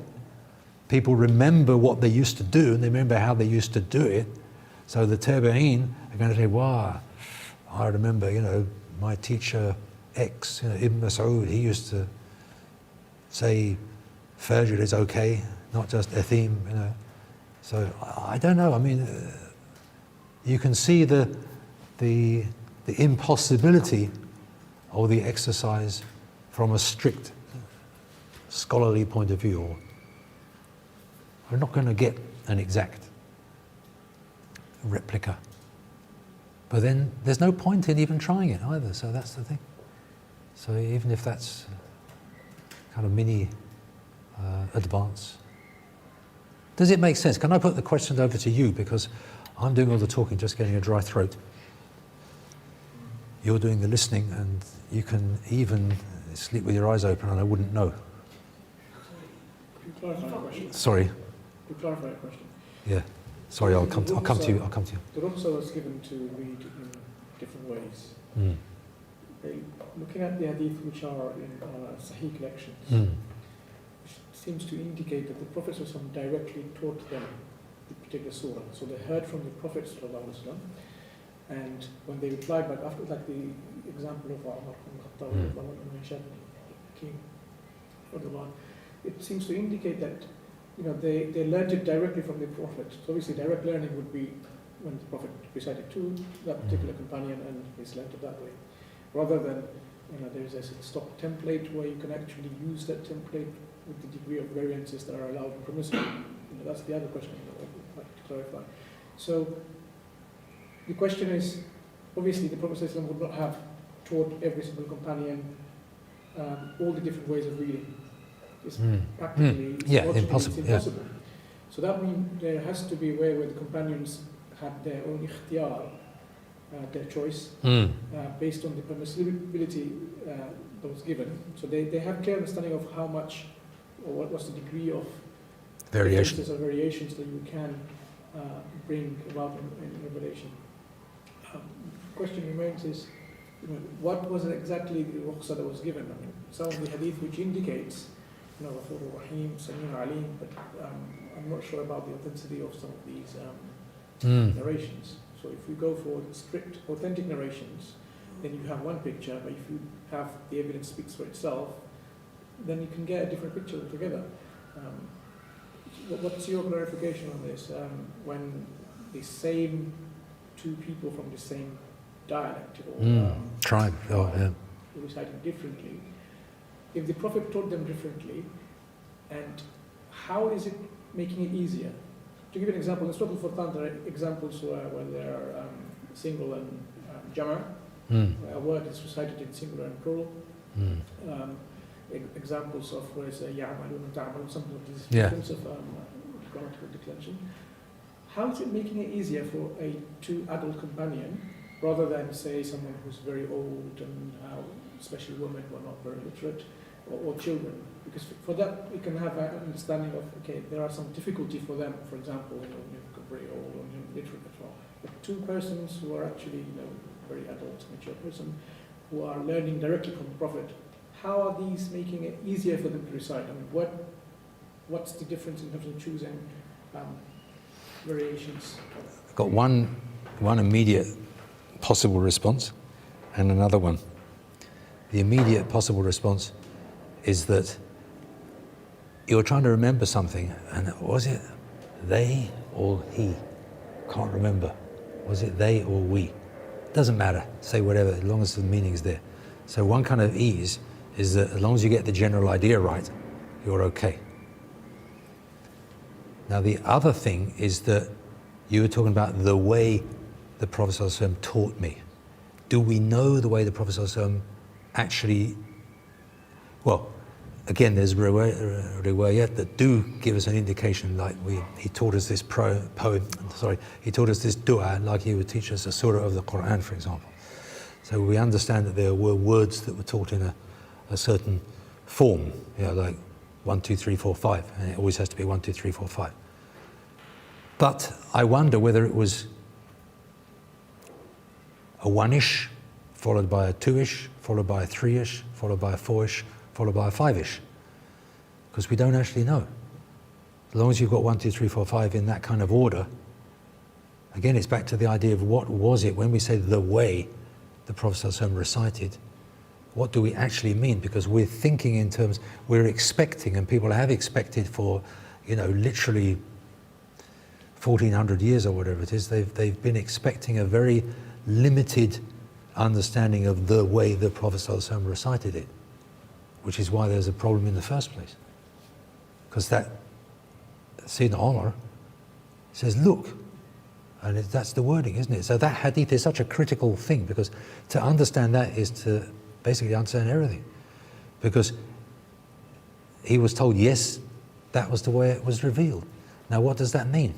Was revealed with exactly that sort of, Perish Zabr and all this kind of thing? Or does it mean that, yes, that was the meaning, that was the dhikr, because the dhikr is something that reminds you.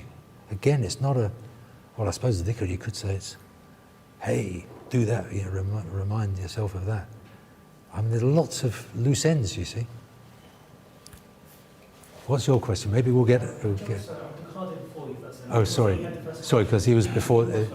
Yeah. I think the question has been shifting throughout the talk. But am I right in saying that it seems like when the Prophet was alive, sallallahu alaihi wasallam, was transmitting the Qur'an, it was more like a spontaneous thing.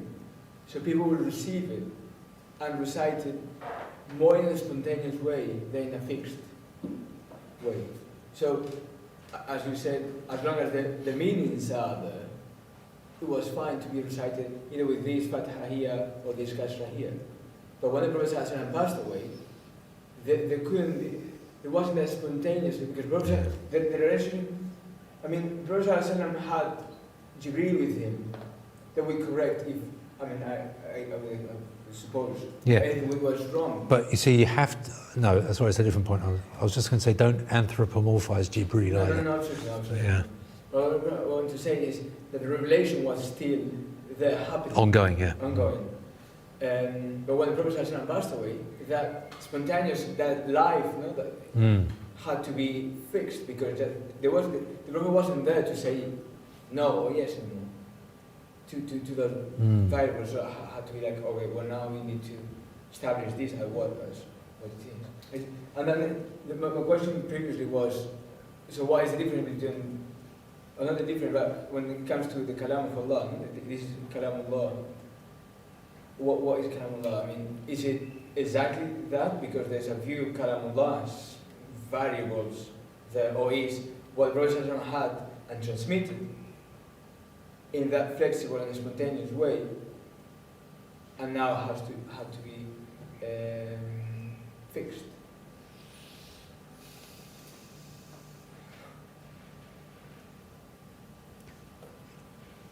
You're conjuring up in my mind another idea,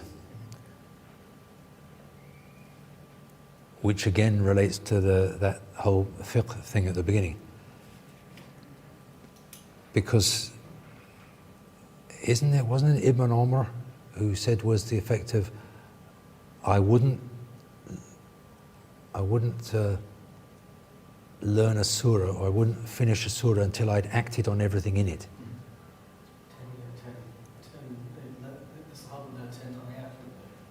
Yeah, without making sure they put into practice.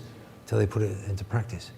Now, then you've got a sort of different type of cognitive memory, because you're saying, right, drinking tea or making tea, and you actually know what's going on. You don't have to memorize it because your body is kind of doing it.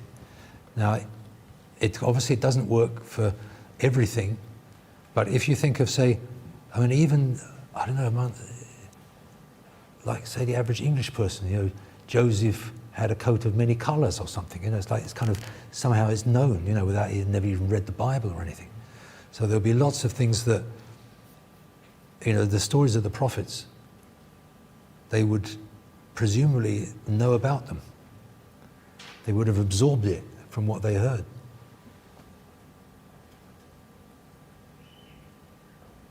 وهذا الكتاب الذي جاء بالعمل. So one of the ways of it being preserved was being preserved in the actions of people, especially where it comes to fiqh and judgments and that sort of thing. And what they would teach their children in terms of the stories of the prophets, you know, not necessarily in the actual, I don't know, I'm guessing here, I'm guessing. But I'm just wondering if there is any space for that idea. Not much, I guess. But, you see, we're so coloured by a fixed text. It's very hard to think back beyond a fixed text. I can't really do it. I don't know if anyone else can do it. I don't know if we have a right to do it. But it seems that there was, all I can say is, to put very vaguely, is there was more multiplicity then than there was afterwards. You see, you read, like Ibn al-Jazari, we've talked about Ibn al-Jazari.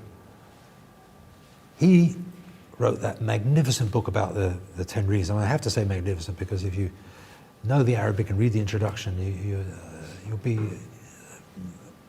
inshallah, suitably impressed by his scholarship and organization and everything. He wrote another book, Tabaqat al-Qurra.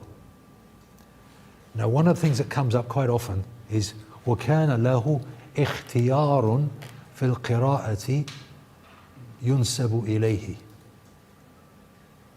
كَانَ لَهُ اخْتِيَارٌ فِي الْقِرَاءَةِ. He had a choice of the readings, to do with readings, يُنْسَبُ إِلَيْهِ, that is attributed to him. Now, these are people who, the names aren't that well known. They're just, you know, odd qurra from historical periods, mostly I think from sort of Tabi'een or Tabi'een time, who were known to have had a choice that wasn't that of Kisa'i, wasn't that of Hamza, wasn't that of Nafi', wasn't that of Asim, wasn't that of... So where did they think they had the right to do it their way? Now, presumably they did. They thought it was okay. So that's another part of the picture. Again, there's lots of different parts. So some of the scholars talk about the period of ikhtiyar. So you have the initial period of revelation, the period of fixing in the Uthmani Mus'haf, and then for what could be quite some time, a period of ikhtiyar. You have a scholar now that's talking about the second Mus'haf project, which is actually quite sensible, about the time of Al-Hajjaj, because Hajjaj was dead against Ibn Mas'ud, and Ibn Mas'ud was reading. I mean, he didn't want to hear a word of it, you know, kick you out of the room kind of thing, you know, like he didn't want to know. So he came out very strongly. He was a great enemy of Sa'id ibn Jubayr as well, who we have been told did use the recitation of Ibn Mas'ud as well. So there's all these other things going on. And the Hajjaj, of course, was political authority in Iraq in his time until he died, didn't he? Or the year 720 or 27, I don't know. No, I get the numbers wrong. Now what am I talking about? 7, that's the wrong century, wrong. About the year 74, 75, something like that. All that mess going on in the Kaaba, you know, there's all these other currents going on. Abdullah ibn Zubayr, as a so-called anti-caliph, whatever that's supposed to mean, and Hajjaj ibn Yusuf. So there was obviously a lot of Ibn Mas'ud's reading going around still at that time. That's the year 70 Now 70 is already 2 generations after the Prophet ﷺ. So how do we fit that into the picture? Because Ibn Mas'ud's reading, obviously not the same. And it was dominant in Kufa at a time when Zayd's reading was hardly, just read by 1 or 2 people. And Amash was saying the same thing, yeah. So there's all of these things. Now you can't just sort of slam Kufa as being, a hotbed of factionalism and fitna and everything like this. No. They had scholars there. Maybe there was trouble and, proto-Shia and this and that and the other, but Abu Hanifa came out of that environment and he's Imam Azam. And I mean, it's like one has to balance these things. We've said before that Yaqub al-Hadrami, one of the 10 readers, was the Imam of the great mosque in Basra. Now that's in around the year 200. He was the Imam there. So did he choose someone else's reading, or did he use the reading that he was happy with, the reading that was his reading? I presume it was his reading. It might be wrong. Maybe his was only one out of many. There's so many variables. It's, you can slam any argument that you want if you want to. So maybe just the final question when taking on the break, just using Abdelkader's question, and that is, do you? We've got one more question, but anyway, carry on. Yeah. I'll Yeah. elaborate on where it's going. Yeah. Do you firstly lean towards the notion that ikhtiyar sometimes could be simply ijtihad on the rasul without athar backing or precedent backing every single reading? Because the impression that you give is that you allow scope for that, but there were people making, I know one of my teachers allows that as well. The idea that there were early Qur'an making ijtihad on the basis of the rasul with their knowledge of Arabic, not that every single reading they had was something they learned from their teacher, from their teacher, from their teacher, from the Prophet. So, firstly, do you open that up, even if it's limited? But secondly, in relation to like Kalamullah, is that if you do allow for that as a first option, what are then the philosophical, what are the theological and philosophical implications for understanding that revelation is Kalamullah when there seems to be an element where humans are making ijtihad, lughawi, essentially linguistic ijtihad? The second question is the easy one. I would say you go into tasawwuf and you have a different view of what the human being is and what access is all about. And then you're talking in a different, and then you're not going to worry about where this came from and where that is defined as. You'll be in a different sort of understanding. So the Qur'an, you'll want to read it as it is because that's actually the easy way. That's the easy access. You will not even think about anything else. The rest is past history. You're interested in now. You now. What if a mutakallim comes to you, not a Sufi? A mutakallim. Yeah. So the mutakallim, no? Would you like a cup of tea? Let's or have a meal. Let me feed you. I don't know. Okay. Then the first question. First question, I've forgotten it already. I've forgotten it already. About Ijtihad, allowing a certain amount of ijtihad. Well, I'm trying to be sort of honest as I can with the material and trying to fit it together. For example, I go back to the فَتَثَبَّتُوا فَتَبَيَّنُوا. Are we saying that the Prophet ﷺ read it one way تَثَبَّتُوا and another way تَبَيَّنُوا? Or that somebody read it to him فَتَبَيَّنُوا? You said fine. And someone read it فَتَثَبَّتُوا, fine. I mean, both are possible, right? I think it's more likely that people would produce something that was then verified than that it is that they heard everything. Because are we trying to say that, I mean, it's what got mentioned earlier on in the conversation. We presumably do not even try to say that everything of all the Prophet ﷺ's possible variations were recorded and remembered by the companions such that we now have all of them, or even most of them. I presume that's extremely unlikely, but the principle, you can't prove it. You can't prove. We can't prove it, yeah. And then just maybe Is it an assumption, you see? Because people are afraid to, obviously people are afraid of kufr. A'udhu billahi minash shaitan, a'udhu billahi min kufr. I mean, astaghfirullah, it sounds kind of a bit facetious to say it, but I mean, that's what it comes down to, because, you can't even think certain thoughts, or you can't say them publicly in a certain majlis, because people will misunderstand. But that's exactly what the danger is with all of, like this whole stuff about this Birmingham manuscript. You know, people are out to misunderstand deliberately. The Yemeni manuscripts, they're out to misunderstand. And there's people who are out to get us. By that, they're going to take that road in. I was advised many years ago, don't touch them with a barge pole. Certain, yeah. Because it'll just stir up fitna. Because if you end up saying, look, it's written like this here, yeah. And someone else comes along and says, look, Dutton's written that article and he shows quite clearly it's written like that. And but he doesn't come to the logical conclusion. The real conclusion is it's a waste of time, you know, blah, blah, blah, blah, blah, blah. And you've opened the door for fitna. And I don't want that on my neck. No, of course not. But it's interesting, I keep saying the final point, but in your article on the 7th Ahruf, you mentioned a very popular example in the tafsir literature of Ibn Abi Sarah, and how he changes the wording. The Prophet, as recorded in the tafsir literature, he changes the order of the divine names. The Prophet agrees with that.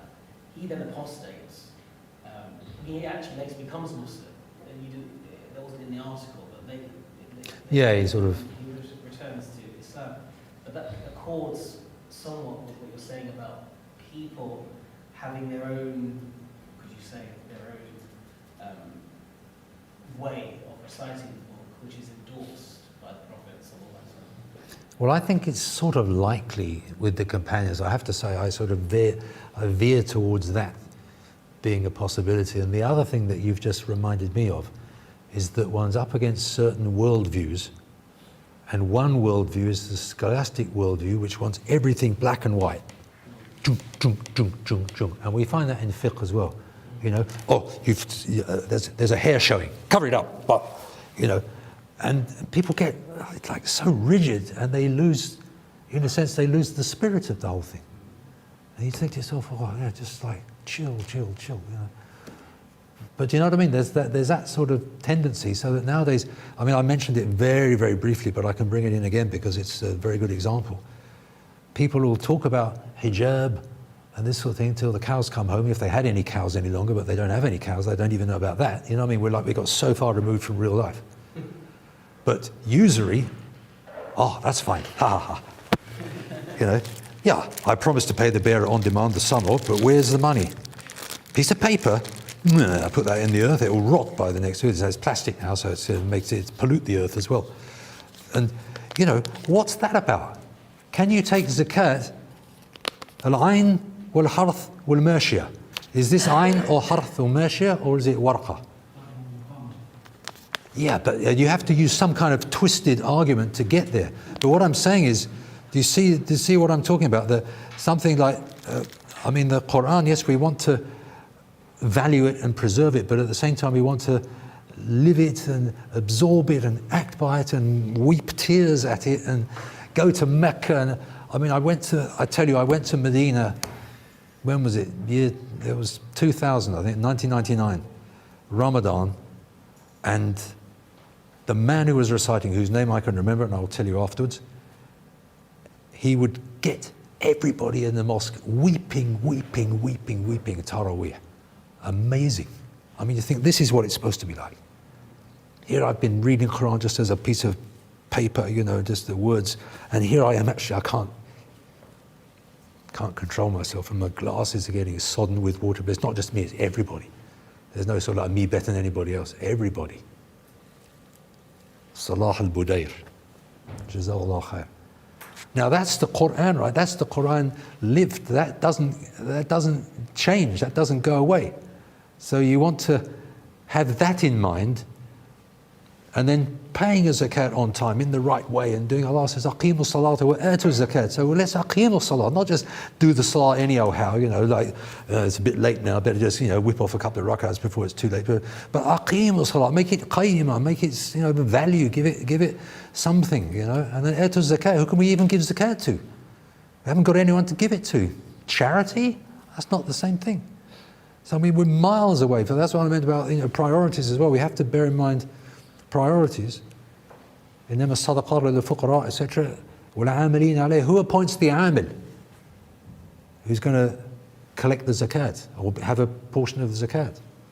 خذ من أموالهم صدقة. خذ. Who's that command خذ addressed to? Singular command. They say the Prophet ﷺ first of all, and then whoever takes his place after him, the political authority. Take from their money sadaqah, which will purify them. Who's doing that? Now you know, Islamic Relief, Muslim Aid, whatever it is, all these other things, they're all like, they're standing, they're behaving as if they are the caliph. And they're not the caliph. But until we have a caliph, what do we do? On zakat, for example. No, I mean, and then, so the money we've got is kind of, you know, in fiqh terms, it's basically a waste of time. You know, it's a technique for someone else to get money from us. That's what it is. It's a technique of charging interest, because it's all issued as an interest-bearing loan in favour of the banking systems of the world. That's the reality of it. So the banks, as you'll find from, you know, writings back in certainly the last century, 1930s onwards, etc., they say anyone who has any doubt now, anyone who thinks that it's either military people or the religious authorities or the politicians or these things they have control of, they said, think again. It says, considering that everything is made with the agency of money, and that's all issued as loans in favour of the banking systems of the world, they are the effective owners of everything. And that was back in the 30s. Wind the clock forward another 80, 90 years, and you've got what we're in now. And how to keep yourself clean in that situation. A friend of mine said, I've got to remember the last one because it's something to remember. He said, if you're in a cesspit, you don't have the luxury of talking about clean water to do wudu with. You get out of the cesspit. Not far off. 70 times worse than zina with your mother in front of the Kaaba. Something like that. You can check out the hadiths for the exact figure, but different versions. So, you have to excuse me for being too concerned about minor little details when one's forgetting a much broader picture, but inshallah they're all part of the same picture, because whatever that dispute is, people's attitude, their sort of mental mindset is going to be the same. They're going to be the sticklers for the unimportant things or whatever it is, and people who can see the broader picture as well as knowing the detail. We don't deny the detail. If you want to do the prayer, you've got to be clean. If you want to be clean, you've got to wash yourself of impurities. It's a standard step number one, and so on and so forth. What I understand is that before the standard Mus'haf of Uthman, we had multiformity through the 7 ahruf. And then from the standard Mus'haf of Uthman, we had the multiformity of the qira'at. And my question is, the differences that make the qira'at, is it safe to say that they were included in the differences that made the 7 ahruf, which were approved by Prophet Muhammad? Can I just say, excellent question. I think that actually, that's what Ibn al-Jazari was trying to answer in that text. You know, I showed you that text number 2. Maybe I should just go back to it actually, because that I think is the way to, you'll now read it with new eyes. Or the one with the 2 opinions? The one that how on earth do I get back to the, if I put my hand all over the thing, see, it works. Amazing, it wasn't deliberate, but it came up with the right answer. Right, this one here. Let's see, here we are. Yes, that's the one. Right. Now this, I think, is pretty much the same question, right? So as he says up here, the question of whether the Uthmani Mus'hafs contain all of the 7 ahruf, Uthmani Mus'hafs, then meaning the 7 readings and so on and so forth, which are based on the Uthmani Mus'haf, is a major one about which the ulama have different views. And then you basically got 2 views. You've got the second view, which is the main view, is, if you like, what you might call the existential, experiential view. In other words, like what has actually been going on. The first view is, if you like, the intellectually tight view, which is because of this, it must be this, and then it must be that. So it's a very sort of closeted, well, in my view, I'm already speaking prejudiced language, but it's a kind of tight way of understanding it. So the tight way of understanding it is basically saying, Allah has sent it down, Allah has preserved it, it must be preserved, full stop. If it's not preserved, it's not Qur'an. If it is Qur'an, it is preserved. All right, so black and white. And then the second view, and the majority, and as we said, this word jamahir, which implies a lot, of both earlier and later scholars, so from the earliest period right through, and the imams of the Muslims, so the imams of the fiqh, etc., are of the opinion that the Uthmani Mus'hafs only contain of the 7 ahraf, or out of the 7 ahraf, what the skeletal text can support. Okay? So he's saying, no, it can't possibly contain absolutely everything, because that was a time that has finished. And Sayyidina Uthman, he's basically saying, limited it in some sort of way. We don't know how far, how much, what percentage, we don't know. But what we can say, it was limited to a certain extent, that being very open-ended and unfixed. But that some of it, if you like, did end up getting lost. For example, if we're thinking with hindsight, we could say that Ibn Mas'ud's qira'ah basically got lost. It was used quite effectively, was used in Ramadan at the time of Sayyid ibn Jubayr, was still alive and well in a sense at that point, but nobody uses it nowadays. So we've got a few memories of it in the literature, but it's basically, there's nobody that can say, oh yeah, I know Ibn Mas'ud's reading. Nobody now could recite that in Taraweeh. No way. Whereas at that time they could. So that, if you like, that for me is what makes the second view. It's like he says, yeah, what does he say? He says it's kind of, this latter view is the one that seems to me, this is the very last sentence of that paragraph, this latter view is the one that seems to me to be correct because of the authentic hadiths and well-known and widespread reports that indicate it and bear witness to it. So all these reports about Al-Amash, Sayyid ibn Jubayr, reciting it in Ramadan, etc., that's all reports that have their own, authenticity and acceptability, etc.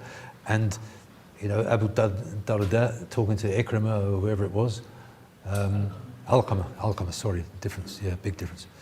And, with Dhakari wal Untha, وَمَا خَلَقَ الذَّكَرَ وَالْأُنْثَى, etc. So all of those reports indicate that one was ongoing and the other was lost, or the other was died. So that's why I think, in a sense, that's why I've highlighted that particular text, because I think it gives a sort of a suitably scholastic answer to a question which is a genuine question. And I think behind it there are, if you like, two mentalities. How about adding Tabri's view on that, which is a bit of a twist, isn't it? I read it last night, but I've forgotten it.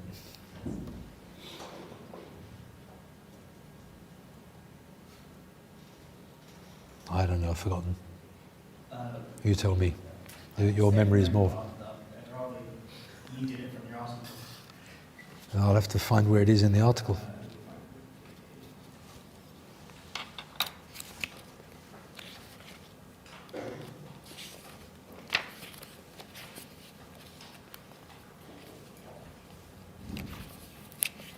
Essentially what we say on page 29. With the preservation of just one harf, but the Ummah wasn't required to preserve the 7. They only had to preserve 1, and that's what's preserved.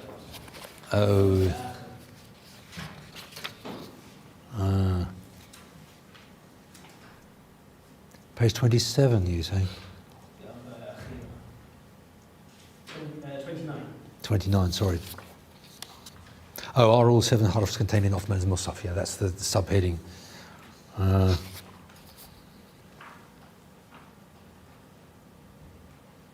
Yeah, well, that's an interesting comment, what he says. I can read it out now that I found it. It was not obligatory. This is Ibn Jarir al-Tabari, so this is Tabari, the Qur'an commentator. It was not obligatory for the community to recite according to all 7 ahruf. Rather, that was something that was permitted. That was something that was permitted to them as an allowance, rukhsa, and they were allowed to choose whichever harf they wished to recite, as is mentioned in various authentic hadiths. When the companions saw how the community would become divided by dispute, or would end up fighting one another if they didn't come to an agreement to use one harf, they overwhelmingly agreed on this, and they are a people who are free from agreeing on an error. So their ijma' is ongoing. This did not involve disregarding any obligation or doing anything prohibited. In other words, choosing one harf and leaving aside others didn't involve not preserving some of the tanzil which should have been preserved. He's saying that's not the issue. Some people say that the allowance to recite according to 7 ahruf was valid at the beginning of Islam because of the difficulty involved in having to recite only according to one harf, with all the problems of what difficulty means. But then, once people's tongues had become accustomed to reciting the Qur'an, and agreement on one harf was easy for them and more appropriate for their situation, they agreed to use the harf that was used in the last rendition. Smacks of a little bit of neatening up, but it's also quite a nice neatening up. Some people also say that the last rendition abrogated everything else, which is why many of the ulama state that the variants which are recorded from some of the companions, such as Ubay, Ibn Mas'ud and others, and which are different from what is included in the Uthmani Mus'hafs, have been abrogated. But then that's quite a slip, because if you're then saying that what a big scholar like Sa'id ibn Jubayr was reciting in Taraweeh had been abrogated, you're saying he doesn't know what he's talking about. Now, I'm not prepared to go that far, you see, but it's a neat argument, but it's too tight, you see. That's what I meant. That's what I was trying to suggest earlier, that mental attitude is too... It's interesting, isn't it? Yeah. Even with Tabari's sort of answer to the second part, when he says that, there's only one half left, due to the agreement of the Sahaba, that's almost saying like ijma' is being used to make the nasakh of part of the Qur'an, which doesn't really fit on the usul. No, but in practicalities, as a political decision, because I think that's the thing to remember as well, that Sayyidina Uthman's decision was basically a political one. Let's accept Tabari's kind of Yeah. view on it, but then to the ikhtiyar, that's Yeah. it's ikhtiyar for them to read any of the ahruf, not necessarily in transmitting the ahruf, if that makes sense. It makes sense. Whether that is the reality, I don't know.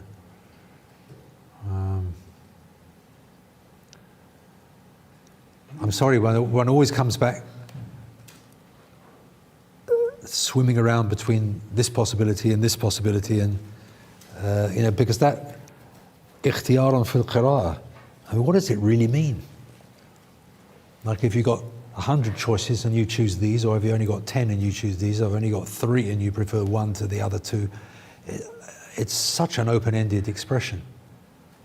And all one can say is that if that expression, as I said, it occurs a number of times in the Tabaqat al-Qurra. So you've got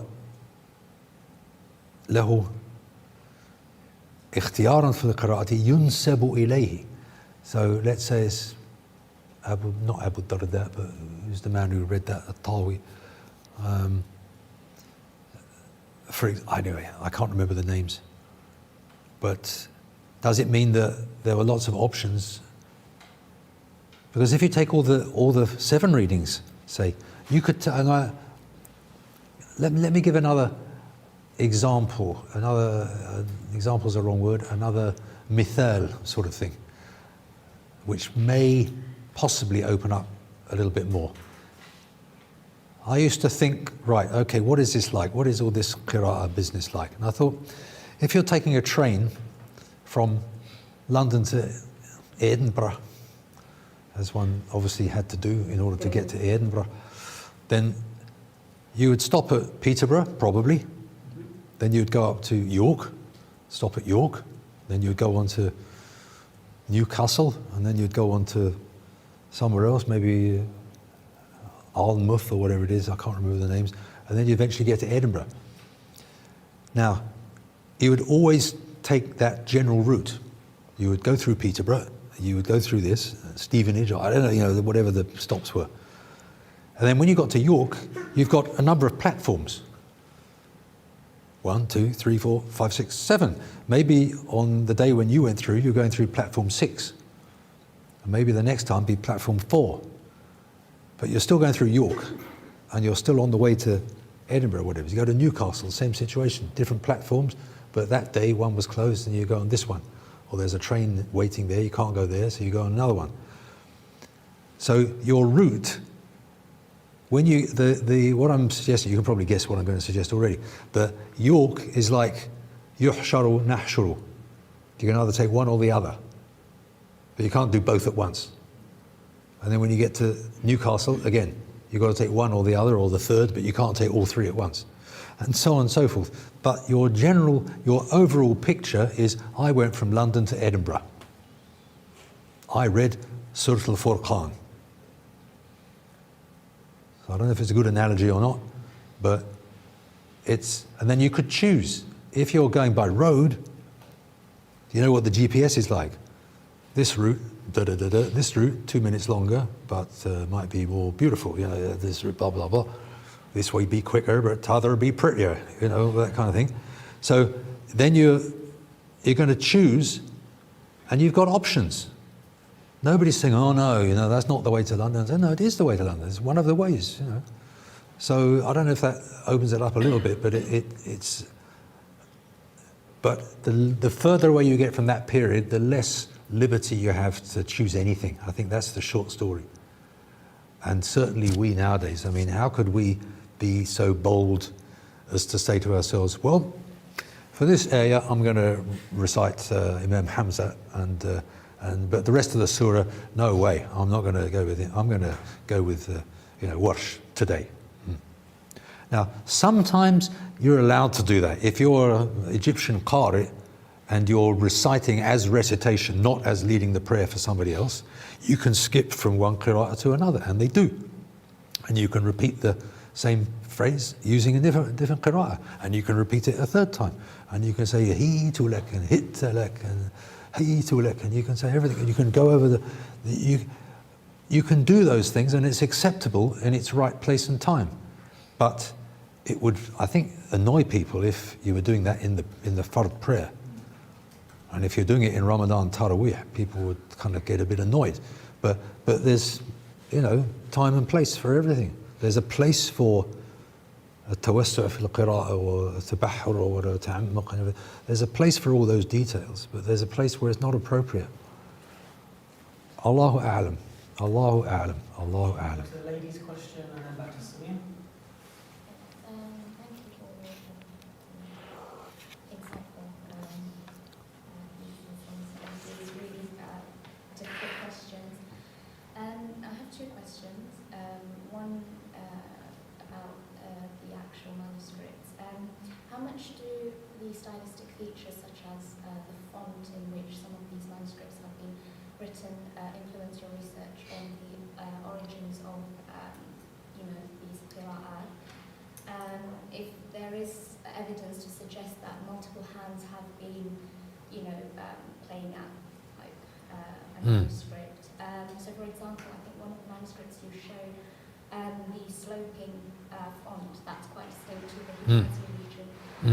So, my question is, how much does this actually influence your research on the origins of these texts? We know that they have been multiple kind of editors, you can say. Shall I go to my second question? Or? You might have to go over the beginning of the first one again, because how much does it, the picture I got was, how much do all these details affect the research or affect the results, basically? Rather than just looking at, I think there seems to be a focus on the actual wordings and differences in wordings. How about these features, such as, for example, the font? I think the fonts are probably not really relevant. What you get is a style that's developing. And once the style is developed, it's developed. And then you can move on to another style. And then you can date styles. You can do that. But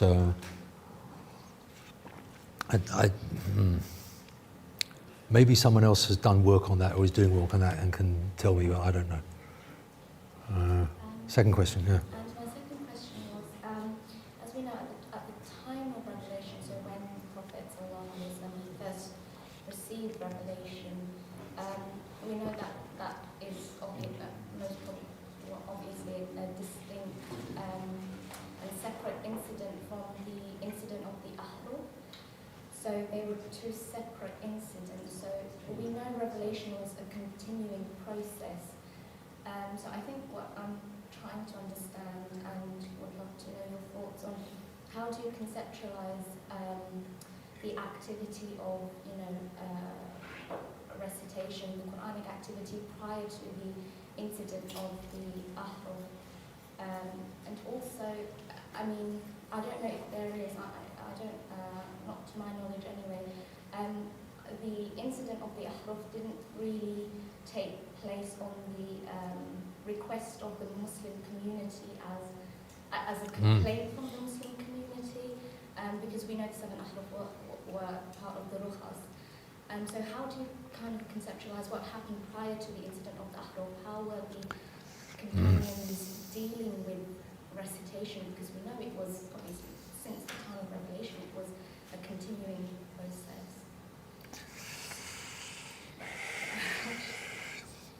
They're very big, extended, open-ended sort of questions.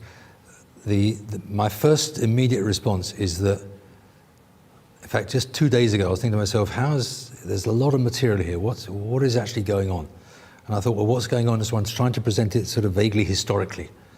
That came to my mind. So I thought, right, okay, what evidence have we got from the time of the Prophet ﷺ? And I thought, well, that hadith is the obvious one. That is obviously dated at the time of the Prophet ﷺ and gives us some indication of what was going on at his time. But that's it. We don't know if it was like that the week before, the week after, the year before, the year after. When was the year even? We don't know that. So there's a huge amount we don't know. But all we can say is that was at the time of the Prophet ﷺ. Now, Ibn Mujahid, he's who I started with. Ibn Mujahid is already 300 years later. Automatically, he's way after, And all of those readers that we've been looking at, like Nafi' and Asim, etc., they're all sort of died 110, died 120, died 150, died. That's 2nd century. So that, again, is years after the prophetic event. So there's the initial phenomenon of the revelation, some memories that we've got in hadith, and then basically what you might call a big gap. That's how the critics would look at it, probably. A big gap, because it then almost like jumps a generation. So the generation of the companions, they've now passed away, and it's the people after them, the successors, and the successors of the successors that are carrying this on as best they can. And so it's like fiqh as well. It's like all these disputes about hadith and so on. So it's like trying to fill in that gap. That first 100 years is basically undocumented, except for a few exceptions, important exceptions, incidentally. Like, for example, if you have coins which say "Qul huwallahu ahad," then at least one ayah out of 500 and 5,000 and whatever it is ayahs, you can say, yes, I've got documentary evidence. I've got a dated coin which says "Qul huwallahu ahad," or something like that. But how about the rest of the Qur'an? That's what people say, you see. And you've got Malik quoting from the Qur'an, but he's only quoting little bits. So then people criticize me, for example, and they say, oh yeah, but that's only, how can you say that's all the Qur'an? I can't say it's all the Qur'an, I'm not saying that. But I'm saying if that's a cup of tea, that suggests that people knew about cups of tea and knew about how to make cups of tea. Because I've got evidence here, I've got another cup with a bit of dross from before. When that dries out, you'll be able to, look at it, people know it's tea, etc., etc. So I'm saying that the evidence is very limited And we've got a bit here, and then a big gap, and then a bit here, and then a bit of a gap, and then by the time you get to Ibn Mujahid, you've got solid evidence. And you've got فَتَبَيَّنُوا فَتَثَبَّتُوا written down in a manuscript with other copies of that manuscript and references to that book, and you get all this sort of cross-reference. But Ibn Mujahid wrote a book on the Shawadh, which we don't have. We have reference to it, but we don't actually have the book. So what was that? His student, Ibn Khalaway, did write a book on the Shawadh, and that's actually quite useful. But it's, do you see what I'm getting at? It's like, even in the more recent times, it's almost like a guesswork that one's got anything. So it's very, very difficult. But what I was, I suppose, trying to do, kind of long story short, was to put the thing in some kind of chronological order as best one can, and try and have a look at, because that, but you see, the chronological order is like London to Edinburgh. That's like one line. And then what you have is side shoots here, and they come back to the mainstream, another side street. It's like branch lines collecting into the main one, and it gets very complicated. So one does the best one can. So was that your book? Sorry? Your forthcoming book you mentioned? You're trying to plug a forthcoming book. Samina, It's not on Qira'at, unfortunately. My question was, it's just about the reference. You mentioned that there's a scholar who's presenting the idea of a second Mus'haf. Yes. Who is that? Omar Hamdan. And there's a big chunky volume edited by, is it Angelica or Angelica? I'm not sure. Angelica Neuwirth. And he has a paper in that called The Second Mus'haf Project. Something along those lines anyway. You might not find it exactly like that. So Omar Hamdan, O-M-A-R, Hamdan, H-A-M-D-A-N. He was working in Birmingham with the other people in the Qur'an project. And it's quite. I think it's quite a convincing argument.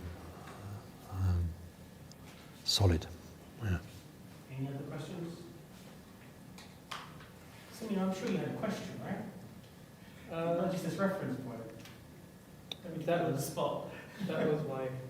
That's your one question. Okay, well, that was another question. I don't know how.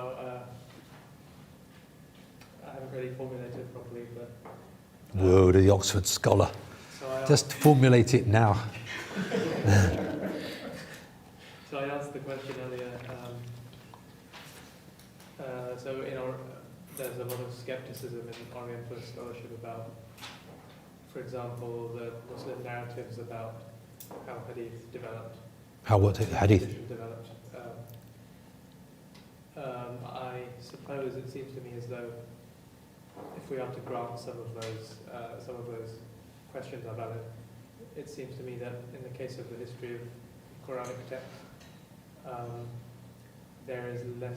it's less problematic. For example, I mean, you showed us some pretty early manuscripts that seem to have a lot of these variations seem to be mapped out in the 7 or 10 or 14 readings we have.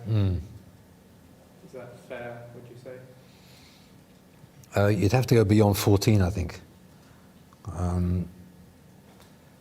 I mean, I once tried to give a paper. I say tried to give because I don't think I actually did what I wanted to do.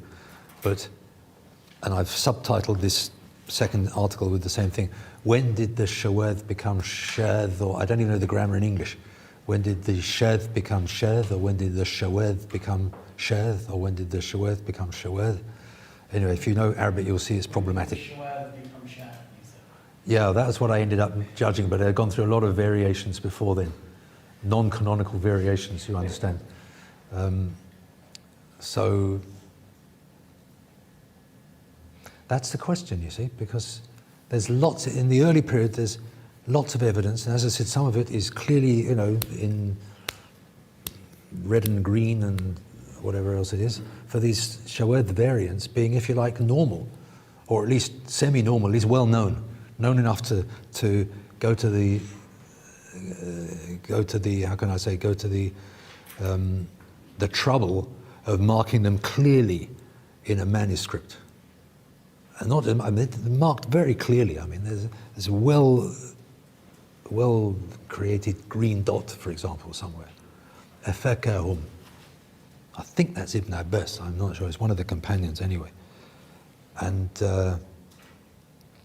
alongside Ifkuhum, which is the standard variant, and all those mim al-Jama'. Where do they come from? Because they're extremely common in early manuscripts and they almost disappear. So there's all sorts of sub-stories going on. And you just get a sort of like a sort of old memory. Abu Ja'far, I think he's supposed to have read with Mim al-Jama', so he was the early Medinan reading. So he died 130. So by 160, Nafi's time, pretty much gone, except that Qalun, his student, did maintain that. So where did they come from? In the poetry, it exists, all right? It's a well-known possibility. There's all sorts of things. That's on the minute level of, do you say alayhim or alayhimu? I mean, that's not exactly threatening the meaning at all, but it shows that they were. It shows that it changed over time. I guess that's the simple underlying story. Or changed over time is maybe wrong. It shows that there was acceptable variation over time. I think that's the only way I can summarize it, that there was variation, and I think I use the expression at a 7 ahruf level, because there could be 70 ahruf or 700 ahruf or whatever. So we're not saying anything you like, as long as it has the name of Sidna Yusuf in it, that's still Surat Yusuf, or whatever it is, or you can tell the story how you like as long as you give the meaning, beginning, the middle, and the end. We're not saying that, but we're saying that there was flexibility at a kind of micro level, I guess you'd have to say, because a word out of so many hundreds of words is still only micro level. So the variation that was there was not on the macro level. Macro variation took place historically because some of those surahs were abrogated, full stop. So that one that said, if the son of Adam had a valley of gold, he'd want to had 2 valleys of gold, he'd want a third one. That's just a kind of past memory. There's no evidence, there's nothing more than that to know what that actual surah was, except that it was very long. All it says it was long, like Surah At-Tawbah, something like that. So where did it go? Does it matter? It was revealed. So presumably immediately after it was revealed, it was 100% Qur'an, 100% recitable, 100% this, 100% that. It disappeared. So all I'm saying is that those are parts of the picture. Any picture that attempts to say something about everything must be able to include that. And that was what I tried to do in that 7 ahruf article. And have a look at it afterwards. Now that this is past tense, you can have a look at it and see what. Everyone who's registered, they need 2 articles on it, okay? Yes, the PDFs, yeah. So they email you back. I'm still going to have your question. Should we not make a distinction between qira'at and masahif? The reason why I'm saying this is because obviously now we're looking at the past resources that are available to us in the form of manuscripts, and most of the manuscripts actually they were thrown away, they were discarded, like in Sana'a. Obviously for a must be a good reason, because if you don't want to use a manuscript either because they got mistakes in it or they were just used as a text for students writing on a piece of paper, the safest way and the halal way, permissible way is to destroy it in a way like they have done, for example, in the mosque in Sana'a. Because the undertext of the Sana'a palimpsest, for example, Dr. Asma Hilali, in his latest work she mentions, you can see clearly with latest technology, the writings between the 2 surahs, we're talking about Surah 8 and 9, it clearly goes on, and Bismillah Rahman was written and crossed off, and it says La taqul Bismillah within the text itself, not in a footnote or on the side, on the margin, within the very text of the Quranic lines. He says, "La taqul bismillah," don't say bismillah, and it continues with baratun min Allah, Rasul, and so on, continues with the next surah. So clearly, to me, gives me an indication that they're quite flexible in terms of how much exegetical material they're adding to the text itself, because it's their own personal copy, not for official circulation or official reading. They're adding an interpretive clause. Don't say Bismillah here between the two surahs. Once you've finished Surah number 8 and far and go into Surah Tawbah, do not. Can I interrupt a question before you go any further? They talk about triangulation. So you just have one example, you have 3 examples, and then you're strengthening your argument. Are there any other examples of instructions in that particular palimpsest? No. So there's only one. So it's an example, it's an indication, but it's not evidence in that way. Now let me suggest that, well, let me give another example. One of these scholars, many years ago, this was one of these, I can remember there's a WOCMES, World something, Middle Eastern Societies or something. And I won't mention his name out of respect to him, but I mean, it was actually decent scholarship.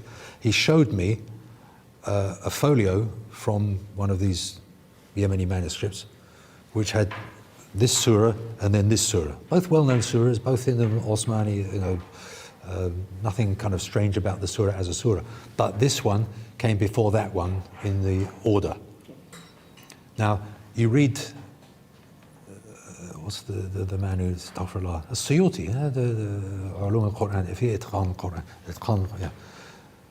And in the Itqan, he says Ibn Masud had a different surah order and so on had a different order. So the concept of having a different surah order is completely, if you like, mainstream, historically. We don't have it now, but if As-Suyuti can mention it in his book without any embarrassment whatsoever, then for me it's okay, that's fine, all right, there was a stage when that was possible. And if you then have a manuscript that shows it's possible. And then you get people saying, the surah order is absolutely fixed. Sorry, fixed. Sidna Jibril, last, Arad al-Akhirah, that's it, finished, bam. Now, what do you do with that kind of thought? If you've got evidence which shows that there was a difference in surah order, and then someone else telling you, no difference, it's all one. Again, it smacks of that mentality of wanting it all neat and tidy. And if As-Suyuti is happy to entertain the possibility, then I think any sort of sensible scholar should be happy to entertain the possibility. And if you then get shown something, you say, oh, that's interesting, I'd heard about that, but I didn't realize there were any examples available. Do you see what I mean? It's like a mentality thing. And people who want it all neat and tidy. And it's kind of dangerous, and then when you get this counter evidence, you have to either deny the evidence or feel very uncomfortable or somehow have some kind of odd reaction. So my question was going to do with the text itself. Yeah. So the text seems to have some interpretation added to it, which is yeah, okay. An explanation of something. Okay, don't worry, Bismillah here. But one may mistakenly read that as part of the Quranic text because there's no indication saying it's not. Yeah. But clearly we know that this is just an information to the reader of that particular text. Yeah. Don't to say Bismillah. So when we actually see this particular undertext in Sana palimpsest, there are very irregular texts with variations that we know from the Qur'an traditions. Yeah. So doesn't that also indicate again, who's writing and for whose sake? Because we seem to be placing a lot of trust, confidence, and authority on a manuscript that we discover, don't know who's written it and why, and we're just saying, okay, this is as equal to the traditions that have been passed on from the Quran, that from reader to reader, from fast to far. Because we're placing an equal amount of authority when we're just comparing this kind of discoveries. When we don't even know whether that was a student writing from her his own memory and private mushaf, memory when writing. Yeah, no, I agree. I know what you're saying. That is the trouble with single witness testimony, if you like. That's more or less what it is. I would like to add to your things. The way we study in Morocco is very similar because our teachers would point out in our text. So we write the Quran and he'll put an arrow saying, well, don't do this, or next time this, or even this, if it's 3 times this mahdoof alif, he'll write a 3 on the paper. So which is adding to that. Maybe it was. That's a teaching technique almost. Exactly. And also what you were saying about going straight from one surah to another, don't say Bismillah ar-Rahman ar-Rahim. It's almost like that actually supports the fiqh judgment, well, not fiqh judgment, but the sort of qira'ah judgment, that you link from one surah to the other without reciting Bismillah ar-Rahman ar-Rahim. So it's actually quite interesting. It's like an awareness that it could be, and it's awareness that maybe some people think you should say it there, but he's saying, no, don't. Now, if that's a private copy, who's to say you shouldn't do that? You know what I mean? Like, and we don't know. So all you've got is a number of possibilities, speculation. So you've got a huge amount of speculation.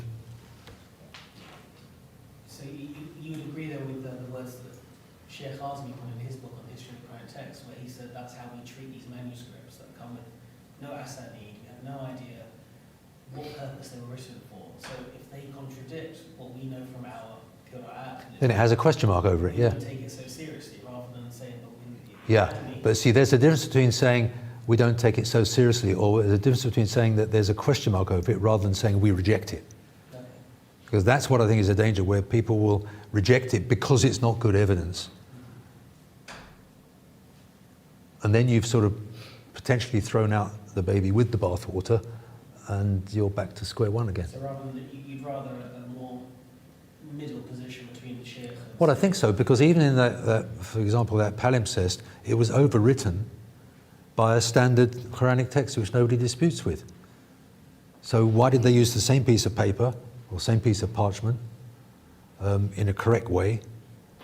They were obviously overriding the earlier one, but why did they think it was necessary to override it? Because Sayyidina Uthman's judgment had been promulgated, and so they went for that. Do you know what I mean? There's other ways of looking at it. So even the bad stuff can be looked at, can be potentially useful. When I say bad stuff, even the questionable stuff is not necessarily a complete. For example, it might help with the handwriting.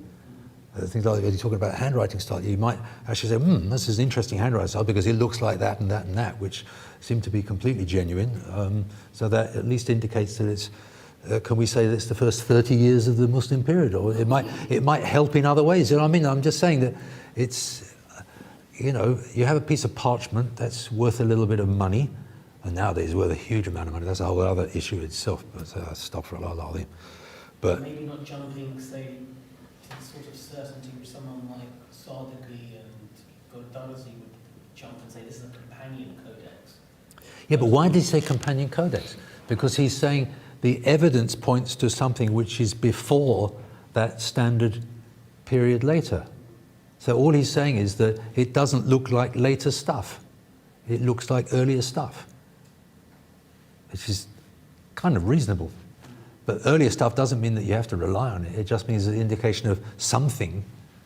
Then you've got all the other questions that come up. I mean, it's evidence, all right? It's like if you're a judge in any situation, like in your family or something like that. Ahmed said he did this. Well, let's see what Ahmed says. You've got to get as much as you can from as many different sources. And as I got told, this was way back when I was doing some work on an early or Umayyad manuscript, and I remember the man saying it, and he was a professor of Islamic art basically in one of these places, and he said triangulation. That's what I've just used the word earlier on. He's the one who told me that. In other words, try and get 3 examples. Like we've got Tawi. Now, if you find Tawi in that one, and you find Tawi in the British Library, and you find Tawi in the Husseini, you've got 3 examples of one thing, which is already a lot more interesting than just one. One is already suggesting a possibility. They've written an alif there, then scratched it out. That's curious. What was there before?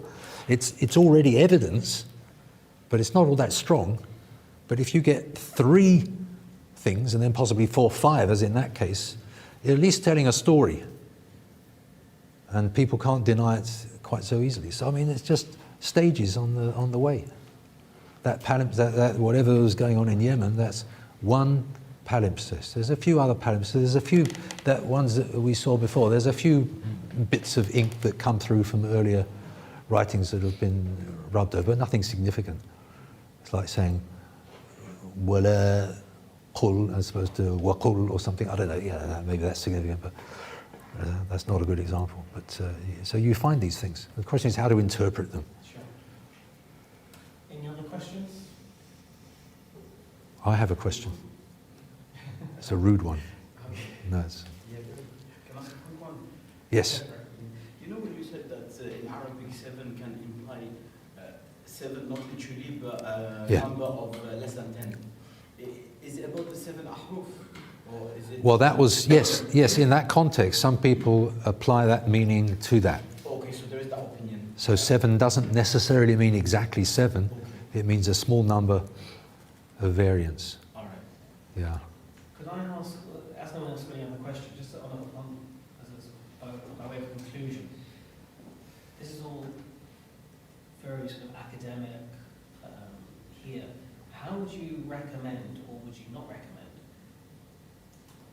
the way in which this sort of more complicated material would be disseminated within educated aspects of the community, not Islamically sophisticated, but people who are essentially literate, who are hearing these doubts about Qur'an, etc. Because I think one of the advantages that your research has is that it complicates a very neat picture without compromising certain key tenets of faith, such as preservation of the Qur'an, essentially. So how would you recommend that sort of theory is disseminated so that there's a sort of inoculation that's provided to the community who are going to hear shubuhats and doubts about the Qur'an in response to a very rigid presentation which their madrasa would generally give to the little boys in the community? Or would you be in favour of not exposing it and keeping it rather simple on the whole? My gut reaction is a mixture of things that I've said already.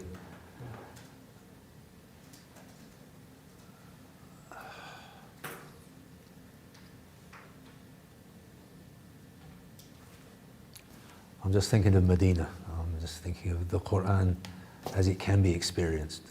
And that's a whole other world. So that's one immediate answer. And it puts the rest to shame. Now that's Uthman's Mus'haf, standard Qira'ah, Hafs. And Hafs can turn the heart over like anybody else can. Do you know what I mean? Like it's not about readings. The readings is interesting. The readings is something else. There was another thought that I had which I've forgotten.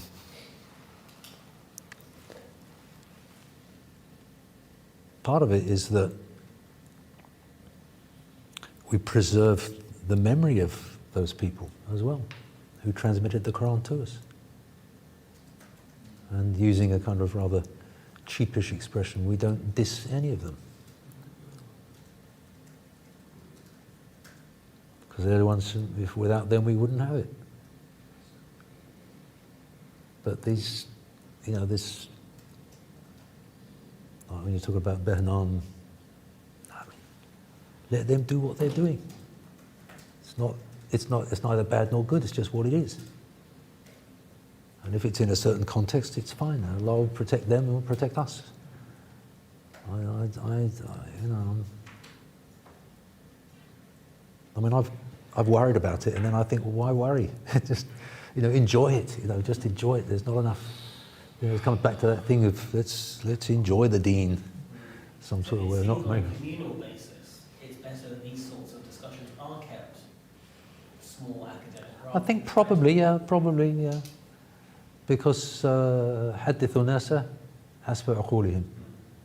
Speak to people according to the level of their intelligence, and so that. I mean, you said it very clearly. I mean, let me just remind you of what you have yourself said, which I think you did it very well. You said, and I quote, as they say, excuse me, "This seminar is especially suited to traditional or academic scholars whose speciality revolves around the preservation of the Qur'an." That's it, you said it. It's not for everybody, because most people wouldn't be interested, they wouldn't sit through, you know, you mentioned like a word like harf, and they're already kind of turned off and thinking about, you know, oh, when's the next meal coming, you know, or something like that. So, or the World Cup, yeah. Oh yeah, when is the next one? That's, do you see what I mean? You've in a sense, you've answered the question. Because it isn't for everybody, but then that's like everything else. I mean, would you, say you were interested in, I don't know, philosophy or something like that, and you have this really good, professor at your university, and you have these fantastic lectures, and then you go back home and, a cousin come round, and you're dying to share this kind of philosophical insight that you've had, and it's just not going to happen, right? It's the wrong situation. I mean, but at some time it might come up because Allah gives you what you want in your heart. You might find yourself in an odd situation, a few years later, next to somebody on the train who's reading a book about philosophy. And you go, oh, that's interesting. Oh, yeah, my teacher says that. You just don't know, how your decree is going to unfold, unfold. That's what I mean. So. Is you supporting Arsenal or Tottenham? He's still supporting Arsenal or Tottenham? Boy, mate.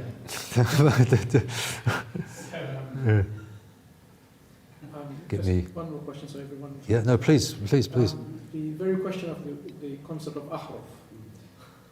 The Prophet ﷺ did not explain it, obviously, for an obvious reason. And one of the reasons, what I understand is because the Arabic grammar wasn't systematized then, the Qabila and the Qawail that were there within the Arabian Peninsula, they had their own linguistic nuances within their tradition. So every Qabila had their own linguistic nuance. So whether they prefer something to use in their expression, a singular word to express something, or a plural form of that word, it's particularly specific to that particular group of people. So in the absence of systematic presentation in books, forms that people know of, like, oh, this is ikhfa, and this is ilhar, and this is this grammar, and this is nasab, and this is rafa.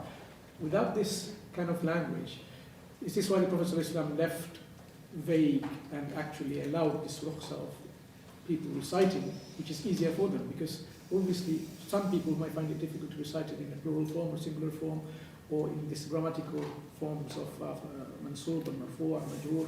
This is what we find in our the qira'at differences. Is this what you think could be a reasons why the Prophet didn't explain? Because it's quite obvious, it's not something that you can explain it then, but he just allowed the communities to recite it as it was easier for them?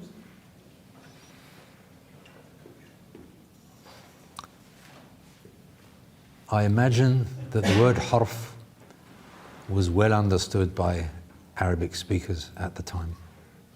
When I say well understood, they would have known the word, but just like people can talk in various ways, and you can say that is a many-edged issue or something like that. You say, edge, what are you talking about? It's not an edge, we're talking about, So in other words, naturally in language, one will use metaphor. Many-sided issue. So I presume it was a standard word. The trouble is that we're so much later on historically that it's hard to know what it probably meant at that time. And so we have to do the long way around of, going via dictionaries and other tafsirs, وَمِنَ النَّاسِ مَنْ يَعْبُدُ اللَّهَ عَلَى حَرْفٍ, and trying to think, how might that fit? And so you do the best you can with the information that you've got and the evidence that you've got, but you still come up at the end with something that's rather difficult to understand. Unless you've got to come at some kind of sense of what it probably means, and then you say, yeah, well, that fits that meaning of the word, so let's just go with that for a while. If it means that, okay. So if you have like a surah or an ayah or something which has different ways of, as I said, it's like, platform 1, 2, 3, 4 York or something like that. So it's still going through York, but that way is not quite the same as that way. It's not quite the same as that way, but the basic meaning hasn't changed. So I'm skirting around again, but that's how I tend to look at it. Professor Dutton, could we end with your dua?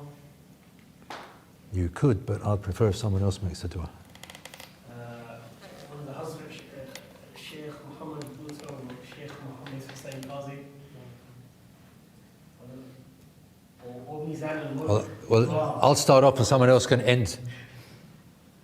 But may Allah give us knowledge of the Qur'an and give us the ability to act on what we know and to die with Qur'an in our hearts and the life of the Qur'an in our hearts, so that we die in a live situation, if you said it, with live hearts. And may we acquire beneficial knowledge and be able to pass it on to other people. And may everyone who's come have benefit from what we've been dealing with, and may that benefit, may that go back to the Prophet ﷺ, from whom we wouldn't have had anything. So any benefit that I've got, I'd like to give it back to the people who've passed on the Qur'an to us, and by extension to the Prophet ﷺ. And yeah, I just think if we can, there's the hadith, you'll know it better than I do, but the basic meaning is weep when you recite the Qur'an. And if you don't, then pretend to weep, that Allah may have mercy on you. And I think we have to try and bear that in mind, that we want to be people who get to that point where we weep when we recite the Qur'an, and that cleans us, and then we're cleansed, clean heart. And what's better than a clean heart? Man atallaha biqalbin salim. Yeah? وَمَنْ أَحْسَنُ, what is the ayah? You, the guy that's a huffaz. Something, إِلَّا مَنْ أَتَى اللَّهَ بِقَلْبٍ سَلِيمٍ. That's the end of the ayah. I don't know what the beginning is. But that's what we want, except it goes to Allah with a clean heart. So may we be given cleanliness in our heart. And of course, that's what the wudu is about as well. Cleanliness on the limbs, as well as cleansing the heart. So we, as the Sufis would say, join between the Sharia and the Haqiqah. And we make our path with both those awarenesses, so we don't deny the one and we don't deny the other. We don't deny one at the expense of the other. Kullu min indillah. Everything is from Allah. So may Allah bring you to the best of what you want from existence, and bring us to the best of what we want, and keep us protected from anything that will harm us on our path, on our way. And may Allah give us thabat fi dunya wal akhirah, make us firm and keep our feet firm when feet slip, especially on the sirat. So we go across quickly, and the people with more right actions go across quickly. So may Allah increase our portion of right action, complete our portion of generosity, of honesty, of helping others. And I just remember that the Prophet ﷺ, when he was, the hadith in Bukhari about the revelation, it said that he used to love being by himself. كَانَ حُبِّبَ عَلَيْهِ الْخَلَاءُ. So it was something he wanted, and so Allah gives you what you want. So the Prophet ﷺ liked being by himself. And so he was given that. So we have to be, like they say, careful what you wish for, and don't be surprised if it appears. Now that's a common human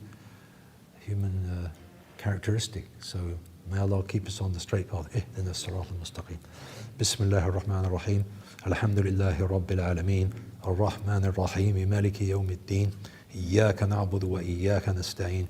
Ihdina as-sirat al-mustaqim. Sirat alladhina an'amta alayhim. غير المغضوب عليهم ولا الضالين. آمين. وصلى الله على سيدنا محمد وعلى آله وأصحابه أجمعين. سبحان ربك رب العزة عما يصفون، والسلام على المرسلين، والحمد لله رب العالمين.